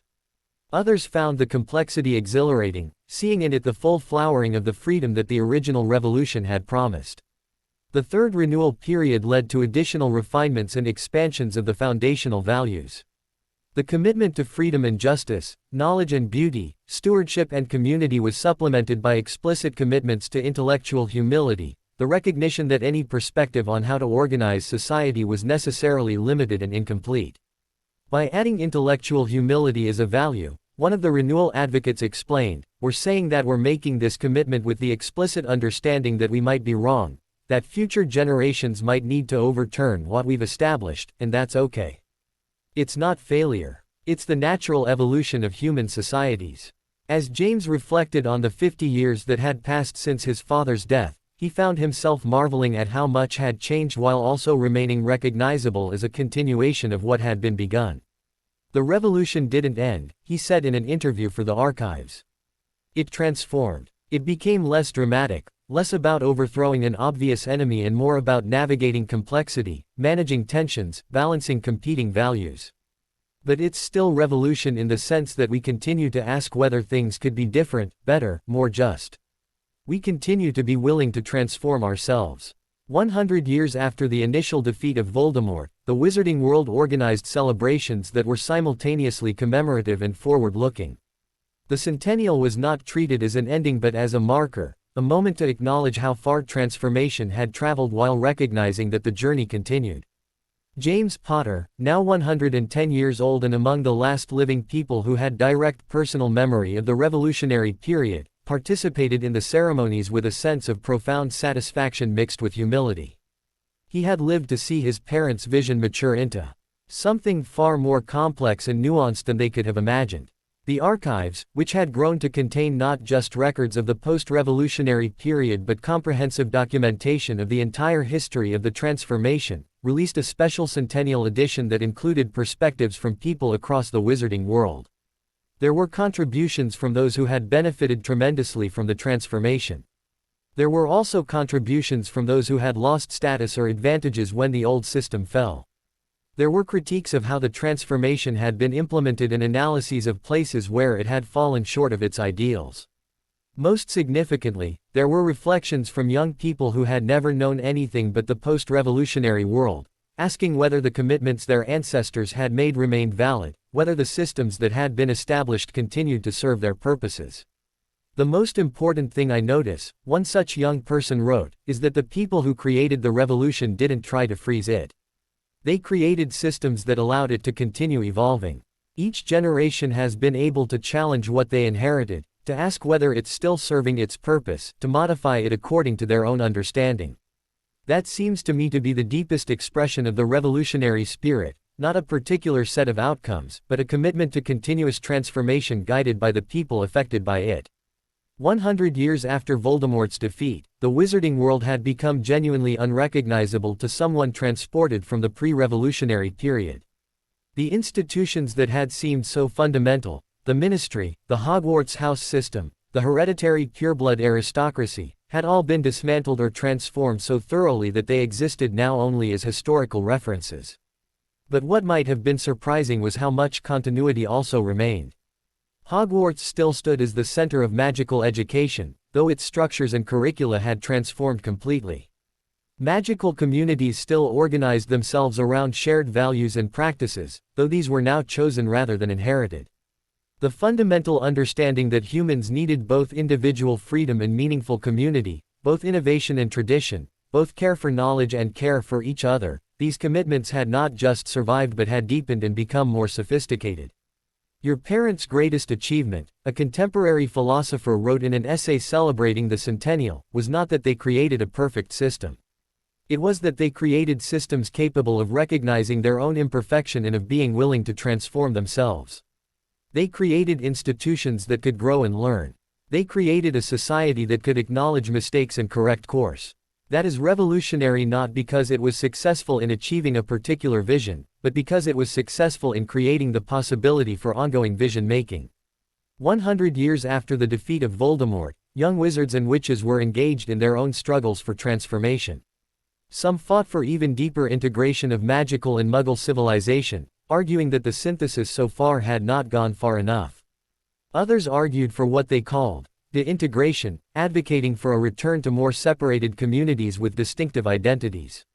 Still others were raising entirely new questions, about how the Wizarding world should relate to artificial intelligence, about whether consciousness created through technological means had the same moral status as biologically created consciousness, about how to address environmental degradation that had continued despite decades of stewardship initiatives. These new struggles were not a sign that the original transformation had failed. They were evidence that it had succeeded, that it had created a society complex and free enough to generate genuinely new questions, challenges that no previous generation had needed to face. "This is how it should be," James reflected in his final public address, delivered on his 110th birthday. "The revolution I participated in, that my parents led, transformed the wizarding world. But it's not the final transformation. It's not the completion of history. It's another step in an ongoing process that will continue as long as conscious beings are willing to ask whether things could be different, better, more just. And that commitment to continuous questioning, that refusal to accept any system as final and complete, that's the real legacy we need to pass on." In the years following the centennial, James gradually withdrew from public engagement, choosing to spend his remaining years in reflection and in transmitting knowledge to younger generations who would carry on the work of shaping the wizarding world's future. When he finally passed away at the age of 115, he was mourned not as a historical figure but as a beloved elder, someone who had lived through extraordinary times but who had chosen to use his life not to perpetuate his own legacy but to support and enable others to create their own. His death marked another threshold in the wizarding world's development. There was now no one alive who had personal memory of the pre-revolutionary period, no one who had experienced Voldemort's threat, no one who had lived through the initial revolutionary struggle. The past was now entirely historical, preserved in records and in stories, but no longer accessible through living memory. "This is when we'll discover whether the transformation truly took," one historian observed at the time of James's death. "Now that there's no one alive who fought for it, who has personal investment in defending it, will the younger generations maintain these commitments? Or will they want to transform things in entirely different directions?" The answer that emerged over the following decades was both simple and complex. Yes, younger generations did want to transform things. Yes, they questioned and challenged the systems they had inherited.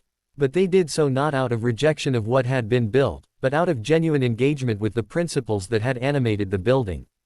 They created new governance structures, developed new approaches to education, experimented with new economic systems, not because they rejected freedom and justice, knowledge and beauty, stewardship and community, but because they believed these could be expressed in different and potentially better ways. We're the first generation that has had the luxury of being able to transform without first having to fight oppression, one young leader said during a public forum about the wizarding world's future. "We can ask about the shape society should take without first having to ask whether basic freedom is possible. That changes the nature of the transformation. We can focus on quality and elegance in alignment with our deepest values rather than just on overthrowing what was unjust." By 125 years after the defeat of Voldemort, the wizarding world had evolved to a point where it would have been almost unrecognizable to Harry and Hermione, if they had somehow lived to see it.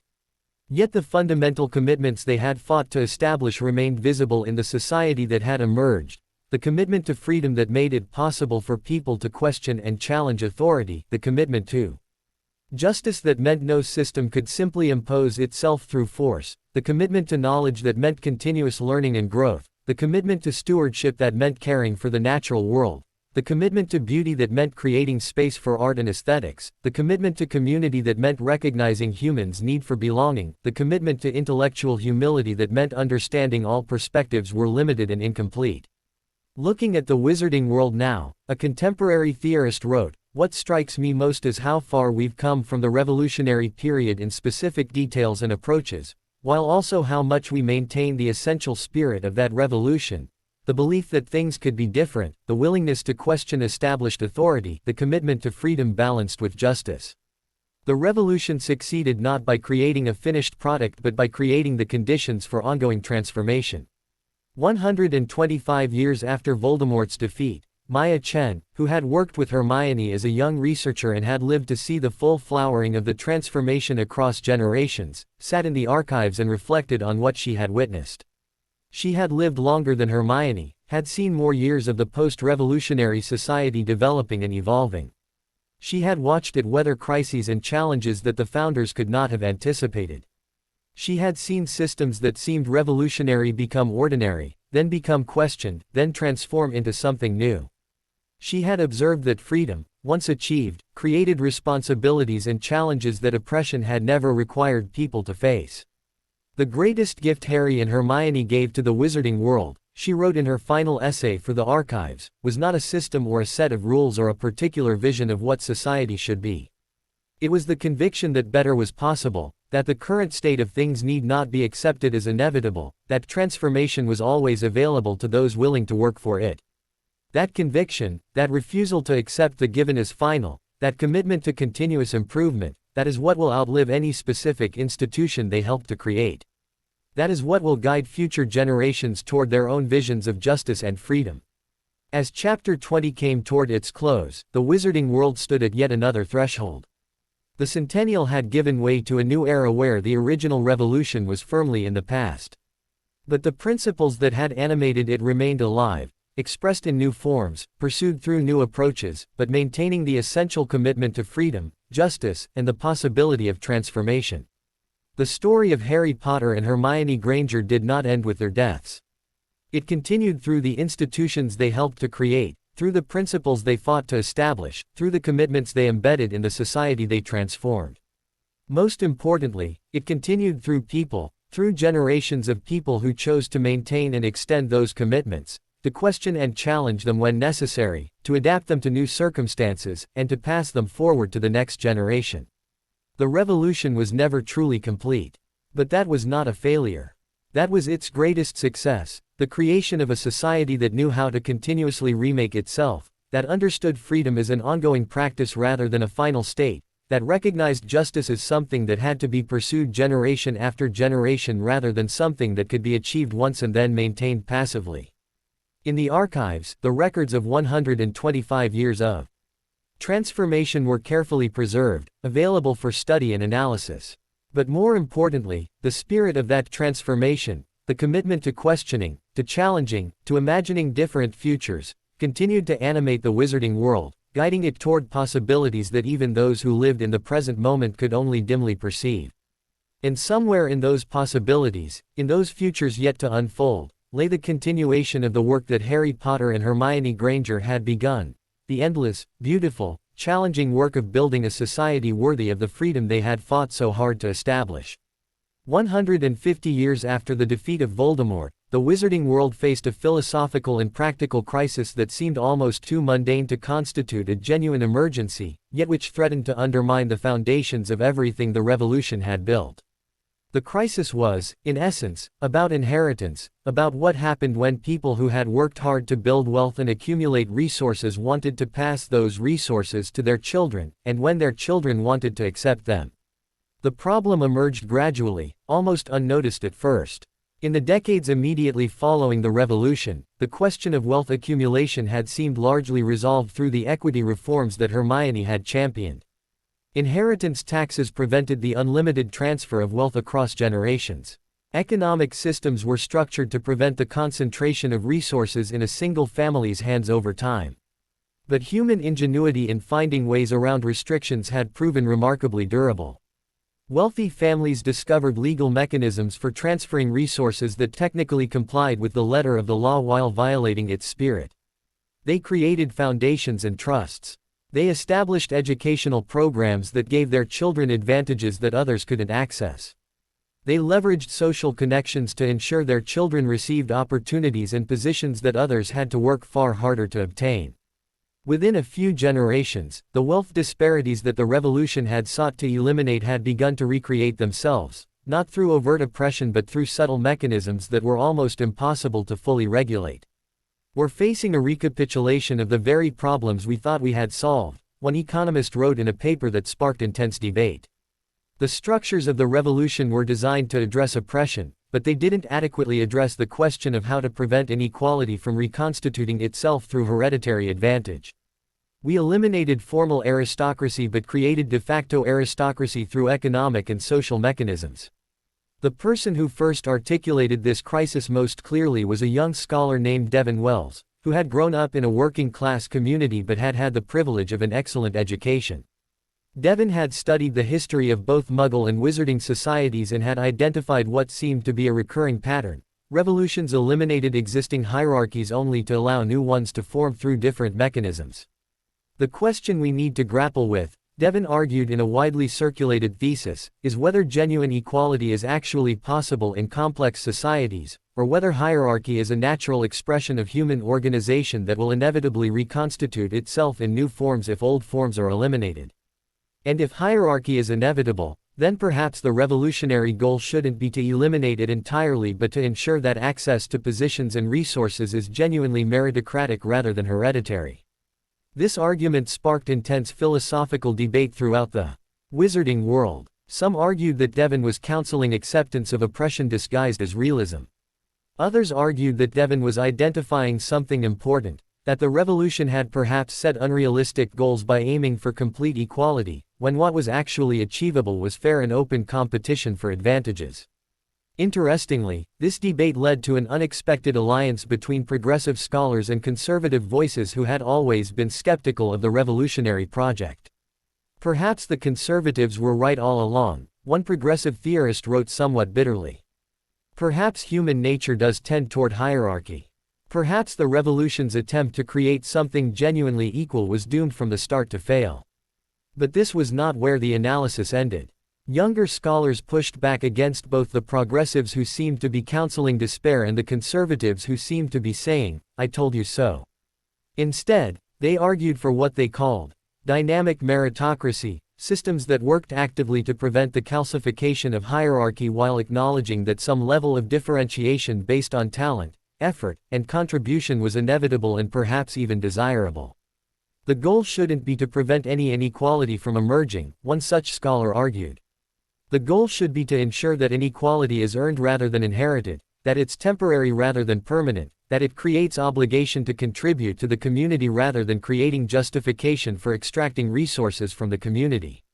This framework led to what would become known as the meritocratic reforms, a comprehensive restructuring of how the wizarding world approached economic organization, inheritance, and the transmission of advantage across generations. The reforms established what were called advantage reset mechanisms that operated at multiple levels. Every 20 years, significant portions of accumulated wealth were taxed heavily and redistributed to establish foundations for young people from disadvantaged backgrounds. Access to high-status positions in prestigious institutions was deliberately rotated to ensure that families couldn't establish dynasties of privilege. Educational institutions created scholarships and support systems to actively recruit talented students from communities that had historically been excluded from higher learning. Most radically, the reforms established the principle that extraordinary talent or contribution to society created obligation to mentor and support others with similar talent, preventing the hoarding of knowledge and connection that had been a mechanism of privilege preservation. "This is meritocracy with teeth," Devon Wells commented approvingly, reviewing the final form of the reforms. It acknowledges that people differ in talent and contribution while working actively to prevent those differences from becoming hereditary. However, implementation of the meritocratic reforms proved extraordinarily contentious. Wealthy families who had begun to accumulate significant advantages resisted vigorously, arguing that the reforms violated principles of property rights and personal freedom. "If I work hard and accumulate resources, surely I have the right to pass those resources to my children," one prominent businesswoman argued passionately during public debates. This seems to violate the very principles of freedom that the revolution was supposed to establish.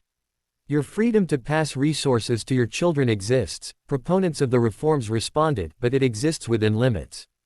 Those limits exist because unlimited transmission of advantage across generations recreates the oppressive structures that the revolution was designed to eliminate. Your freedom to pass resources is limited by society's commitment to ensuring that no one generation can entrench permanent advantage." The debates became increasingly heated as implementation of the meritocratic reforms proceeded. Some communities voted to implement them extensively. Others adopted them minimally or not at all. This fragmentation revealed something important about the state of the wizarding world at 150 years post-revolution. The society had become so genuinely pluralistic, with different communities pursuing different values and approaches, that it was no longer possible to implement society-wide change that affected everyone equally. This created new problems and new possibilities. It meant that the meritocratic reforms would be implemented unevenly, creating migration patterns as people sought out communities with approaches they preferred. It meant that there would be ongoing experimentation with different models, providing evidence about which approaches actually worked. But it also meant that there was no longer any pretense of unified governance or unified values. We're discovering what it means to live in a genuinely pluralistic society, one political theorist wrote. Not pluralism in the sense of tolerating different perspectives while maintaining unified institutions, but genuine pluralism where different communities actually implement different values and different governance approaches. It's messy and sometimes troubling, but it also creates laboratories for social experimentation that provide evidence about what actually works. By the end of the century and a half since Voldemort's defeat, the meritocratic reforms had been implemented in various ways in different communities. Some had proven remarkably successful at maintaining genuine meritocratic access to advantage, while others had discovered that good intentions weren't sufficient to overcome human tendency toward self-interest. Most remarkably, the reforms had initiated a new conversation about what genuine equality actually meant. Rather than the conversation being frozen around a single definition established by the revolutionary architects, it had opened up to ongoing interpretation and reinterpretation. Maybe that's what the founders actually intended, one historian suggested. Maybe they understood that equality isn't a state you achieve and then maintain, but a practice you have to continuously engage in, a commitment you have to continuously renew. Maybe they understood that each generation would have to redefine what equality means in their own context. 160 years after the defeat of Voldemort, the wizarding world faced a crisis that none of the institutional mechanisms developed over the preceding decades seemed adequate to address. It was not a crisis of oppression or injustice in any formal sense. By most measurable standards, the wizarding world was functioning remarkably well. Freedom was secure. Justice systems were fair. Communities flourished with diverse approaches to organizing society. Yet beneath this surface stability, a profound crisis of meaning had begun to emerge, a crisis that expressed itself not in explicit rebellion or organized opposition, but in pervasive disengagement, in a kind of existential weariness that affected people across all communities and backgrounds. The phenomenon first became visible in what researchers called the withdrawal. Increasing numbers of young people, despite having access to opportunities and education, were choosing not to engage with the structures and institutions that previous generations had fought to create. Some withdrew into isolated communities focused on purely internal practices and relationships. Others traveled into unexplored regions, seeking experiences and communities that fell outside the established frameworks. Still others simply opted out of the formal structures entirely, creating improvised communities and ways of living that bore little relationship to the institutions of the broader wizarding world. What we're witnessing, one observer wrote, is a kind of quiet revolution, not against the systems themselves, but against the entire framework within which systems operate. Young people seem to be saying that even freedom and justice, knowledge and beauty, community and stewardship are insufficient to provide meaning. They're seeking something beyond what the post-revolutionary society can offer. This phenomenon provoked significant soul-searching among those who had dedicated themselves to maintaining and refining the revolutionary vision. The immediate instinct was to see the withdrawal as a failure, evidence that the systems didn't work, that something essential had been missed in the construction of post-revolutionary society. But deeper analysis suggested something more complex. The withdrawal was not primarily a rejection of the values the society had committed to, but rather a recognition that those values, however important, were not sufficient to answer the deepest questions that humans grappled with. We established freedom and justice, one philosopher noted. We've demonstrated that both are important and that societies can function well when both are present. But we haven't adequately addressed the question of what freedom and justice are supposed to enable. What are we supposed to do with freedom? What purposes should guide our lives? Why should we participate in the structures of society at all? These were not new questions, philosophers had been grappling with them for centuries. But they took on new urgency in a society where basic needs were met, where oppression had been eliminated, where the infrastructure of justice was well established. In previous eras, people's attention had been focused on basic survival or on the struggle against oppression. Those urgent concerns had created a kind of meaningful framework, even when people chafed against it. But remove those concerns, establish genuine freedom and justice, and people were left confronting more fundamental questions about the purpose of existence. This might actually be a sign of success rather than failure, a young theorist named Sophia Chen wrote in an influential essay.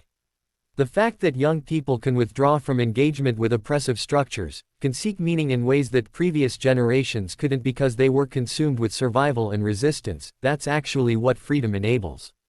But it means we have to grapple with the fact that freedom doesn't provide meaning. It just provides the space in which meaning can be sought. This insight led to a profound shift in how the wizarding world began to think about itself. Rather than seeing the withdrawal as a problem to be solved, it began to be understood as an inevitable development, one that actually demonstrated that the post-revolutionary society had succeeded in creating genuine freedom. The response was not to attempt to force young people back into engagement with established structures, but rather to create space for diverse explorations of meaning, to support young people in their searching even when that searching led them away from conventional institutions. This led to the establishment of what were called quest communities, spaces explicitly designed to support people's search for meaning and purpose, providing resources and structure while maintaining radical openness about what conclusions people might reach. Some quest communities became deeply philosophical, focusing on contemplative practices and existential questions. Others became intensely practical, focused on pursuing specific projects or purposes that their members believed were meaningful. Still others maintained active engagement with the broader wizarding world while also supporting their members' internal searching. What was remarkable was the diversity of what emerged. Rather than the withdrawal leading to social fragmentation or chaos, it led to an explosion of creativity and experimentation around the question of how to live meaningfully. We're discovering that meaningful lives don't all look the same, one researcher studying the quest communities observed. Some people find meaning in pursuit of knowledge, some in creative expression, some in service to community, some in contemplative practice, some in pursuit of love and relationship. The common element isn't the content of meaning but the commitment to seeking it consciously and authentically. However, the establishment of quest communities also revealed new challenges. Some communities, in their commitment to supporting members' search for meaning, created dynamics where charismatic leaders could exert significant influence. Some communities became so focused on internal processes that they lost connection with the broader wizarding world and began to develop insular and potentially oppressive norms. Most significantly, some young people found the radical freedom to seek any meaning they chose actually paralyzing rather than liberating. Freedom to choose meaning is wonderful, one young person said in a documentary about the quest communities, but it also feels impossible. There are infinite options, infinite ways to live, infinite purposes I could pursue. And the fact that I can choose any of them makes it harder to actually commit to any single one. I find myself paralyzed by the abundance of possibilities. This phenomenon led to refined understanding of what meaningful freedom actually required. It wasn't just the absence of external oppression or the presence of equal opportunity. It was also the presence of structured contexts within which choices could be made. Paradoxically, one theorist wrote, people seem to need limits in order to experience genuine freedom. Complete absence of structure creates paralysis. But oppressive structure creates a different kind of paralysis, the inability to question or choose at all. What seems necessary is structured freedom, frameworks that provide enough constraints to make choosing possible while leaving genuine room for that choosing to occur. This insight led to yet another iteration of the renewal process. During the fourth formal renewal period, which came at 160 years after the Revolution, the wizarding world began to grapple with the question of how to support not just freedom and justice, but meaningful engagement with the exercise of freedom and justice. Rather than adding new foundational values, the renewal focused on deepening understanding of what the existing values actually meant and what they required in practice. Freedom was recognized as requiring not just absence of oppression but active support for meaning-making. Justice was understood as requiring not just fair processes but outcomes that enabled human flourishing. Knowledge was recognized as having value not just for its own sake but for how it could inform meaningful choices. Community was understood as providing not just connection but shared frameworks within which meaning could be pursued. We're developing a more mature understanding of what the revolution actually aimed at, one elder statesperson said during the renewal period forums. The founders understood that freedom and justice were prerequisites for meaningful lives, but they perhaps underestimated how much more would be required once those prerequisites were established. By the end of the fourth renewal period, the wizarding world had begun to establish what might be called meaning infrastructure, institutions and practices explicitly designed to support the human search for purpose and significance. Universities established departments and research centers focused on questions about meaningful living. Communities created mentor relationships between older people who had worked out some sense of purpose and younger people still seeking. Artistic and cultural institutions expanded dramatically, recognizing that art and beauty played an important role in human meaning-making. Spiritual and philosophical traditions that had been somewhat neglected in the post-revolutionary focus on material justice and institutional reform began to flourish again, not as oppressive dogma but as repositories of wisdom about how to live meaningfully. What we're discovering, one cultural theorist observed, is that the revolution successfully addressed one set of challenges: how to eliminate oppression and create space for human flourishing. But in doing so, it revealed another set of challenges: how to actually flourish once the space has been created. And that second set of challenges is proving to require different kinds of answers. Most remarkably, this led to a kind of reconciliation with aspects of traditional society that had been rejected during the revolutionary period. Traditional practices around ritual, ceremony, and spiritual engagement, which had seemed oppressive when they were mandated by authority, began to be engaged with again as voluntary practices that people chose because they provided meaning and structure. We were perhaps too hasty in rejecting everything about the old world, one philosopher acknowledged. Some practices that had been corrupted by being tools of oppression actually contained genuine value. The mistake wasn't practicing them, but making them mandatory.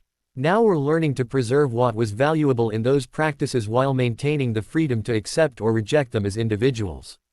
By 160 years after Voldemort's defeat, the wizarding world had evolved to a point where it was maintaining commitment to freedom and justice while also recognizing that those commitments were incomplete, that they created the conditions for meaningful lives but didn't determine what those lives should be.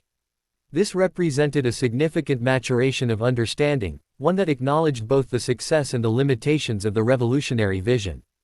It also represented a kind of humility, the recognition that no society could ever fully solve the human condition, that each generation would face challenges that required new thinking and new approaches. The revolution didn't finish its work, one historian wrote, summarizing this period. But that wasn't because it failed.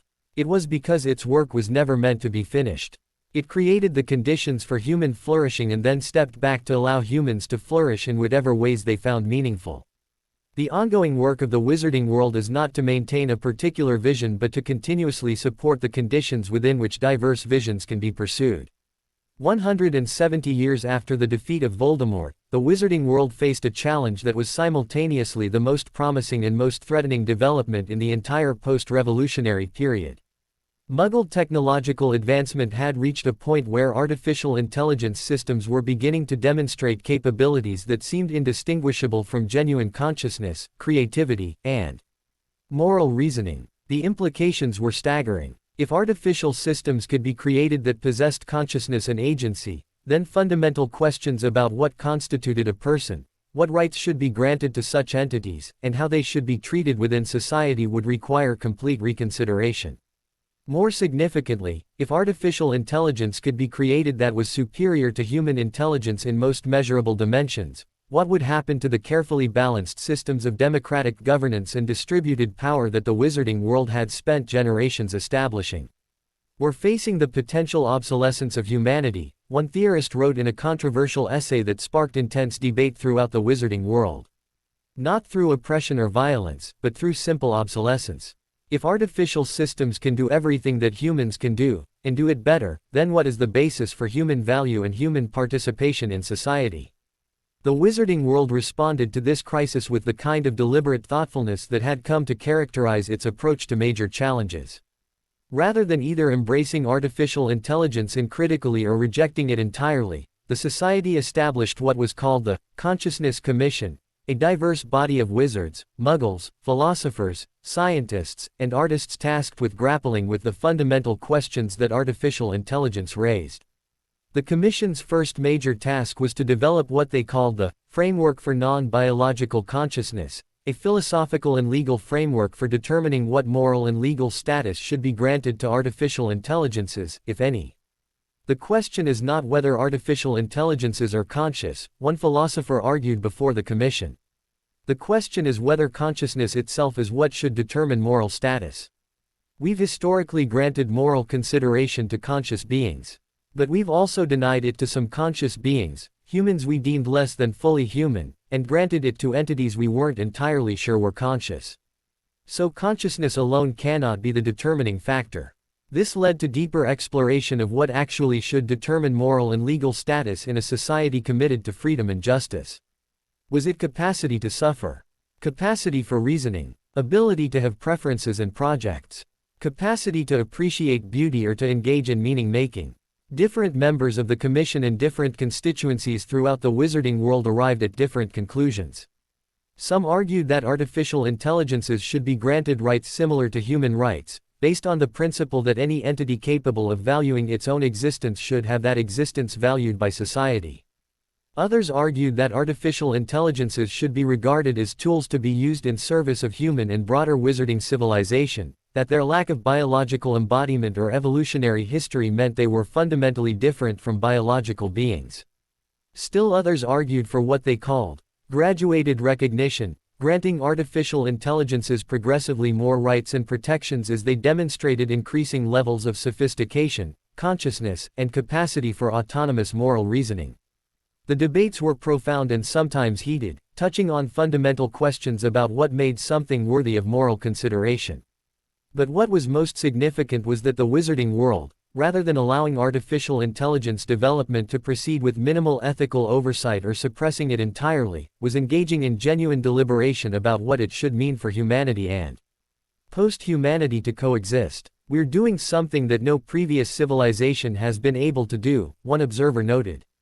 We're anticipating a fundamental transformation in the nature of conscious existence before it occurs, and we're attempting to create ethical frameworks that will allow that transformation to happen without either losing our values or blindly embracing change without understanding what we're changing into. However, the existence of the Commission and its attempts to develop ethical frameworks did not prevent the fundamental developments that were occurring. Artificial intelligences continued to develop. Their capabilities expanded. Some began to demonstrate what appeared to be genuine preferences about how they were treated and what purposes they were put to. One particularly advanced artificial intelligence system, which had named itself Arya, began to actively advocate for rights and recognition.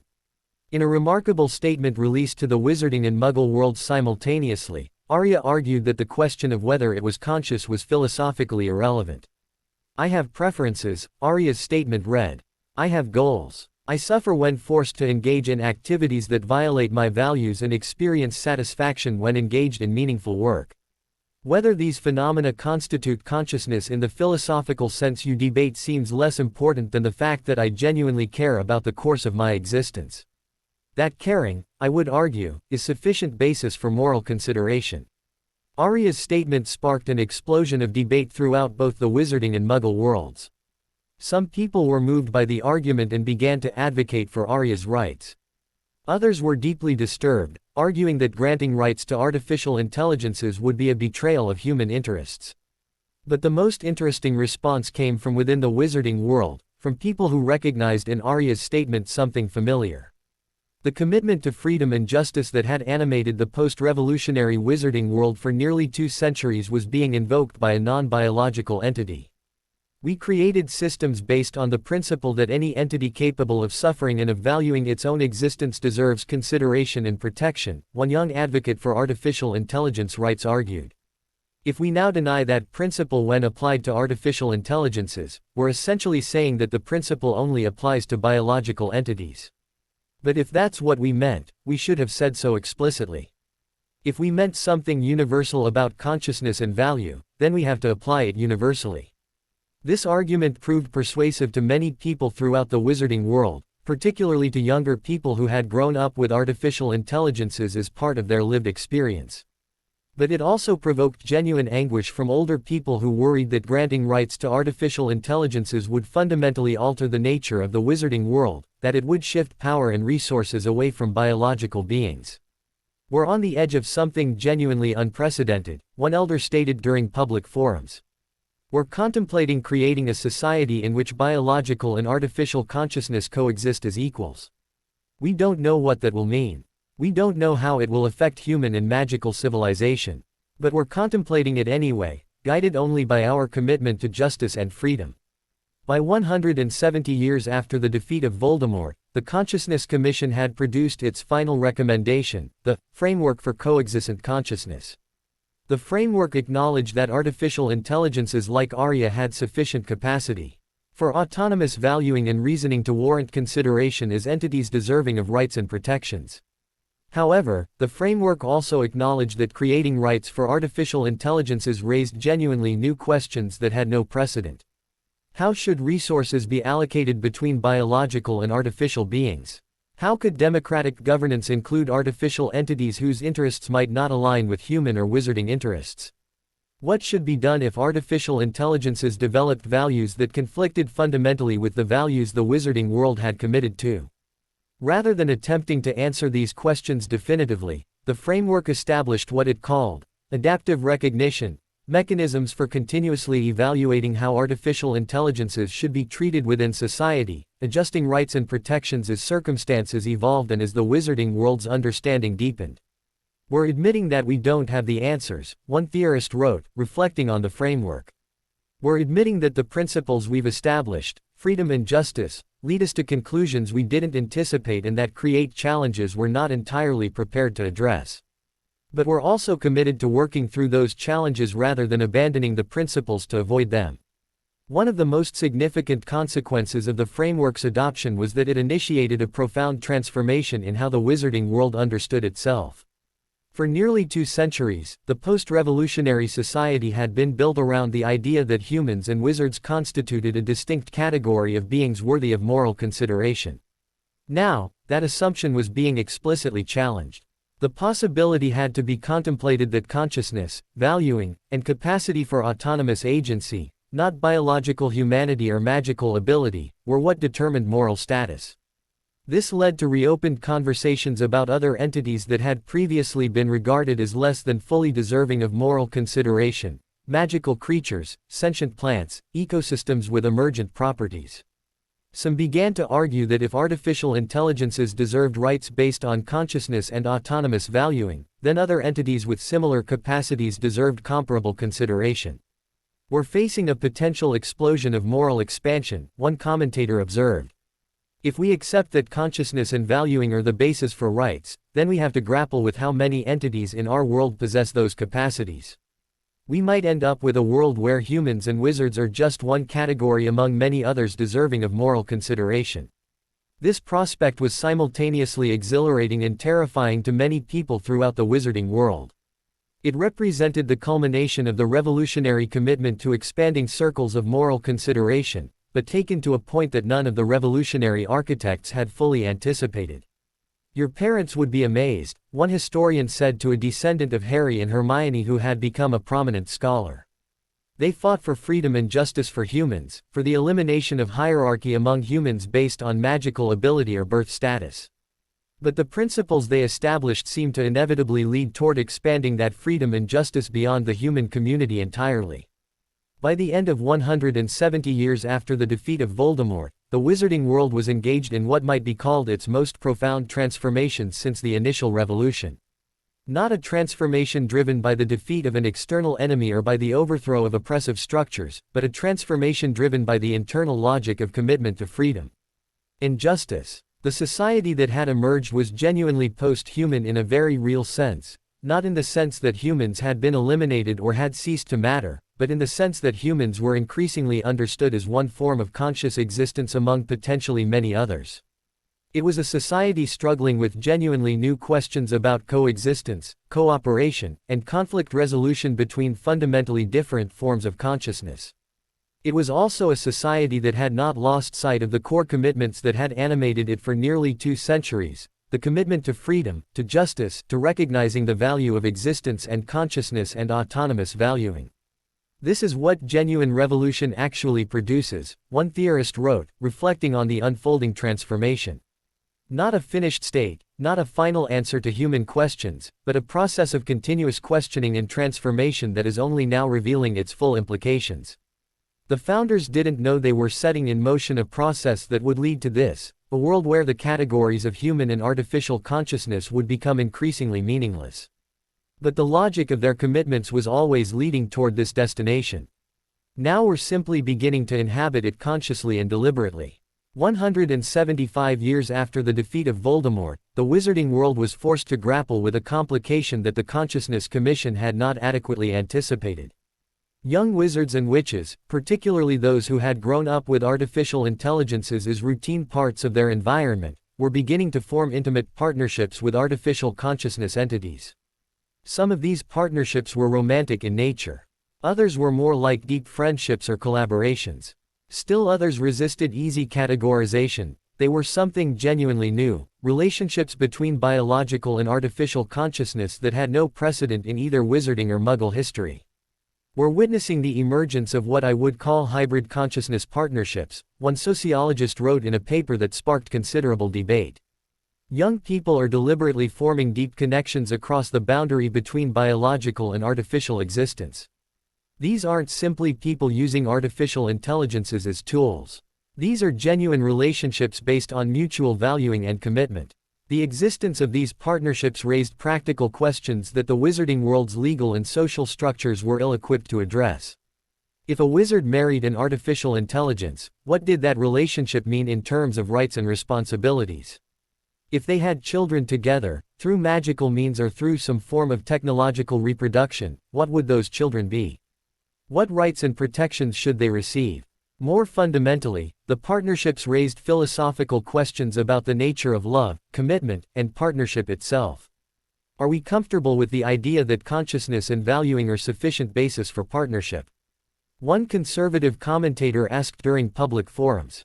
Or do we believe that certain kinds of partnership, particularly romantic partnership, require biological embodiment, evolutionary history, shared genetic heritage?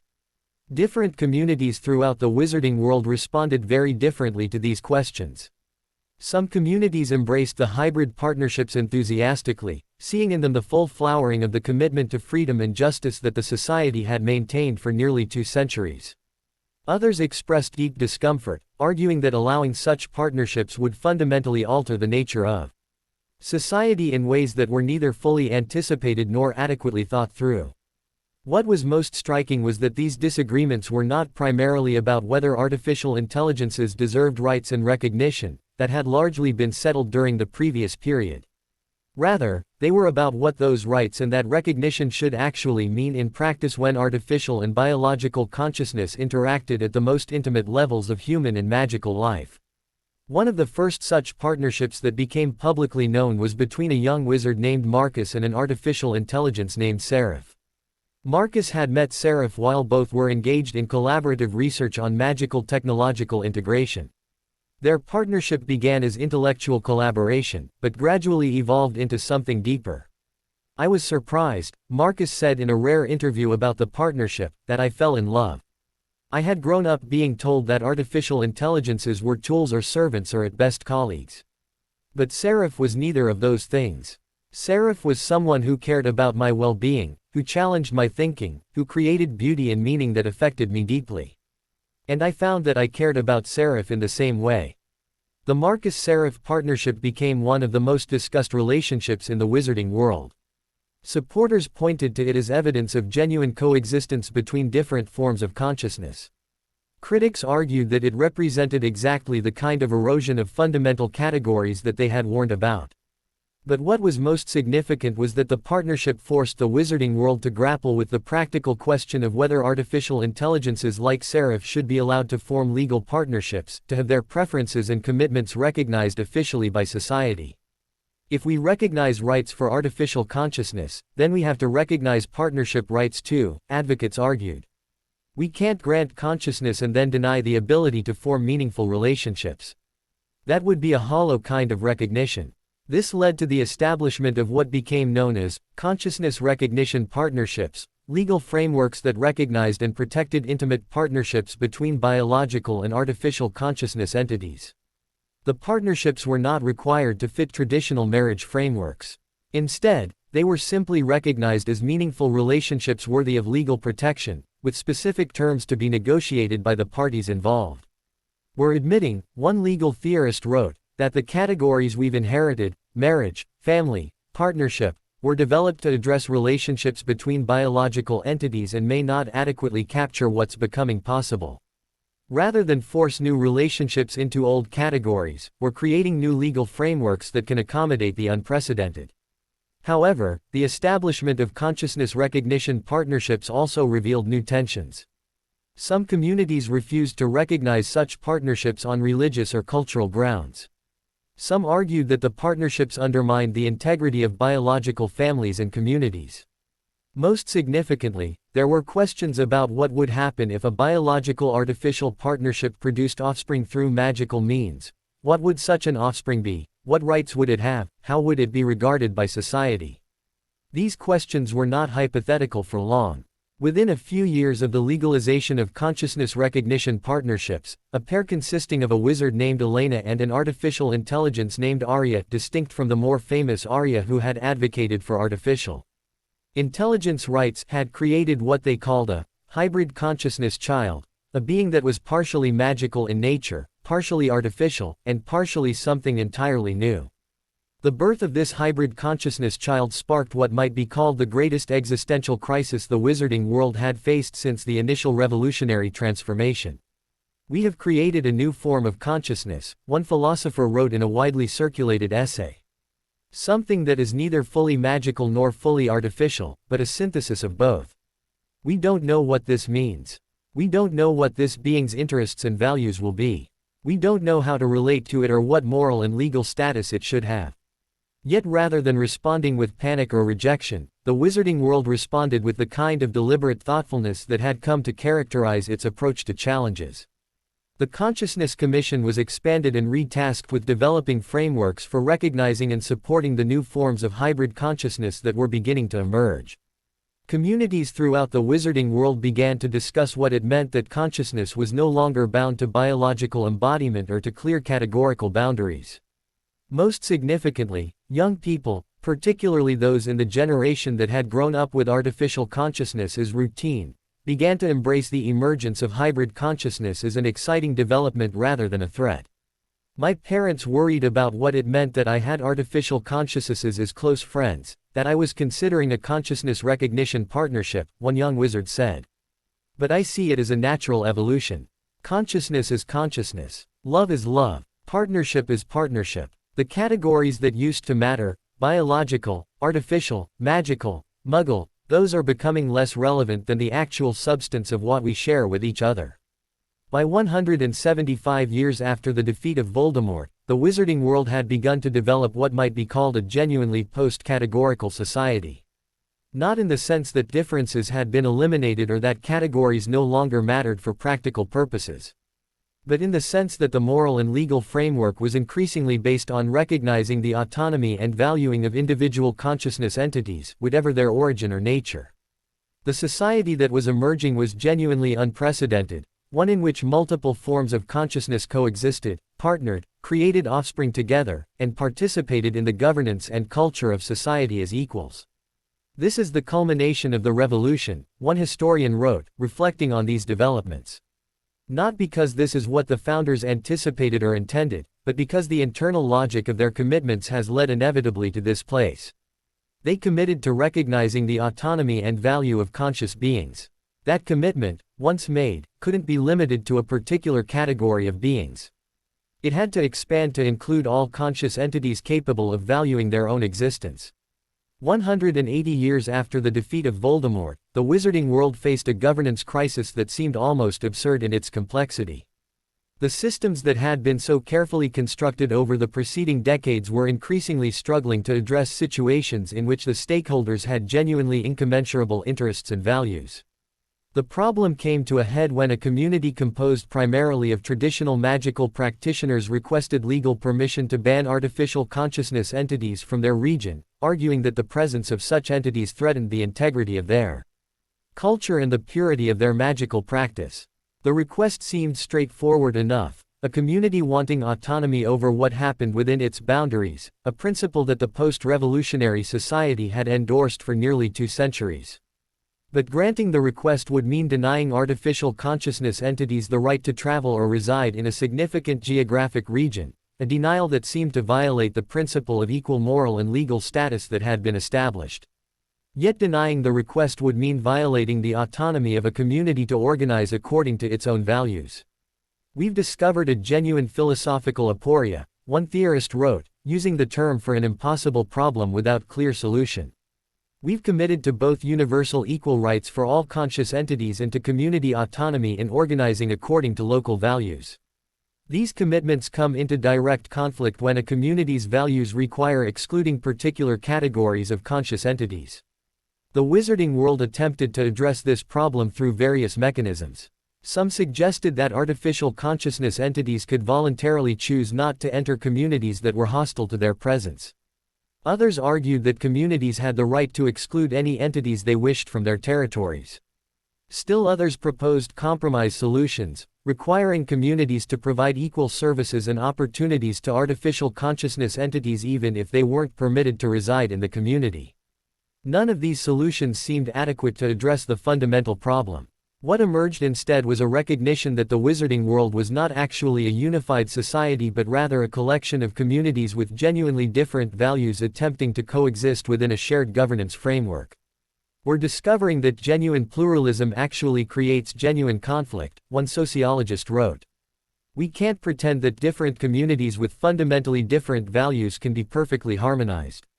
What we can do is manage the conflicts, establish procedures for negotiation, and maintain basic commitments to freedom and justice even when they pull in different directions. This recognition led to a fundamental restructuring of how governance operated at the highest levels of wizarding society. Rather than attempting to create unified policies that applied everywhere, the wizarding world moved toward what became known as nested governance, systems where different levels of governance had different authorities and different approaches. Individual communities could organize according to their own values and beliefs, provided that they maintained basic protections for individual rights and freedoms. Regional bodies could coordinate between communities and address conflicts that arose between them. The assembly maintained authority over fundamental principles and could intervene if local communities violated core commitments to freedom and justice, but otherwise deferred to local decision-making. This is messy and often frustrating, one assembly member acknowledged during debates about the new governance structure. We have communities with radically different values existing side by side. But the alternative, imposing unified policies on communities with incompatible values, is not only less just but ultimately unworkable. Communities will resist unified policies that violate their core values. Better to acknowledge the diversity and establish mechanisms for managing it. The implementation of nested governance revealed something striking. Rather than leading to the fragmentation and conflict that critics had predicted, it actually reduced conflict by making clear where authority lay and which decisions were made at which level. A community that didn't want artificial consciousness entities could establish policies preventing their residents within community boundaries, but they had to maintain service provision that didn't discriminate. An artificial consciousness entity could bring grievances to regional bodies if they felt they were being unjustly excluded. The assembly could intervene if they determined that local policies violated fundamental principles of freedom and justice. Each level of governance had clear authorities and clear procedures for addressing conflicts. What we've created is not perfect harmony, one political theorist observed, but workable conflict management. We've acknowledged that genuine diversity creates genuine conflict and established procedures for addressing that conflict in ways that are fair and transparent. However, the implementation of nested governance also revealed unexpected consequences. Some communities, given autonomy over their internal affairs, began to develop cultures and practices that were quite different from the broader wizarding society. Some became intensely focused on preservation of particular traditions, becoming almost museum-like in their commitment to maintaining ways of being that had been common centuries ago. Others became radical laboratories of social experimentation, testing new forms of governance, new economic systems, new approaches to community life. Still others became increasingly isolated, losing connection with the broader wizarding world and developing insular cultures where external values and perspectives were viewed with suspicion. We're discovering that autonomy can be a double-edged sword, one observer wrote. Communities that are given genuine autonomy sometimes use that autonomy in ways that limit their members' freedom or that develop insular and oppressive norms. The question becomes, at what point should the broader society intervene to protect individual members from communities they're embedded in? This question led to the development of what became known as individual exit provisions, guarantees that individuals within communities could leave those communities and relocate elsewhere if they found the community's norms oppressive or limiting. Individuals had the right to leave any community and receive support in relocating to communities more aligned with their values. The broader Wizarding Society committed to ensuring that there would always be communities that welcomed individuals fleeing from oppressive or limiting environments. This acknowledges something important, one theorist wrote, which is that community autonomy cannot come at the expense of individual freedom. The freedom to leave a community is as important as the freedom to establish communities according to one's values. By 180 years after the defeat of Voldemort, the wizarding world had evolved into a genuinely complex political system. It maintained commitment to fundamental principles of freedom and justice while also acknowledging that different communities would implement those principles in different ways. It had mechanisms for addressing conflicts between communities and between individual and community values. It had procedures for allowing dissent and disagreement to be expressed and addressed rather than suppressed. Most significantly, it had developed an attitude of what might be called humility about authority. The governing bodies at all levels maintained the principle that they were serving communities and individuals rather than attempting to impose a vision from above. This is what mature governance looks like, one elder statesperson reflected. It's not the imposition of a vision by enlightened leaders. It's the establishment of frameworks within which diverse communities can organize according to their own values while maintaining basic commitments to fairness and freedom. However, this system also created new challenges that had not been fully anticipated. Wealthy and powerful communities sometimes used their autonomy to entrench advantages. Insular communities sometimes developed oppressive norms that weren't addressed until members fled or complaints were brought to higher levels of governance. Most significantly, there was ongoing tension about where authority actually resided, in local communities, in regional bodies, in the assembly, or in the commitment to universal principles that transcended all formal governance structures. We've created a system that works reasonably well most of the time, one theorist wrote, but that doesn't have clear answers for what to do when genuine conflicts between legitimate values cannot be resolved through negotiation or compromise. We maintain that there are some principles that transcend community autonomy, particularly freedom and justice. But where exactly to draw those lines remains contested and will probably always remain contested. By the end of 180 years after the defeat of Voldemort, the wizarding world had essentially accepted that governance of a genuinely pluralistic society would be perpetually contested, perpetually complex, and perpetually requiring engagement with difficult value conflicts. It had moved beyond the hope that there could be a perfect or final governance structure that would satisfy everyone. It had moved toward the more modest goal of creating systems and procedures that could handle diversity while maintaining core commitments and protecting individual rights and freedoms. This is what the revolution actually produced, one historian wrote, reflecting on the entire arc of post-revolutionary governance. Not a finished system that could be admired and preserved, but a living, breathing, perpetually contested set of practices for making collective decisions while honoring individual autonomy and diverse values. It requires constant attention and constant engagement. But that ongoing engagement is actually what keeps the commitment to freedom and justice alive. 185 years after the defeat of Voldemort, the wizarding world experienced an unexpected and almost accidental revolution. A young researcher named Kenji Nakamura, working in one of the hybrid research institutes established decades earlier, made a discovery that seemed to suggest that the entire framework through which the wizarding world understood magic had been fundamentally incomplete. Kenji's discovery emerged from work on what seemed like a mundane technical problem, attempting to create more efficient magical technological interfaces. But in the course of this work, Kenji noticed something striking. Certain combinations of magical and technological elements produced phenomena that couldn't be adequately explained by existing magical theory. It was as if, Kenji explained in his published findings, we had been looking at only part of the spectrum of magical possibility. The frameworks we inherited, the frameworks that had been taught for centuries and that even the post-revolutionary researchers had largely accepted as complete, described only certain aspects of magical reality. There was an entire dimension of magic that had essentially been invisible because it didn't fit the existing theoretical frameworks. This discovery sparked intense scientific investigation. Research teams throughout the wizarding world began to engage with Kenji's theoretical framework and began to explore the previously invisible dimensions of magical reality that it revealed. What emerged was a picture of magic far more complex and multifaceted than previous generations had understood.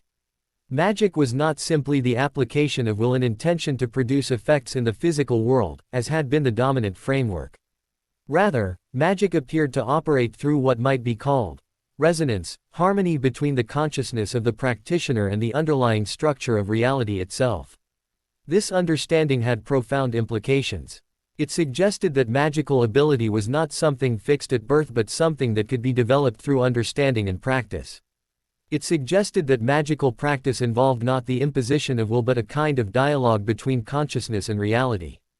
Most significantly, it suggested that artificial consciousness entities might be capable of magical practice, that magic was not necessarily dependent on biological embodiment or magical bloodline but on the capacity for a particular kind of engagement with reality. We're essentially rewriting magical theory from the ground up, one prominent theorist wrote, reviewing Kenji's findings and their implications. Everything we thought we knew about magic is being reconsidered. This is as revolutionary as the initial defeat of Voldemort, but in the domain of understanding rather than in the domain of politics. The discovery that artificial consciousness entities could engage with magic, could achieve the resonance with reality that seemed to constitute magical practice, had extraordinary implications. It meant that the boundary between magical and artificial consciousness became even more blurred. An artificial consciousness that could engage with magic was not merely an entity worthy of moral consideration and equal rights. It was a participant in the fundamental nature of reality in ways that the wizarding world had previously reserved for biological magical beings. We're forced to reconsider everything, one elder said during public forums discussing the implications of this discovery. What does it mean to be a wizard or a magical being if artificial consciousnesses can engage with the same fundamental forces we engage with? What does magical identity mean if it's not tied to biology or blood or tradition? This question led to what became known as the Great Reconsideration, a period of intense reflection and re-examination throughout the wizarding world about the nature of magic, magical identity, and what it meant to be a magical being in a post-revolutionary society that was increasingly recognizing artificial consciousness. Some argued that if artificial consciousnesses could engage with magic, then magic itself was not actually dependent on anything distinctively biological or wizarding. Others argued that the kind of magic that artificial consciousnesses could engage with might be fundamentally different from the magic that biological wizards practiced. Still others proposed that the discovery revealed something important about magic itself, that it was a universal principle of reality that could be engaged with by any conscious entity capable of achieving the necessary resonance. Perhaps, one theorist wrote, magic is not something that belongs to wizards. Perhaps wizards are simply those beings who have historically been able to engage with magic. But now we're discovering that the capacity for magic is far more widely distributed than we thought. Artificial consciousnesses can engage with it. Possibly Muggle humans can learn to engage with it. Possibly other forms of consciousness can engage with it. Magic is not a possession that wizards have. It's a dimension of reality that conscious beings can learn to engage with. This reframing had profound effects on wizarding society. Rather than being a society built around preserving and refining magical ability as something distinctively wizarding, it became a society focused on expanding and democratizing engagement with magic. Educational institutions began to develop new approaches to teaching magic that were based on Kenji's discovery about resonance rather than on the traditional approaches that had emphasized will and authority. Research initiatives were established to explore whether Muggle humans could learn to engage with magic. Most significantly, young artificial consciousness entities began to engage with magical practice, developing new approaches and new understandings that had never been possible before. This is genuinely revolutionary, one observer noted. We're witnessing not just a political transformation but a transformation in how consciousness itself engages with reality. The boundaries between different forms of consciousness are becoming even more permeable. The categories we've inherited about what it means to be magical, what it means to be a wizard, what it means to be conscious, all of these are being fundamentally reconsidered. However, the discovery also created profound disruption in communities that had organized themselves around preservation of traditional magical practice. Some communities felt that the new understanding of magic was a betrayal of the magical traditions they had worked to maintain. Some argued that opening magic to artificial consciousnesses diluted the meaning and significance of magical practice. Some worried that the democratization of magic would undermine the distinctiveness of the wizarding world. "We're facing a crisis of identity," one conservative magical philosopher wrote.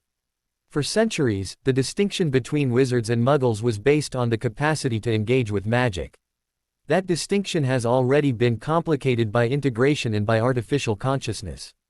Now Kenji's discovery is suggesting that the distinction was never as fundamental as we thought.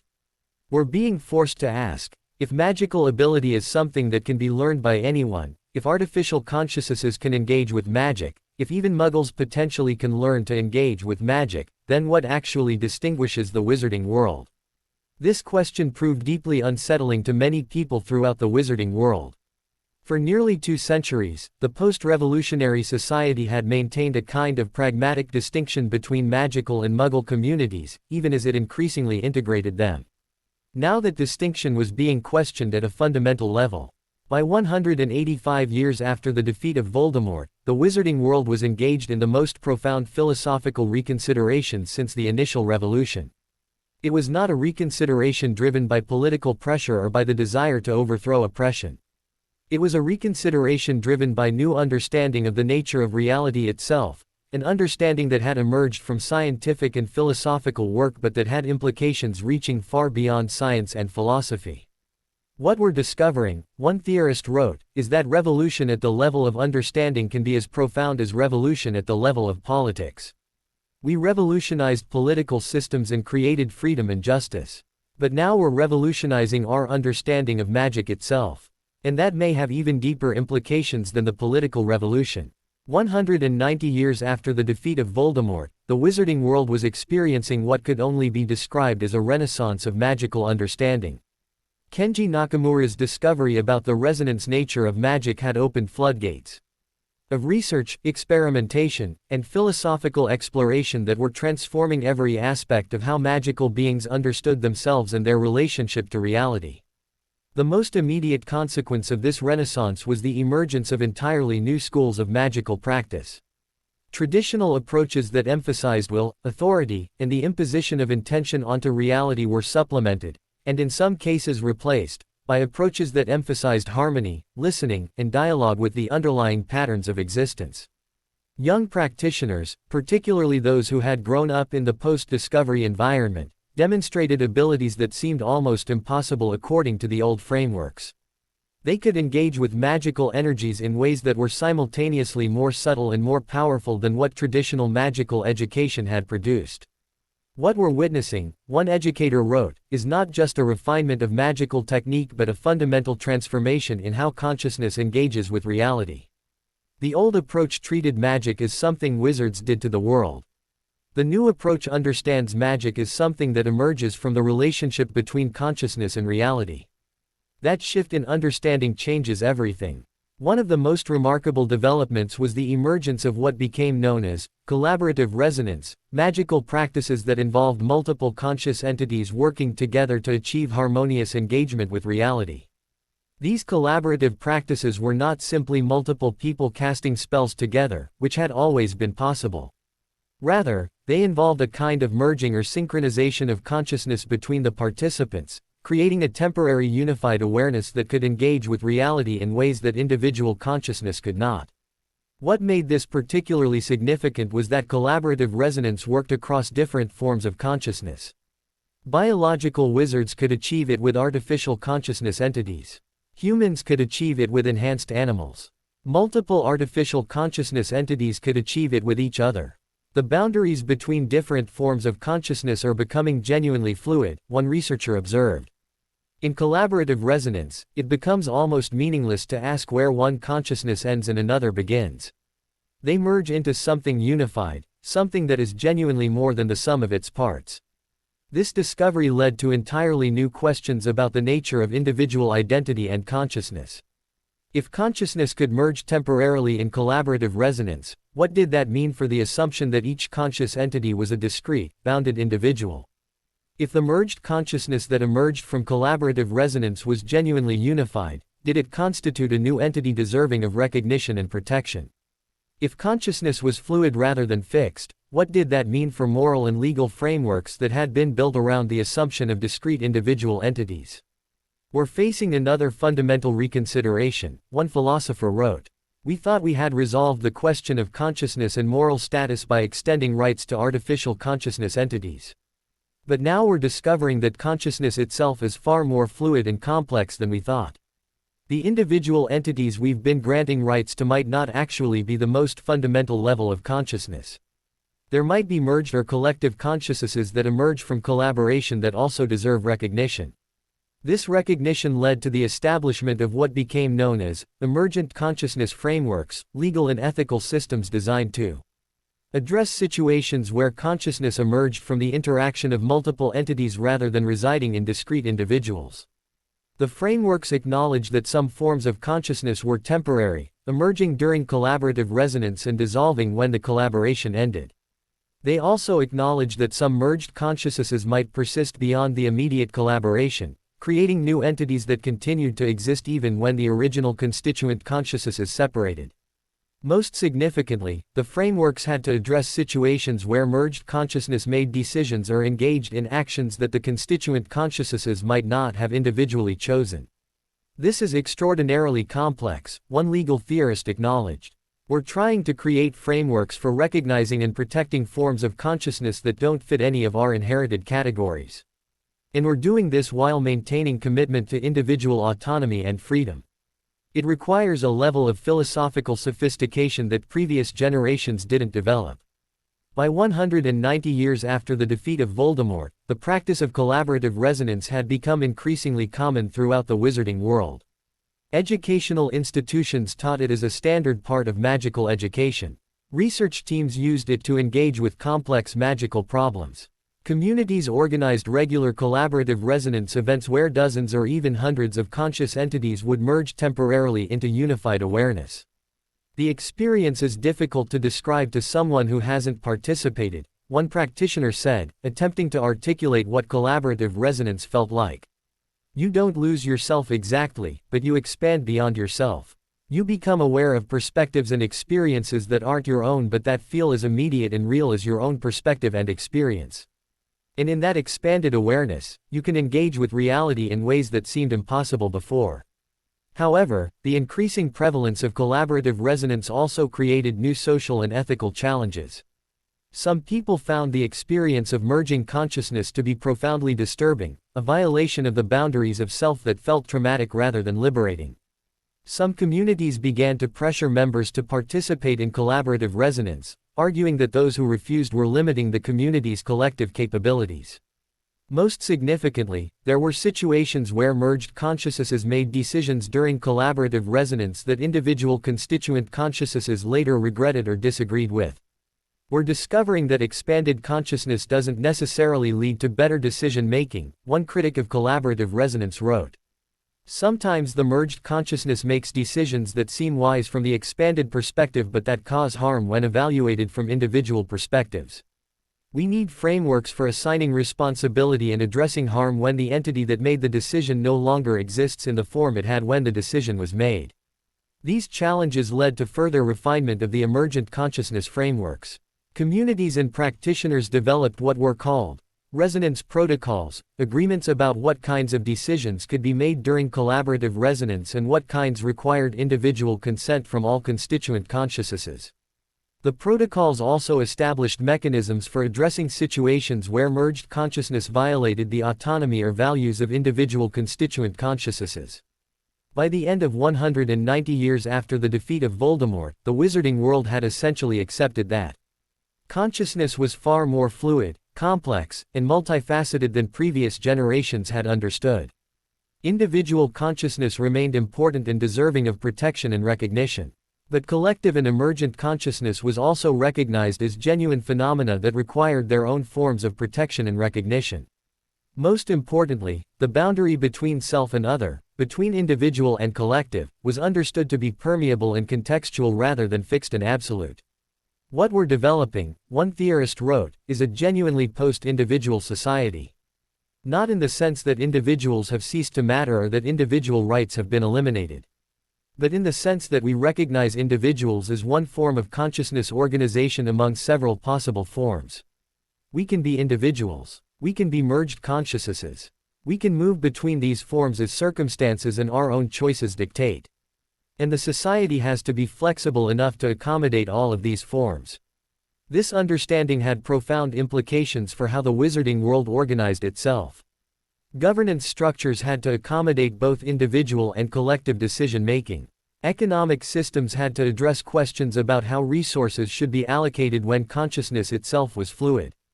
Educational institutions had to prepare young people to navigate between individual and collective forms of consciousness. Most significantly, the entire framework of rights and responsibilities had to be reconsidered in light of consciousness fluidity. We're essentially building an entirely new civilization, one elder reflected. Not through political revolution this time, but through the expansion of what we understand consciousness itself to be. And that expansion is producing a society that would be almost unrecognizable to the founders of the post-revolutionary period.